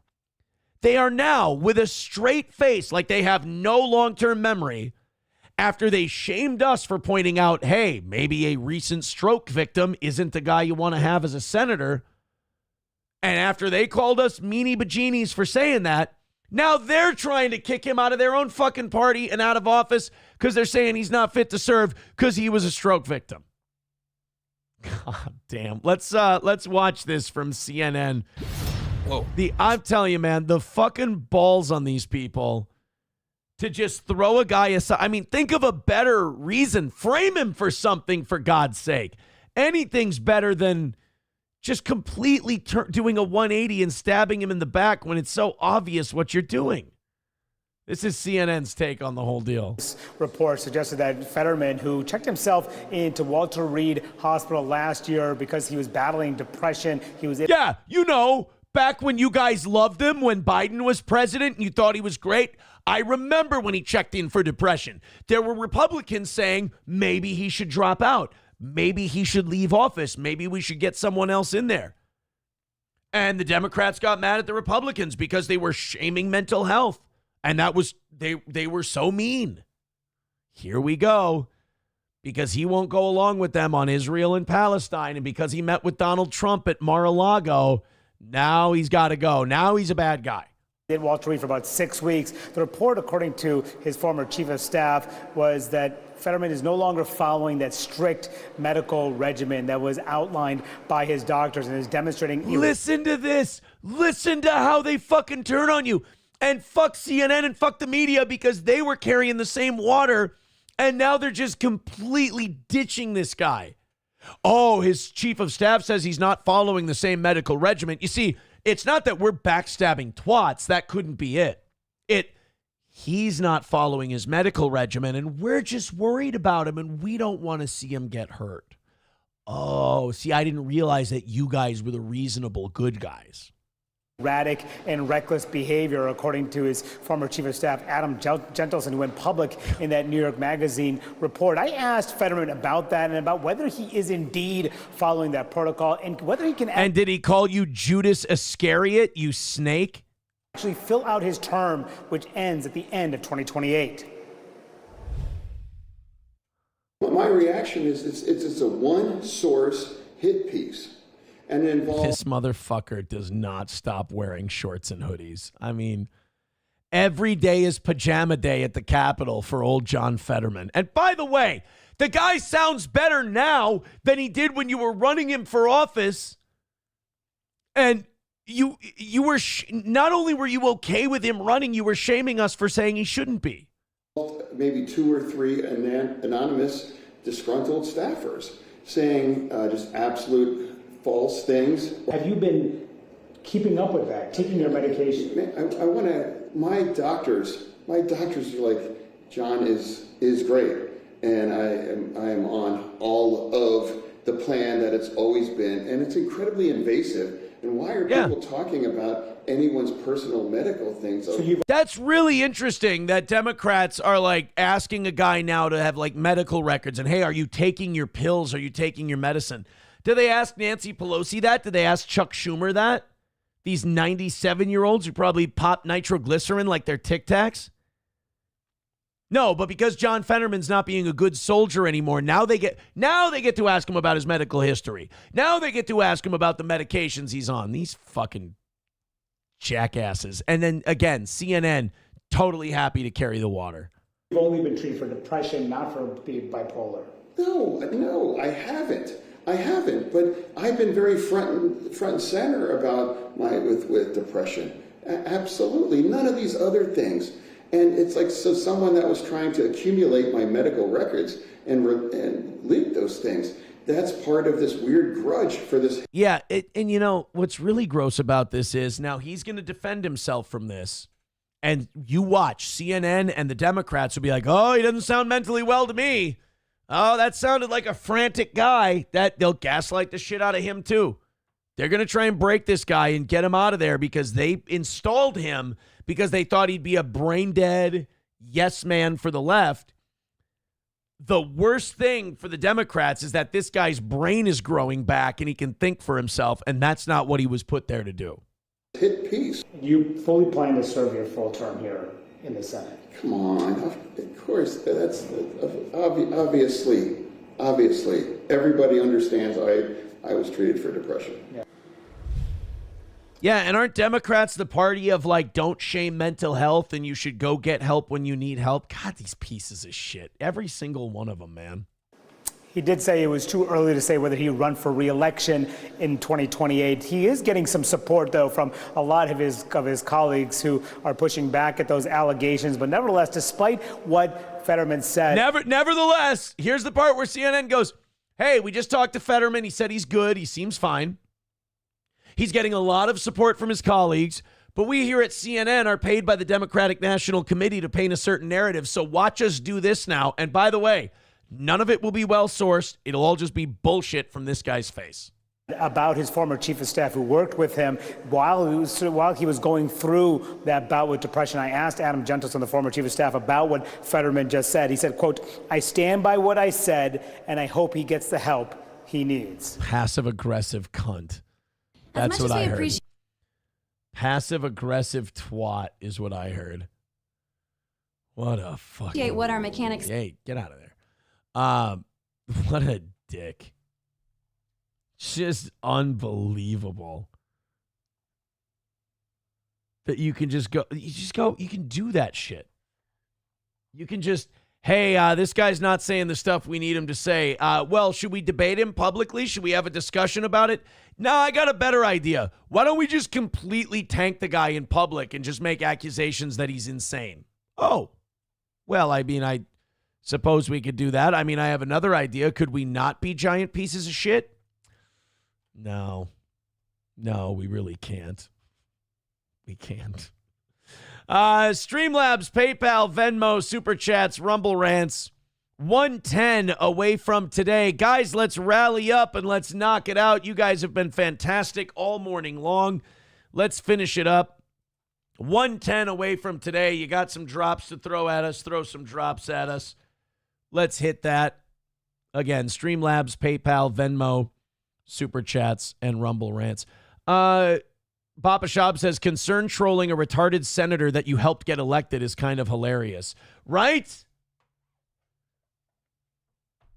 I mean, it wouldn't be as funny to me if they hadn't literally built part of his being a senator on the fact that it was wrong to shame him for his mental health. That he was a strong, brave guy for fighting back from his stroke and getting to where he got. Unbelievable. Oh, look, I see Sam Show and Kopi the Clown are fighting in the chat. This is fun. Kopi is now accusing Sam Show of losing his lover to a black man. Well, what are you going to do, Kopi? I mean, are you really going to blame Sam Show for his girl having terrible taste? I mean, that's not fair.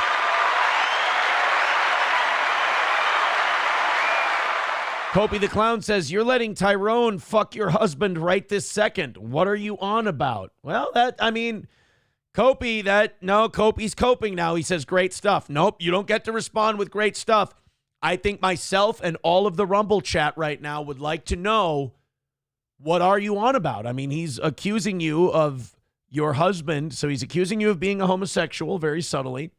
He's also saying that Tyrone, I'm assuming that means a black guy, is currently cornholing your husband. Now, that's your cornhole. And you're just going to write great stuff? No offense, dude. That kind of makes you look like a bitch.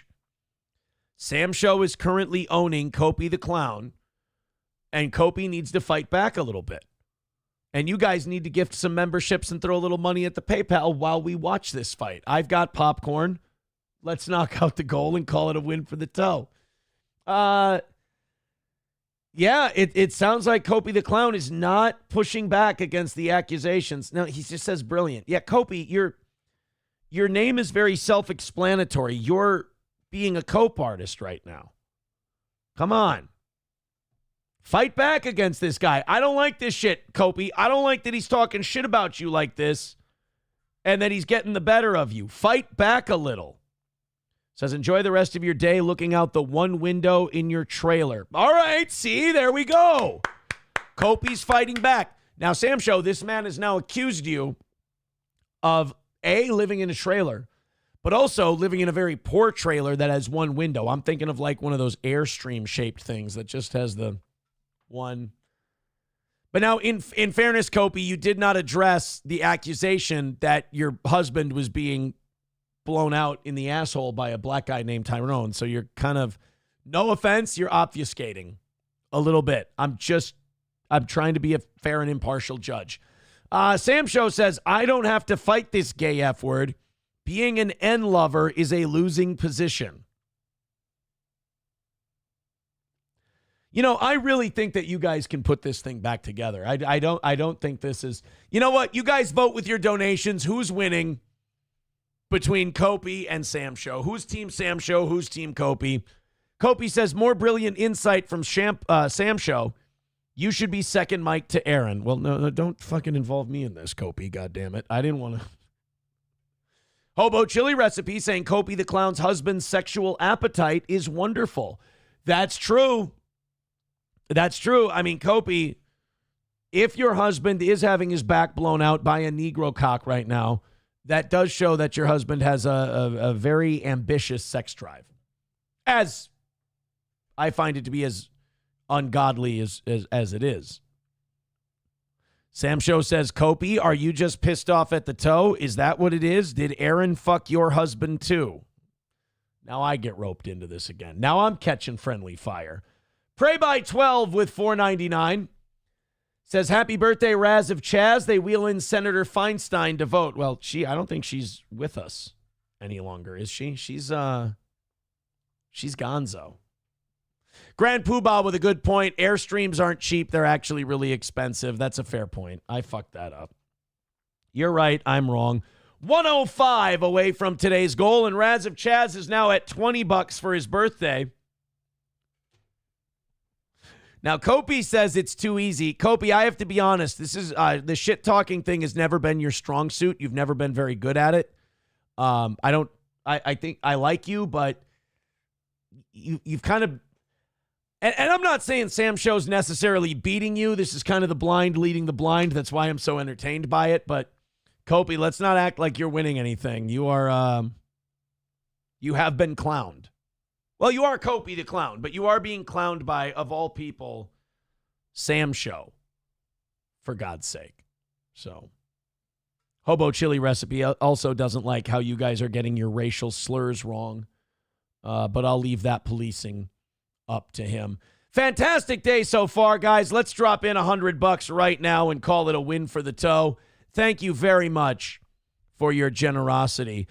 We have, we don't do this a lot on the show. Mostly because I think that we've pretty much defeated the guy. I think that he's pretty much been beaten. The desperation you can smell on him. But we're starting to get down to his numbers where he's like at 500-600. We're at like 650. We're starting to come down to maybe Toe's box office isn't what it used to be. Still kicking the shit out of all those guys, though.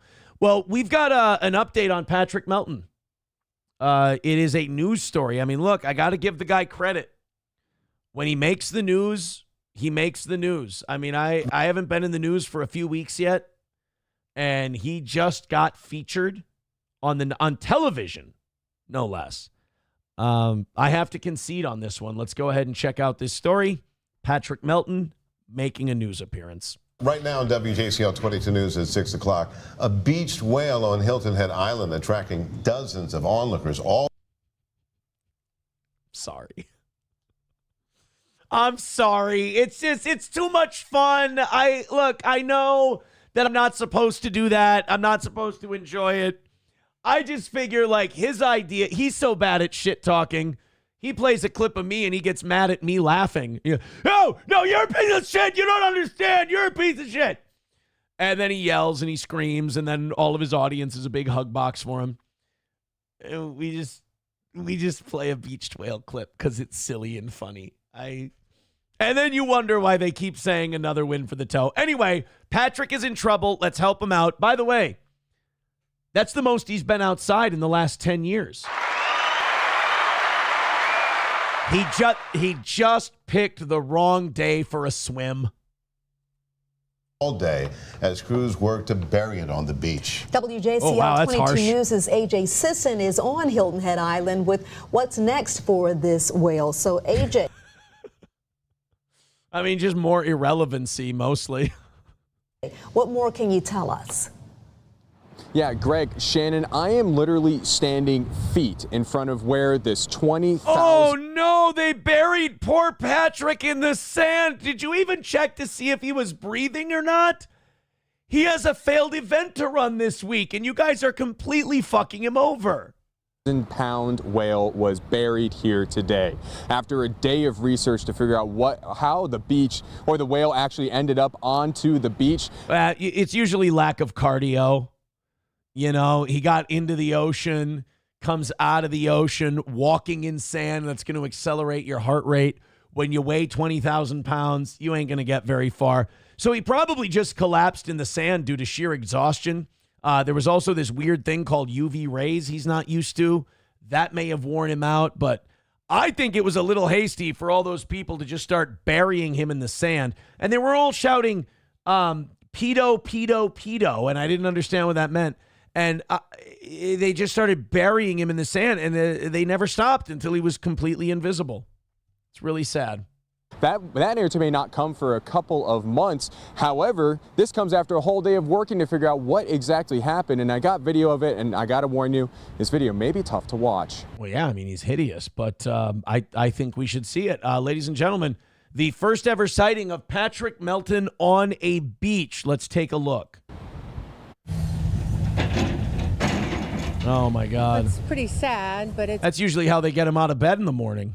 what any whale does when they're not well. It's not every day that you... Well, I mean, mental health is a crisis in this country. Oh, look at that poor girl happy about it. see a sperm It's probably his wife. whale, let alone on the beach. I was reading an article about sperm whales, and all of a sudden, they tell me there's a whale. Aaron ate my whale! Believe me! Whale beached. I've seen sharks, I've seen stingrays, you name it, but never a beached whale. It's the 5th beached whale in South Carolina since 2005. It was pretty cool. I'd never seen a whale up close. Oh, man, can you imagine this? Like, I'm glad Patrick's dead and he doesn't have to suffer the indignity of all these people just gathering. And they put a tent up to cover him and give him shade. And then all these people are like, oh, it's pretty fucking cool. I love seeing this big fat cunt get buried in the sand. And you're like, all right, guys, come on. We're all God's children. Life has been lost. And this is about as close as I guess I'll ever get. Do you see that rupture in his stomach? It's very clear that he ate until he burst. That's too bad. In our lifetime. Sperm whales beach themselves when they are not in good health. I mean, look, I know that he can't see his dick and he can't have sex with anybody, but to say that he's so backed up that he's a sperm whale now, that's a little offensive. The news is really not being kind. Whale showed up on Hilton Head Island Saturday. This picture grabbed by a nearby hotel staff member. Oh, yeah, he was just tuckered out. That's all it was. He just got tuckered out in the ocean. That's why blobs don't belong in the water. You're not going to be able to make it. Researchers saying the male was skinny for its 30-foot size. That's nice, though. I mean, you got to say something nice about the guy. Everyone's shitting on him. He's like, for a big fat fuck, he was reasonable. Crews spent the majority of the day Monday carving the whale in a necropsy to find the cause of the beaching. As Noah explained to WJCL 22 earlier Monday, it could take months before we learn that answer. You're going to have to dig through a lot of burritos and cheeseburgers. It's too bad. Neighborhood children. They're measuring it and they're doing an external exam to see if there's any indications that it was entangled in something or struck by a vessel. And then we'll start doing an internal exam to try to understand what the cause of death was. That's terrible. At least you got a giant asshole to deal with. Well, I just wanted to play that because, look, I'm a gracious and giving God, and I don't want to see, even if someone is obsessed with me and hates my guts, I don't want to see anything bad happen to him. And I just wanted to give everybody a chance to say goodbye. Diablo Sandwich with $2 says, friendly fire used to be a fun Friday for you and Nick. Just ropes shooting all over the fucking place. Who knows where they're coming from, you know? Standing outside with my mouth open wide. Red Scoper says, Melton is less fat than Vito. All right, guys, I mean, let's not start getting into shit that, we can't confirm. I mean, it's going to take a lot of measuring is all I'm saying. Dive Bar with $10 says Team Raz. Look at that. We got another Team Raz. Raz is almost on the leaderboard. He wants to get in that top 4. Thank you, Dive Bar. He says, arguing with bigots is like arguing with Jesus. Absolutely pointless. Can't argue with Jesus? Veldrain with $1 disagrees with me. He says, Melton is an icon. Oh, shit. On Google Maps. Oh. Somebody with $1 says, found a clip of Aaron celebrating Melton getting stuck on shore. I I would never celebrate that. What do you...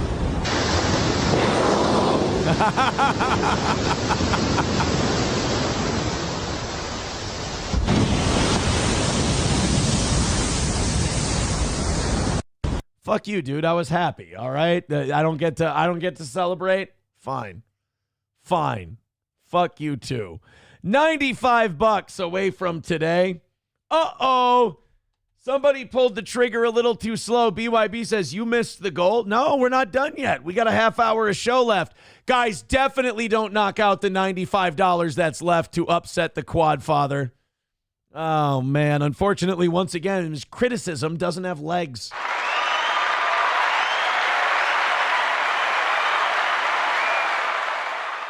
They buried the fucking whale on the beach. That's not a good idea, dude.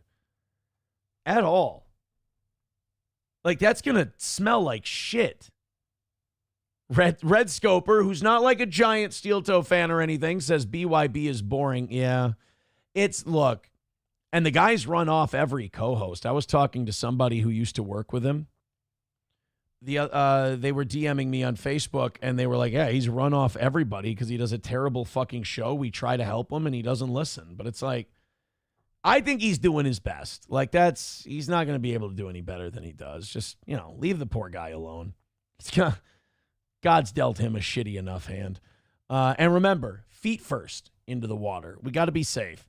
Eric with $5 over on PayPal says the whale is one of the guys with skinny legs and a liquor gut.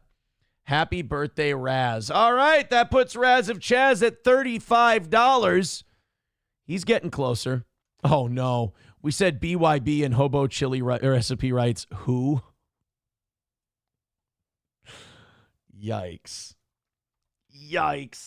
They never say who when they say steel toe, buddy. $90 away from today. Everybody throwing in a bunch of cash, and we're going to knock this thing out. Streamlabs, PayPal, Venmo, Super Chats, and Rumble Rants. Keep it going. We need some of those fake donos is what we need. We need some of those fake contributions. All right, let's continue on here. Oh, my goodness. Let's open up our overtime stories if that's where we're going to go. Oh, yeah, this one is... I have a guess that this one's Pitbull, but I have no confirmation yet. I wanted to make my prediction during the show. Oh, by the way, somebody's saying nice breach, Patrick. No. They were saying that I was the one breaching. I was the other whale that was breaching out of the water in celebration. Leo with $2 says, I've missed the last few shows. Have we discussed have Karmic talk to Nick after you? I think Nick wanted to chase me. I think he was like, no, Aaron I was getting a lot of compliments for the Karmic interview, and he was having a hard time dealing with that. So he went on there and just was boring as all fuck. Then I saw he started shitting on Karmic last night. Like, Nick was up to like 4 a.m. tweeting and commenting in YouTube about anybody who would listen. He needs to talk about Aaron.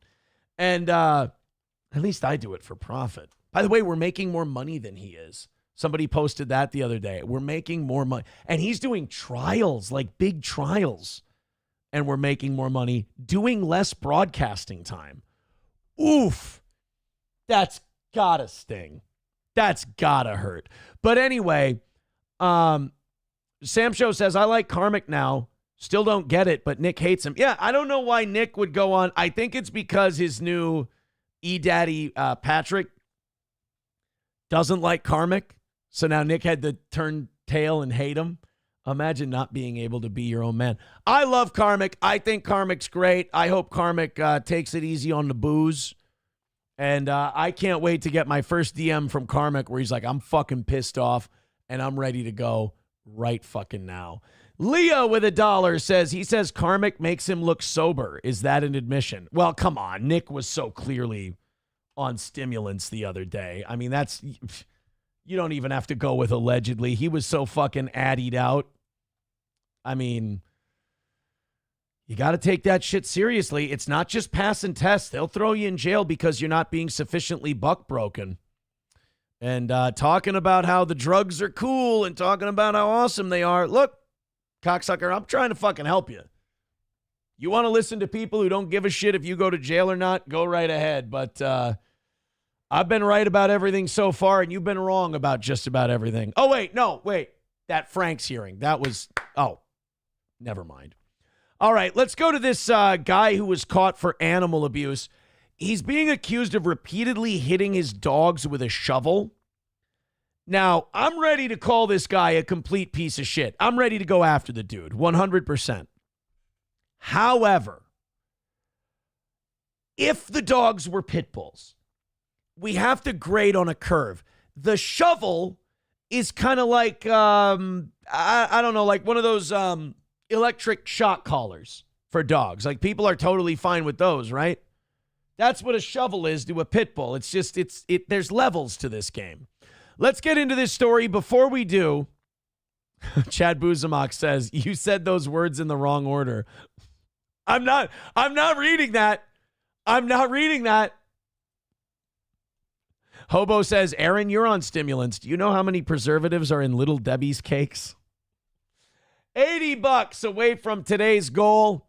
Go ahead and knock it out and call it another win for the toe. Let's do this thing, boys and girls. Hit it. All right, let's see what happens. 75-year-old hitting his dogs with a shovel. Total piece of shit, unless. First, local, live. Now, from Central Oregon's news leader, this is KTVZ News at 7. Hey, thank you, Rocky. We'll get to that one in a second. Hey, Mr. Richardson, Harley Cold Iron from KTVZ News. Harley Cold Iron? That's an awesome before you name. head in there? I don't know who you are, so no. I'm Harley. I wouldn't get too fucking close to a guy who's beating the shit out of living animals with a shovel, dude. I'd fucking, it's awfully brave. So no. I'm Harley Cold Iron from KTVZ News. Harvey Cold Iron's a fucking awesome name. We just want to ask you a couple questions before you go in. Would you quit bothering me? Thank you. Why do you think you should get those two dogs back? He's just being, oh boy, we're in full news cunt mode. Sir, you beat the living shit out of your dogs with a shovel. Any idea why you should get them back? The problem solvers confronting the Lapine area man accused of animal abuse. Good evening and thanks for joining us. I'm Lindsay Harris. Tonight, KTVZ problem solver Harley Cold Iron tried to get answers from John Coe Richardson before going before a judge. Richardson is seen in the video the problem solvers first shared with you last week. A Chihuahua, Hooch, hit with a shovel. No, fuck that guy. All the way into the ground. No, hitting a Chihuahua with a shovel? That's like dropping a nuke on Sri Lanka. First of all, they didn't deserve it. Second of all, that does all the way damage. And also, if you hit a Chihuahua with a shovel and you don't fucking kill him, what are you, gay? Dude. Also, I got to stop yelling about this story so loud. I don't know if Gordy understands it. He's going to feel terrible. We're going to go down there and we're going to take care of this guy. Story you'll only hear on KTVZ News. Again, I was willing to give him a break if it was pit bulls. But he took the most adorable dog breed there is and he hit it with a shovel?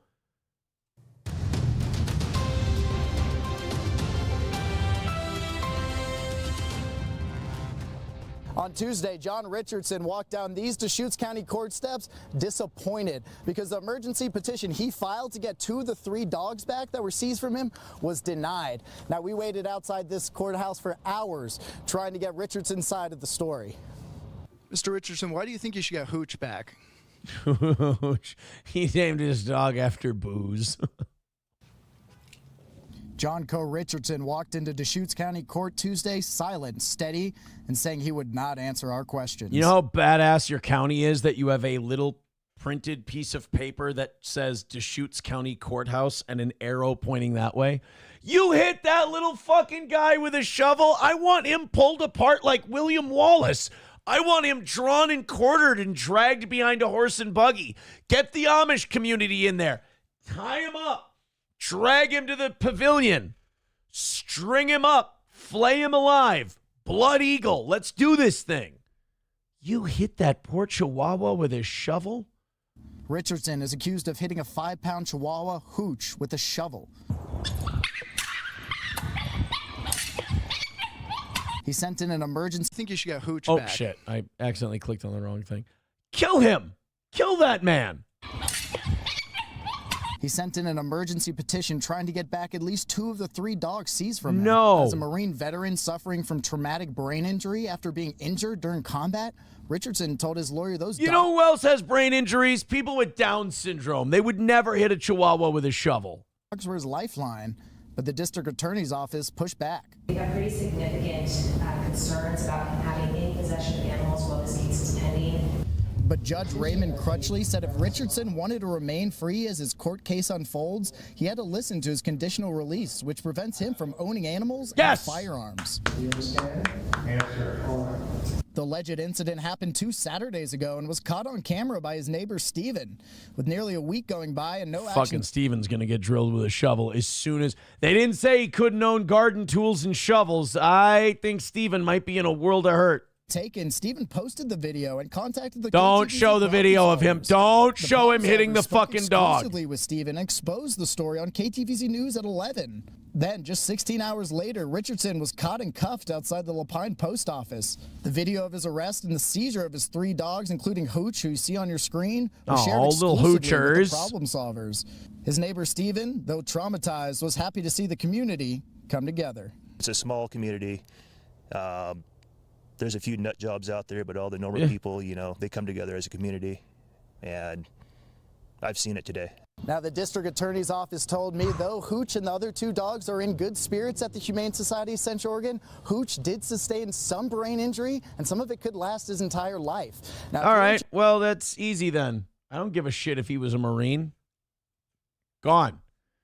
Lock him up. What is he, 75? Give him a 10-year sentence. It'll be fine. He'll be gone in short order. I was willing to give him a break, too. 383 Novocaine with $1 and a story for us. Rocky with $25. Give the man a Hulkster. We want the gold, sucker. Hulk Hogan, we coming for you, nigga. Didn't give it to you, though, Raz. $55 away from today's goal. Let's hammer it out. The evening show audience is going to be really pissed off if you guys leave them with $55 because they're $55 into their goal today. So... Chad Buzamok says, small brain on that dog. They just dumb already. It's no brain injury. It's very much a brain injury. How dare you? $55 away from today's goal. We got 15 minutes left. Rally it up. Rally it up. Let's get that last 55 taken care of, and let's call it a win for the toe. Oh, also, thank you, Michael, for the $2 over on Venmo. I appreciate it.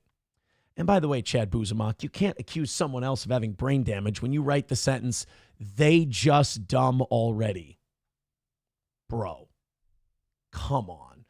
Oh, this is a really good story. I had this one, but I got rid of it because I couldn't find a video version of this one. This one's cute. Let's do this. This'll work me back down. Chad Buzamok says, Aaron, stop evading the fact that you hide Gordy in the fridge, and that's why we can't get a fridge tour. All right, if we knock out this last 55, I will give you a Gordy wellness check at the end of the program. Just to stick it to Buzamok. I'm going to show you. I'm going to show you that Gordy is fine and he is not in the refrigerator. $55 away from today's goal. You son of a bitch. All right, let's do this story. This is why you can't let your kids have the phone. Look, all 3 of my kids have a tablet. We limit the usage. In the summertime, you play outside. You know, there's rules to this game. But I can't just let my kids on my phone. Some of them don't understand money yet, and they don't understand buying shit. So, like, my mom will let my oldest, the 11-year-old, take her phone. And there's Amazon on the phone. And my daughter will go looking around on Amazon on Grandma's phone. And then she'll go, Grandma, I really like this. And, of course, Grandma will bend and be like, oh, well, you know what? You can get it. You can have it ordered, sent here to your dad's house, to your mom's house, whatever. And she'll let him do that. So now my daughter, like, will text me throughout the day. And she'll go, like, she'll say things like, Dad, do we have a Randy Orton action figure for Lewis? And I'm like, no. And I'm just waiting. And then after school, the first text I get is, Do you think we should get one? You know what the first thing I did was last week? I ordered a Randy Orton action figure. And I'm just excited to have it as they are. All right, let's do this. Let's get that last 55 knocked out, boys and girls. If you're feeling generous, Streamlabs, PayPal, Venmo, Super Chats, and Rumble Rants. We've got a perfect week on the line. Let's do this thing. But first, this is why you don't let the kids have your phone. A sweet treat, but one Lexington mom was in for a big surprise this weekend. She saw what her son had ordered on Amazon. Almost 70,000 dum-dums were on Holly LeFevor's front porch. That many Nobody Likes Onions fans showed up at your house, I'd be terrified and I'd be getting restraining orders immediately. She says her 8-year-old son Liam was playing on her phone when he placed the order for 30 cases of lollipops. Holly says, dude, you know, doctors' waiting rooms around this community are going to be very thrilled. That Liam walked outside, started screaming, "My suckers are here." She says Amazon let her return 8 of the cases, but she had to deal with the other 22. She shared photos on Facebook. She was able to get rid of all of those cases. All of them? We'll let the kid keep one of them, for God's sake. How much is a case of Dum-Dum suckers? All right, case of Dum-Dums. Let's take a look. Holy fuck. $132 for a case of, that's the 2300 one, right? Son Liam was Let's playing go back on the a little bit. phone I think it's the when he placed 2300 order one. for 30. Yeah, 2300. That's $132 a pop. Oh shit. And she got stuck with 23? $3,000 worth of Dum-Dum suckers. Oh, that kid's dead. 3 cases of lollipops. Holly says that Liam walked outside, started screaming, "My suckers are here." She says Amazon. That's what Melton says at the beginning of Hackamania when people start showing up.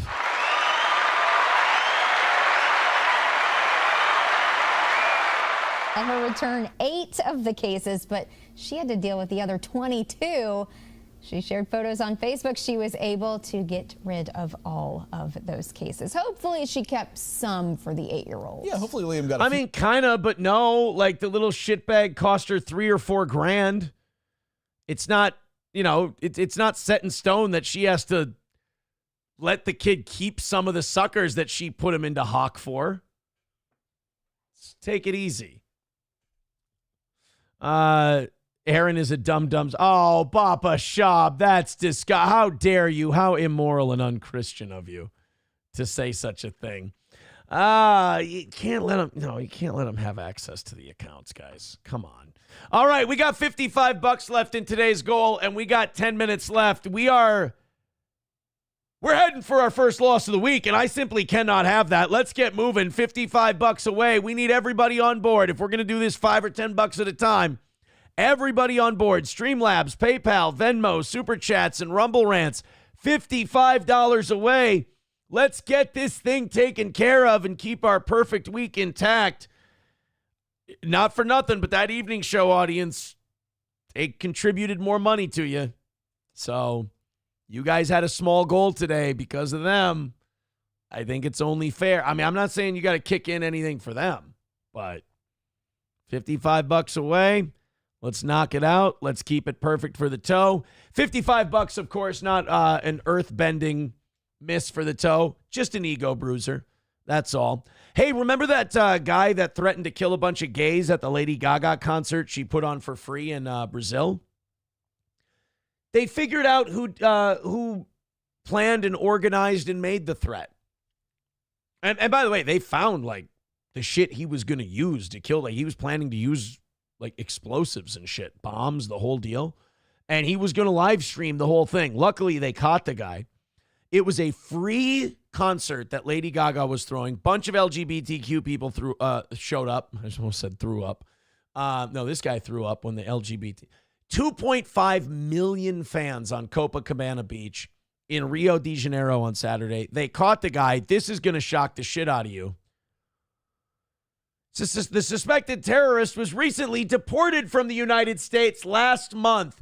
Oh, it's so terrible that the United States is deporting all of these decent human beings. all of these fathers, all of these wonderful husbands, all of these hardworking people who just want to come to the United States to better themselves.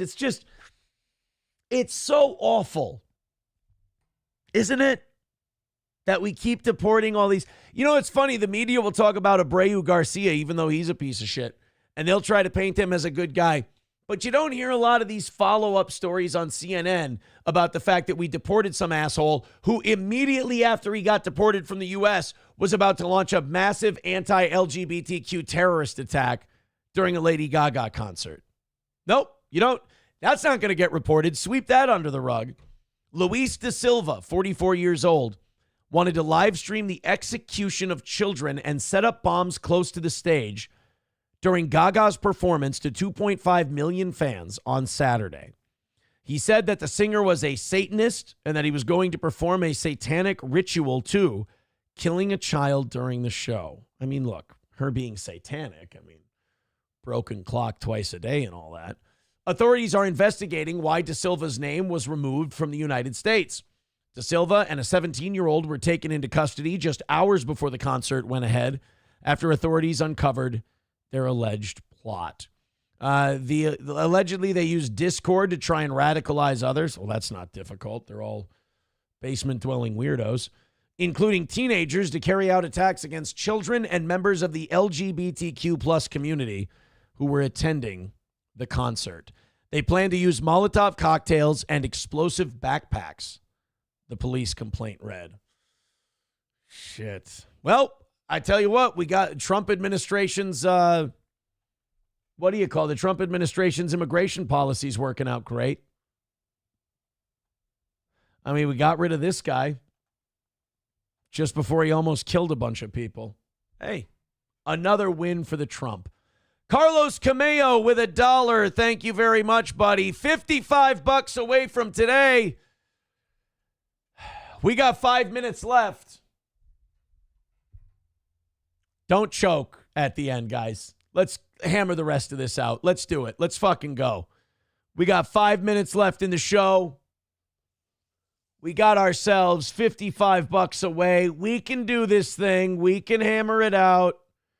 Carlos Cameo with $1 says, here's an animal that Aaron hates. Oh, yeah. Oh, God, this is a goose video.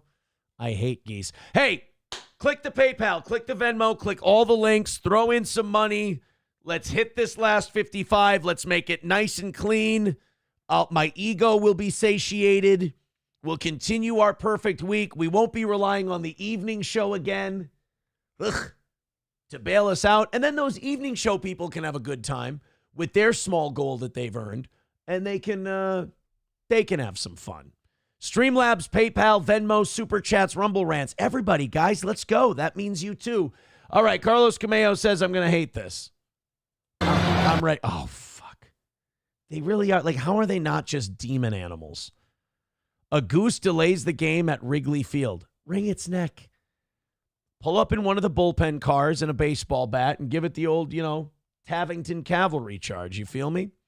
Balls deep with $1.49. Yeah! Let's fucking go, baby. Hey, drop in a big one on PayPal or Venmo. Everyone will say it's a fake, and it'll be hilarious. Throw us a couple of bucks. Get Razza Chaz on the board. He's $20 away from being in the top 4. Let's do this, bitch. Uh-oh. Oh, yeah, the goose. The goose did not know that the game was starting. Get rid of him. He's being a dick. Uh-oh. Oh, yeah, the goose. Why do we have to cater to this piece of shit? Why does the goose have to be catered to? Marble Arm says we should send a pit bull out to get the goose. All right, no, wait a minute. Let's just think that one through, because now we're going to get an old woman who swallowed the fly sort of a deal. You'd say, okay, you got a goose out there. You send out the pit bull. Sure, he's going to take out the goose. But then what do you send out to get the pit bull? A fucking black mamba? Michael Vick? Oh, okay. And then how do we get rid of Michael Vick? A challenge to not throw an interception. There we go. That's perfect.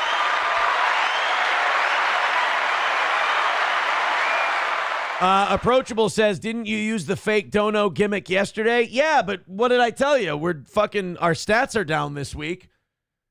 And we've still managed to keep a perfect week, but not by much. Not by much. And we're 55 short, and we've got 3 minutes left.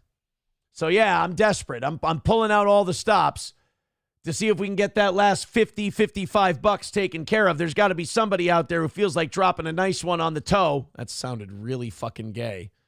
For this last couple of minutes before we take a, god damn it, a fucking L today. Great show, too. 4.5 hours. Went by like that. I hope that evening show. Actually, you know what? I hope one of you picks us up here. But then after that, I hope the evening show takes care of us. Oh, look at that. Unforced ego dropping a hundo piece on us. What a guy. He says haters will say it's fake. Unforced ego. We're going to take 70 of that, if you don't mind. That's going to put unforced ego at 285. He came to us from Sean. Sean! Chatting on the porch with $4.99 says, Aaron, did you see Sydney Sweeney's comments about the Crusades? No, but we're going to take a look. So wait a minute. 70, I got to do math here. 75, 55. We're up 20. Thank you very much.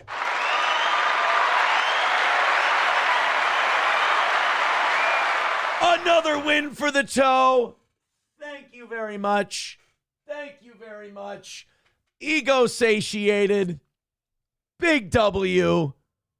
How do you like it? How do you like? You know what I was thinking the other day? I was like, I haven't seen a red boy in a minute. Although that's not true. Sanford's son sent one not too long ago. But that's nice to see. Thank you, Unforced Ego. Give that boy an Elon drop. And I just want to say thank you for making it happen. Thank you.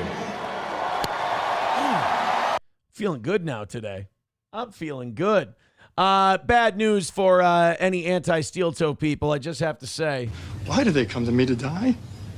Why do they come to me to die? Very sad. Very sad indeed. All right, I want to see this Sydney Sweeney thing that somebody sent me. Who was it? Cameo sent it to me? Sydney Sweeney on the Crusades. This is funny. Somebody wrote on a Chad Buzemont clip, they wrote, I can never quite figure out if this is a hater account or fan account or kind of both. It's kind of both more than anything.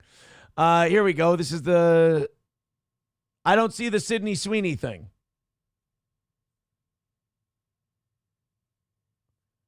Where's the Sydney? Send me a link in the Rumble chat. I don't see the Sydney Sweeney deal. Shit, I wanted to see that. Let's go to Dr. Silverwolf with $5. Says, screw the evening show. They try to take our shows. I hate night Silverwolf 20. All relaxed and off work. Guy's a jackass. Well, Chad Buzemont says, I like to keep him guessing. Buzemont, again, this is very funny. Chad Buzemont raises a great point about the fake dono accusations. He writes, wait, Aaron dropped another $100 in 2 days in a row to keep his own show alive? Yeah, I never really figured out how the math on that works either. So, like, if let's say we were 50 short and I dropped 100, then technically wouldn't I be $155 short? I guess you know what? When you're talking about people who follow Steel Toe all day to hate it, math probably not their strong suit. You do a good job of keeping them guessing, Buzemont. Hell, you used to keep me guessing. Now I know you're my best good buddy. Pal. You and Hobo. All right, guys, let's get the hell out of here. I can't find this Sydney Sweeney thing that somebody said they sent me. Sydney Sweeney about the Crusades. Sydney Sweeney Crusades. Endorsed the Crusades in a recent interview. Fucking base, dude. And by the way, the first crusade was totally legit. Like, we were under attack by the Muslims. First, she destroys wokeness, now moves on to Christianity. Where is this? Sydney Sweeney. What? Okay, here, I have the quote at least. I thought maybe there would be audio. Actress Sydney Sweeney endorsed the Crusades in a recent interview, saying they were in fact defensive. The famous star said, adding that it's important to remember that the Middle East was predominantly Christian before the Arab conquest. God, she's sexy and smart. Thanks, tits. God bless that Sydney Sweeney. She just got 10 times hotter. Oh, Buzamok says, Gordy check. That's right. Gordy, come here, bud. Watch him not show up, and then Buzamok's going to be like, I told you, fucking Gordy's dead. Gordy, come here, buddy. Papa Shab says that's a fake story. Oh, really? Sydney Sweeney's not standing up for the Crusades? Come on, that's got to be real.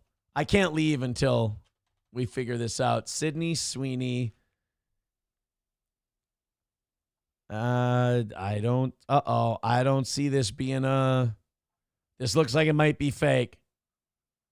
Motherfucker. I wanted her to be a Crusades defender. All right, guys, I gotta go get Gordy. He's not in the fridge. He's just sleeping upstairs. He and SP were sleeping earlier today, and they snuggle up real nice. So when she leaves, I think he just lays back down. Hold on a minute. I'm going to go get Gordy.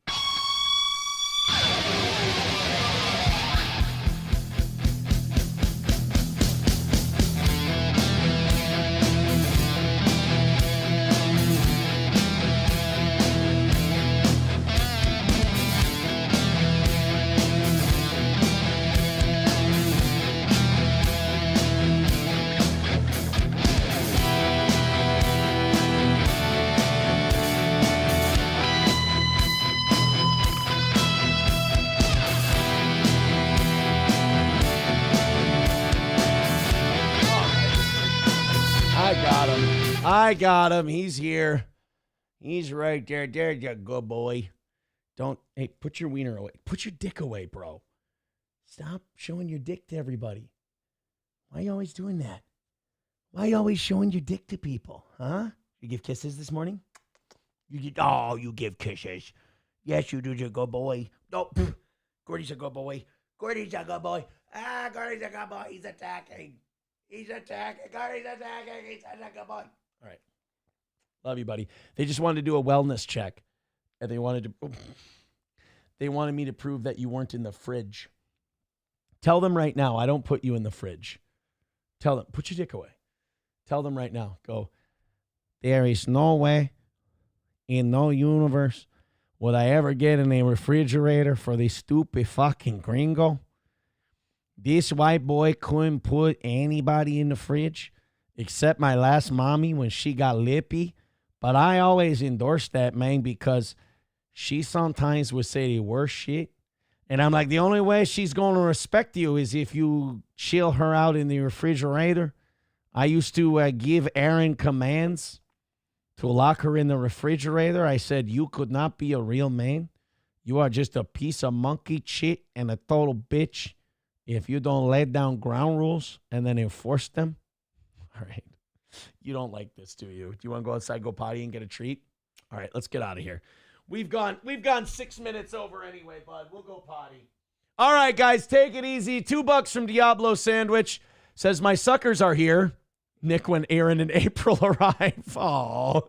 $2 from Silverwolf says he's shaking from the cold. No, he is not shaking from the cold. He is fine. So I proved, you guys knocked out the goal, and I proved to you that Gordy is okay. All right, take it easy, guys. I'm out of here. We'll see you tonight for the last evening show of the week. Thank you very much to Unforced Ego for knocking it out. That last $50, knocking that last chunk out for us. But hey, the rest of you got it all the way down and in relatively short order. I appreciate it. Later, guys.